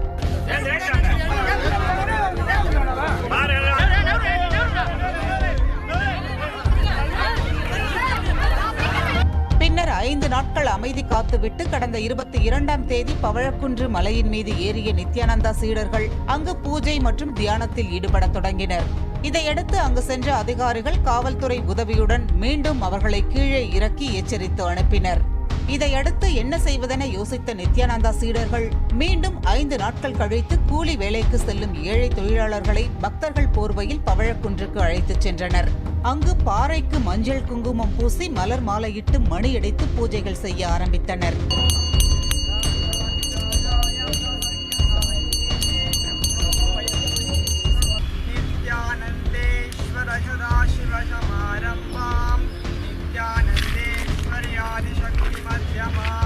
பொதுமக்கள் இது குறித்து காவல்துறைக்கு புகார் அளித்ததை தொடர்ந்து இம்முறை 2 பெண் சீடர்கள் 4 ஆண் சீடர்கள் ஆகியோரை கைது செய்த போலீசார் அவர்களை விசாரணைக்காக அழைத்துச் சென்றனர்.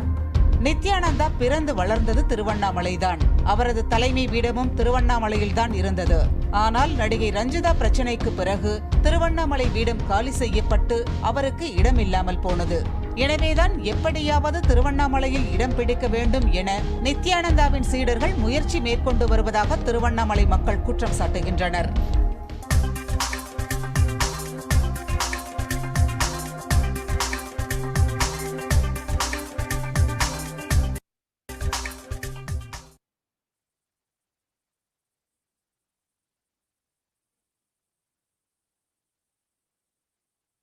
We can move on to the next slide.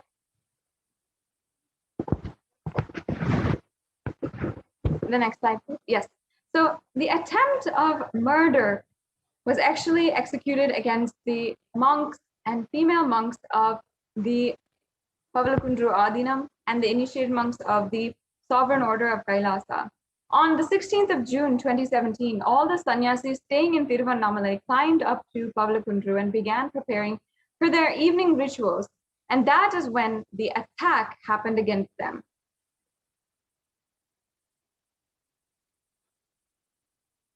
As you can see here, some of the very gruesome visuals of what happened and how brutally the sannyasis were assaulted.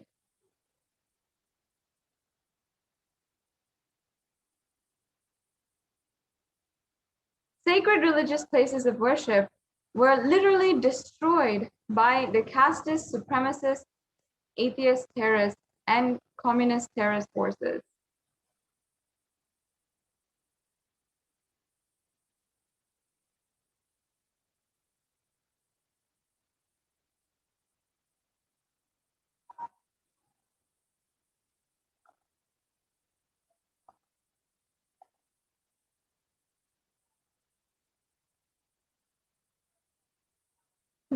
Here you can see how female monks of the Sovereign Order of Kailasa being abused by police and casteist supremacists, and even the ASMT monk facing inhuman treatment, and how the media houses misrepresenting all the monks as criminals, even though in this case, in every single case, they are the victims.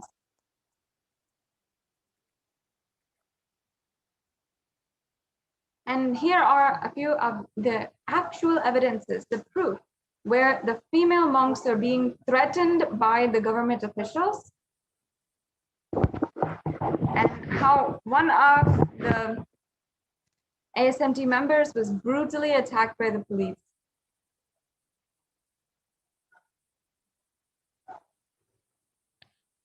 Now, this is Sri Nitya Parabrahma Maharaj after the assault.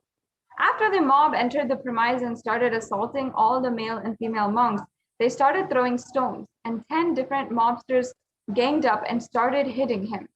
Parabrahma Maharaj was attacked with stoners and then beaten with iron rods on his head, shoulders, and legs. He fainted from the pain during this attack, but the attackers did not stop hitting him and wanting to kill him on the spot.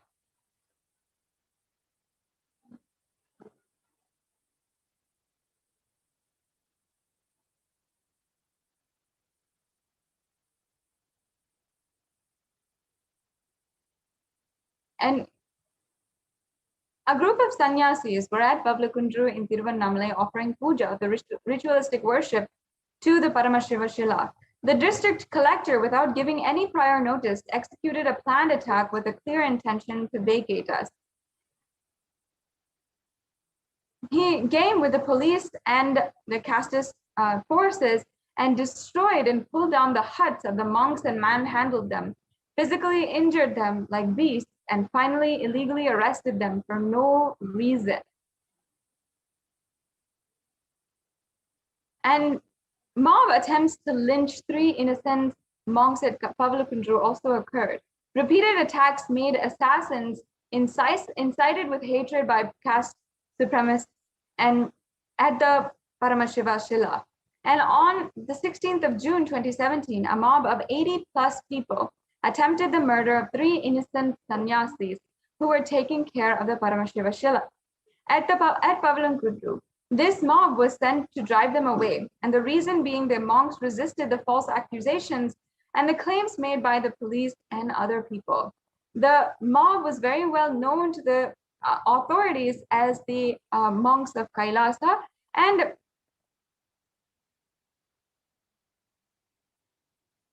this attack was well planned by the people in order to take illegal possession of that land. And here we're also seeing more media coverage of the attacks against Pavlakundru.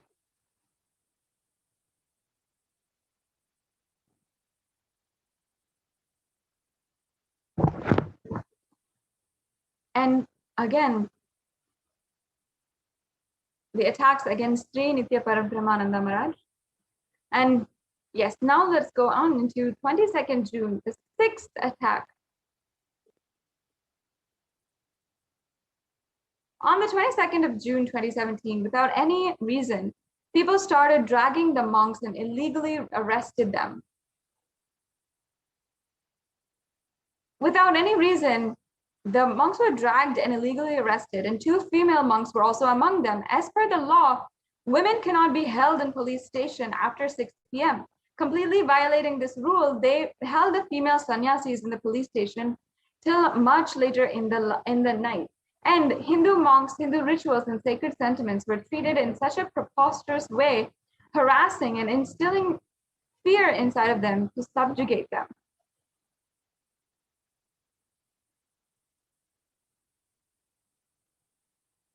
Here is the different footage and evidence of this. Again, these attacks continue until 2018 and even until this year.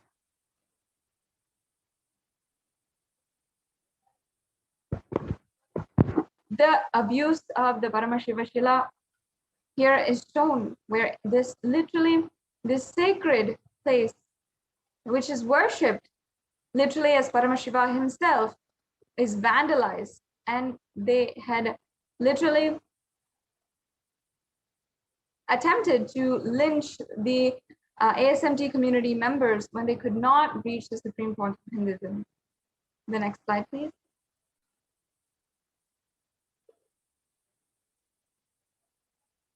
And continuously during the rituals, they would throw stones and sharp weapons and intimidate the monks who are doing the rituals.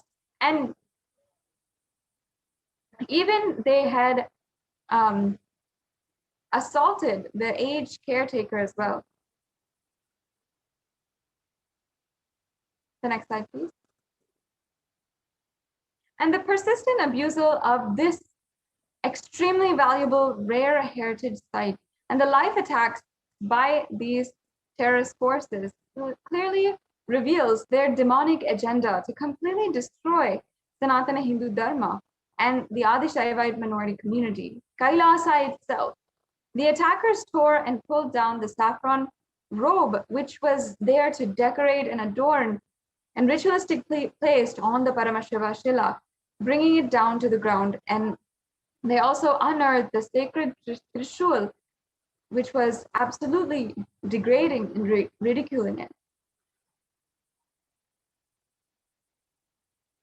Now, as you can see, the violence against Sanatana Hindu Dharma and the violence against the revival of Kailasa shows how in danger Sanatana Hindu Dharma is, and how in danger each and every one of us Hindus are of not being able to practice our sacred Hindu lifestyle. The next slide, please. But Kailasa is the very solution where we can be absolutely protected and we can ensure the survival of Sanatana Hindu Dharma.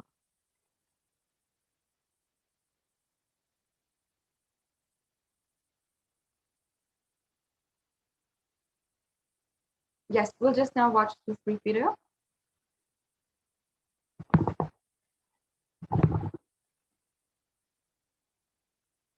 We need to build a large Kailasa ecosystem outside India with the protection, legal protection.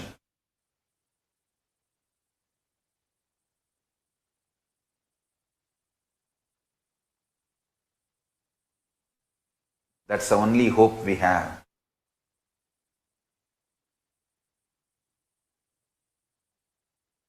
Already, Kailasa has signed a treaty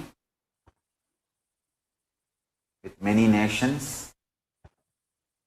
One nation has even given us a land with autonomous status. We can have our own internal administration, including law and order and judiciary. We are going to do it as per Hinduism, with a Hindu constitution. This is the only hope we have for the future of humanity. By keeping the Hinduism alive and Hindu principles alive, let's keep the humanity alive, at least outside India. That's the only hope we have.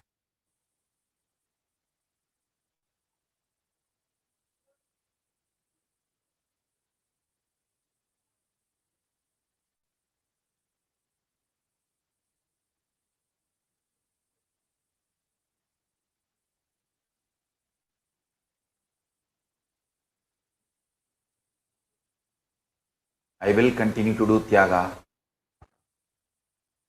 and anyone wants to take Apat Sannyas to protect Hinduism, Hindu scriptures, practice and promote Hinduism, you are welcome by the grace of Paramashiva, with the protection of Mahakala Bhairava. Already I have got safe haven, safe place for Hindus to gather, live and practice, promote Hinduism and keep it alive and share it with the whole world. Already we have got a property with autonomous status, with all the legal protection and freedom. Whoever wants to apply to live a safe life, serving Hinduism, protecting Hinduism, preserving Hinduism, preaching Hinduism, non-violence, life positive principles, and keep the humanity alive. Please apply. Fill the form at nithyanandahinduuniversity.org/daily satsang. I have a safe place for you guys outside India, where you will not be mob lynched. You can live peaceful Hindu monk life. Live and study Hindu scriptures, practice Hinduism, share Hinduism with the whole world, keep it alive for the next generation.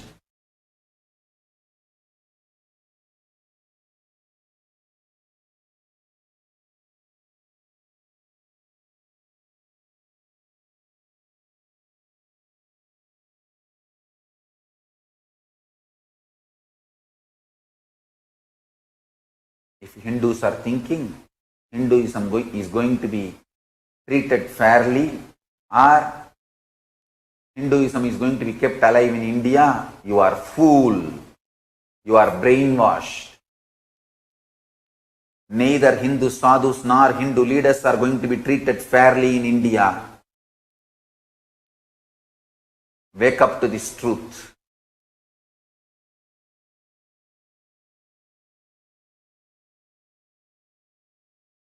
Even for telling this, I would have been arrested if I was available to Indian police. I am not saying the international mafia, anti-Hindu terrorists who are trying to kill me cannot reach where I am. But I can be very sure of one thing. If they kill me, they have to face the law.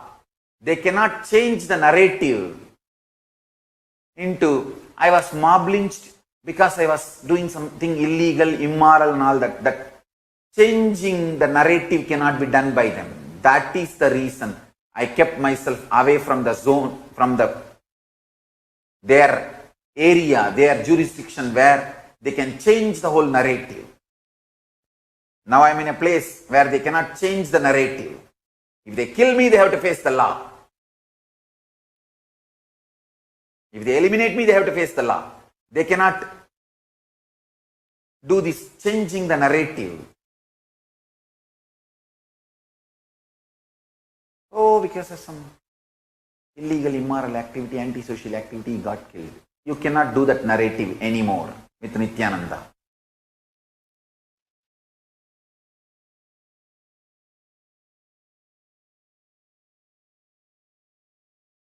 Understand, I have not made Kailasa to protect me. I have made Kailasa to protect Hindus, Hindu Sannyas Sampradaya, Hindu Gurukul tradition, and Hindu principles, Hindu philosophy, Hindu lifestyle, Hindu spirituality, the only hope for humanity.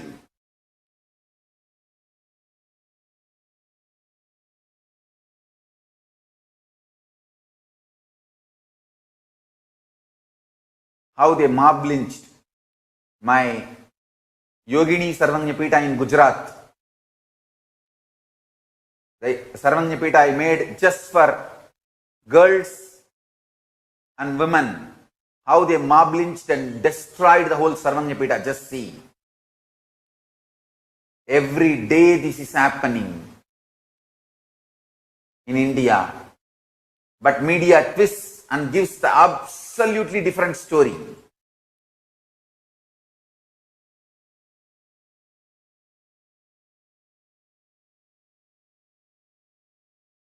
Media and Gujarat police destroyed my Yogini Sarvanyapita in Gujarat, claiming that we are running prostitution and brothel there. Now they don't have an iota of evidence. First of all, we are not doing that. Now they don't have iota of evidence, but they already killed, destroyed the whole ecosystem, whole Sarvanyapita. The Sarvanyapita is destroyed. They will not be able to convict my sannyasis, my sannyasinis in court. They don't have evidence, but they are successful in destroying the Sarvanyapita. That's all they want, and they finished it. If I was available, they would have given me to the mob to kill. Unfortunately for them, unfortunately for me, I was not available. So they just finished it with filing a false case. I have seen enough false case. But this Gujarat police filing a false case on me is the worst false case.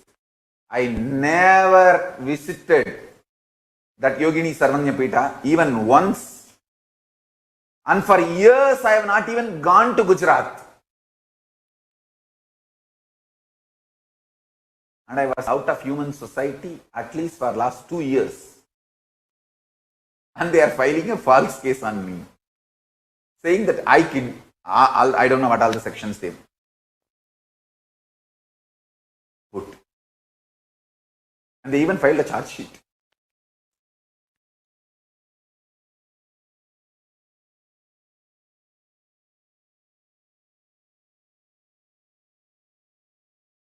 and still my sannyasinis are stuck in Gujarat without a place to live because of the bail condition that they cannot go out of Ahmedabad jurisdiction.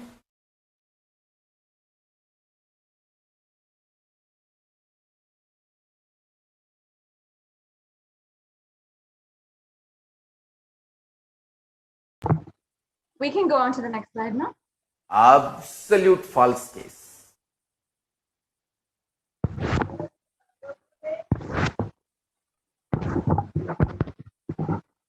We need to build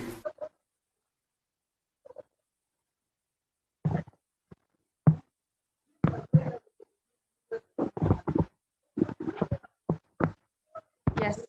All the pillars of Hinduism are being revived through Kailasa, whether it is the Annalaya, the temple, the library, the Gomandir, or Gurukul. You can support entirely this by supporting Kailasa. With this, that brings us to a conclusion for this segment in today's program on the persecution against the Supreme Pontiff of Hinduism. And as we conclude today, I request each and every one of you to spend a few minutes and share with as many people as possible, and make sure that you are bringing awareness as it is the Hindu Persecution Awareness Month. With this, we'll now end with the Purna Mantra. Om Purnamada Purnamidam Purnat Purnamudachyate Purnasya Purnamadhaya Purnamevavashishyate. Om Shanti Shanti Shanti. Harihi Om Tat Sat. Sarvam Bhagavat Sri Nithyananda Paramashiva Padukarpanamastu. Om Nithyanandam. spiritual sciences unique to Hinduism that will understand Kriya Pada of Vedas and Agamas elaborately explain the whole science of making the cosmic beings manifest in Archavatara deities and Nijavatara living incarnation, both. During the BHAVASAMADHI darshan, literally those cosmic beings manifest through this body. Just like how they manifest in Archavatara deity, they manifest in Nijavatara, Pratyakshavatara, and give you all the boons you ask, bless you. You see, each God is an independent intelligence to lead you to enlightenment. Each God is a bridge to enlightenment. Each God is a bridge for you to achieve the Shivatva, the ultimate Shiva consciousness. Krishna is the bridge for you to achieve the Krishna consciousness. But Shiva consciousness, Krishna consciousness, all consciousness is one and the same. Ultimate consciousness only. So that energy itself completely expresses. Just like Radhika, when I see my own sweetness in the mirror, I become eager to taste it. I find that the only way to relish this sweetness is through the constitution of Sri Radhika. BHAVASAMADHI Darshan is a window to the infinite expanse of consciousness, allowing us to glimpse the formless in a way that we can understand. It cleanses the karmas of lifetimes. It awakens our biomemory to the space of Paramashiva, the ultimate consciousness, and creates a deep and lasting transformation in us.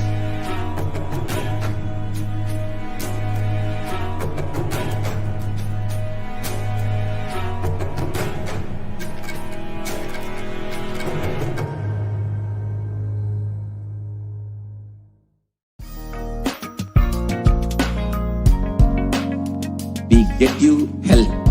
We get you ability to build beautiful relationships in your life. We get you direct spiritual support, and we make sure you become wealthy.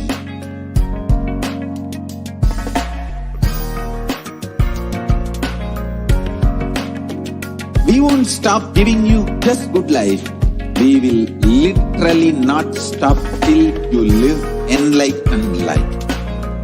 Manifesting the state of Paramashiva, space of Paramashiva, powers of Paramashiva, being of Paramashiva.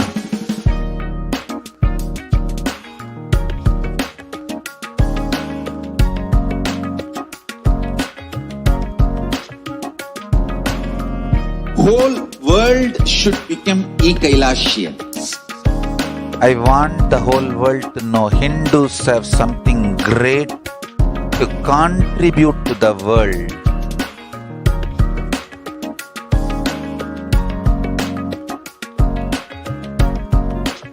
We have something great to contribute to the world. Let us do that.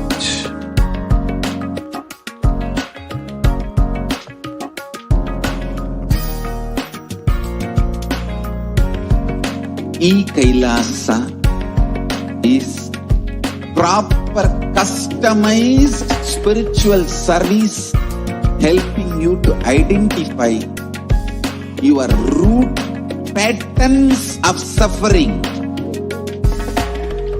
We have perfected the science of helping every individual from every cultural, religious, nationality background.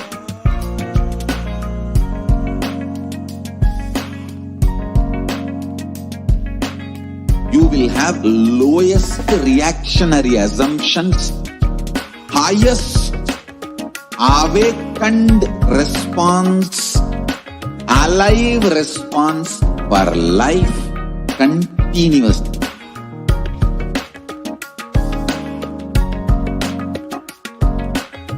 Kailasa is enlightenment ecosystem, literally enlightenment itself in your own home, wherever you are.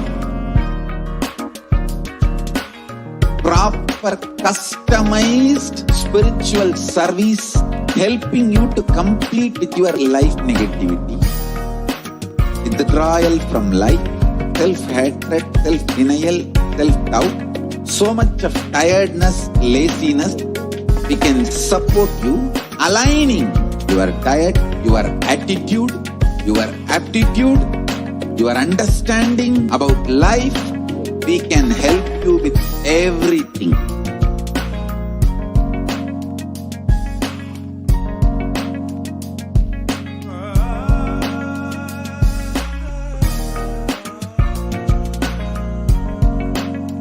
If you are interested in enlightenment, we will immediately bring this to you. If you are not interested, we will explain the whole science, inspire you and make you interested in enlightenment time. We need to cater this enlightenment science to the whole world wherever they are, because enlightenment is the birthright of all human beings. Kailasa is responsible to provide that to all human beings.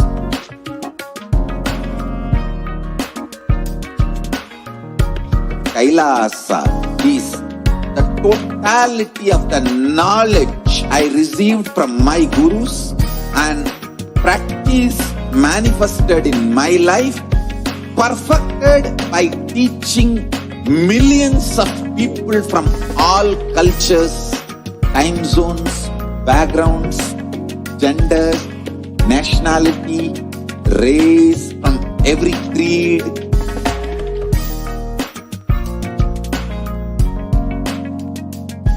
So this absolutely perfected knowledge available to you, served to you in your home without even you moving out of your couch, free of cost.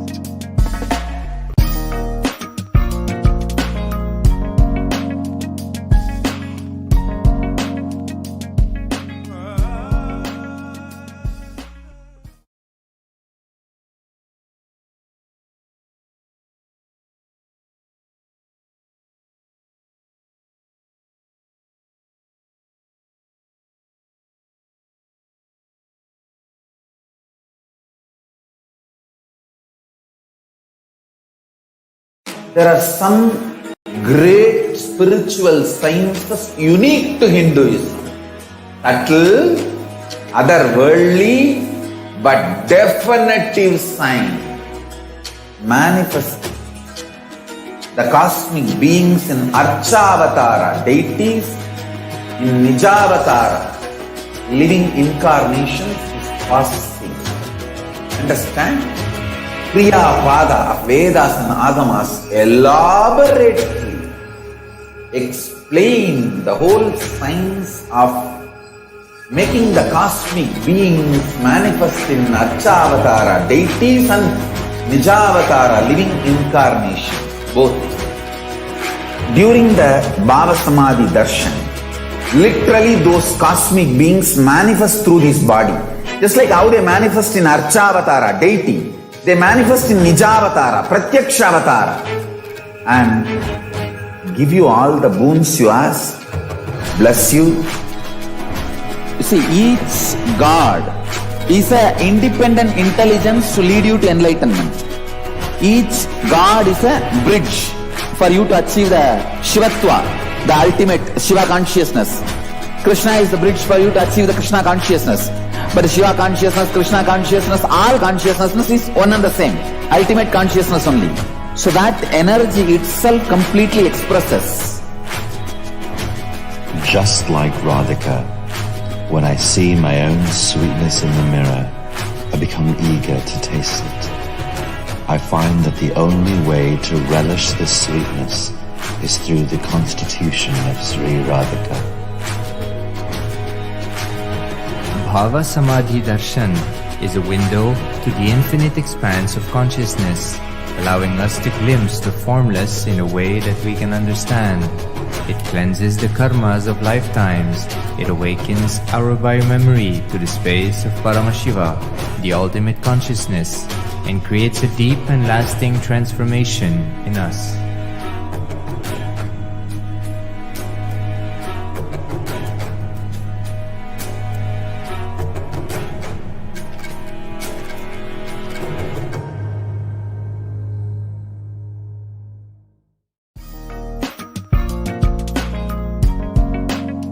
We get you health. We get you ability to build beautiful relationships in your life. We get you direct spiritual support, and we make sure you become wealthy.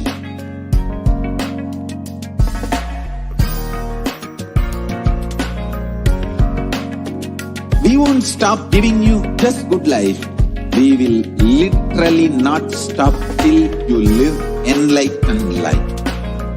Manifesting the state of Paramashiva, space of Paramashiva, powers of Paramashiva, being of Paramashiva.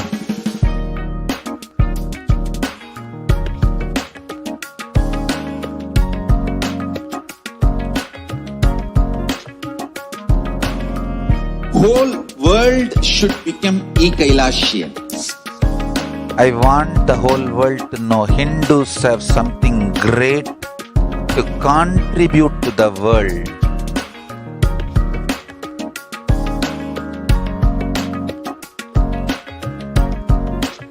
We have something great to contribute to the world. Let us do that.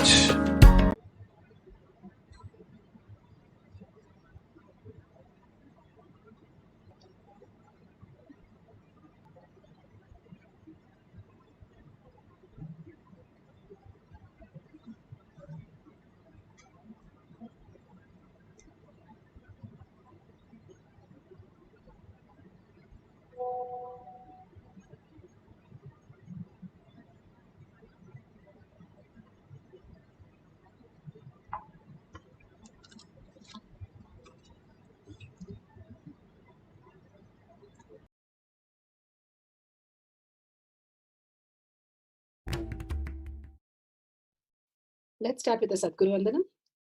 Nithyanandam Paramashivoham Kevalam Jnanamurtim Dvandvatitam Gaganasadasham Tattamasyadi Lakshyam Ekam Nityam Vimalamachalam Sarvadi Sakshibhutam Bhavatitam Trigunarahitam Sadgurum Tam Namami. Nithyanandam, let's go through the disclaimers. Security measures, no photography, video, audio recording. Important cautions.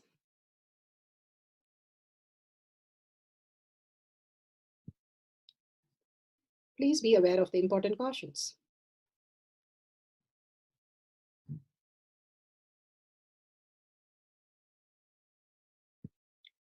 What is power manifestation? Let's hear from Bhagwan himself explaining what is power manifestation. All the 25 states of consciousness, when they happen in you, due to your chemicals and hormones ups and downs, it is powerlessness. When it happens in you, out of your free will and consciousness,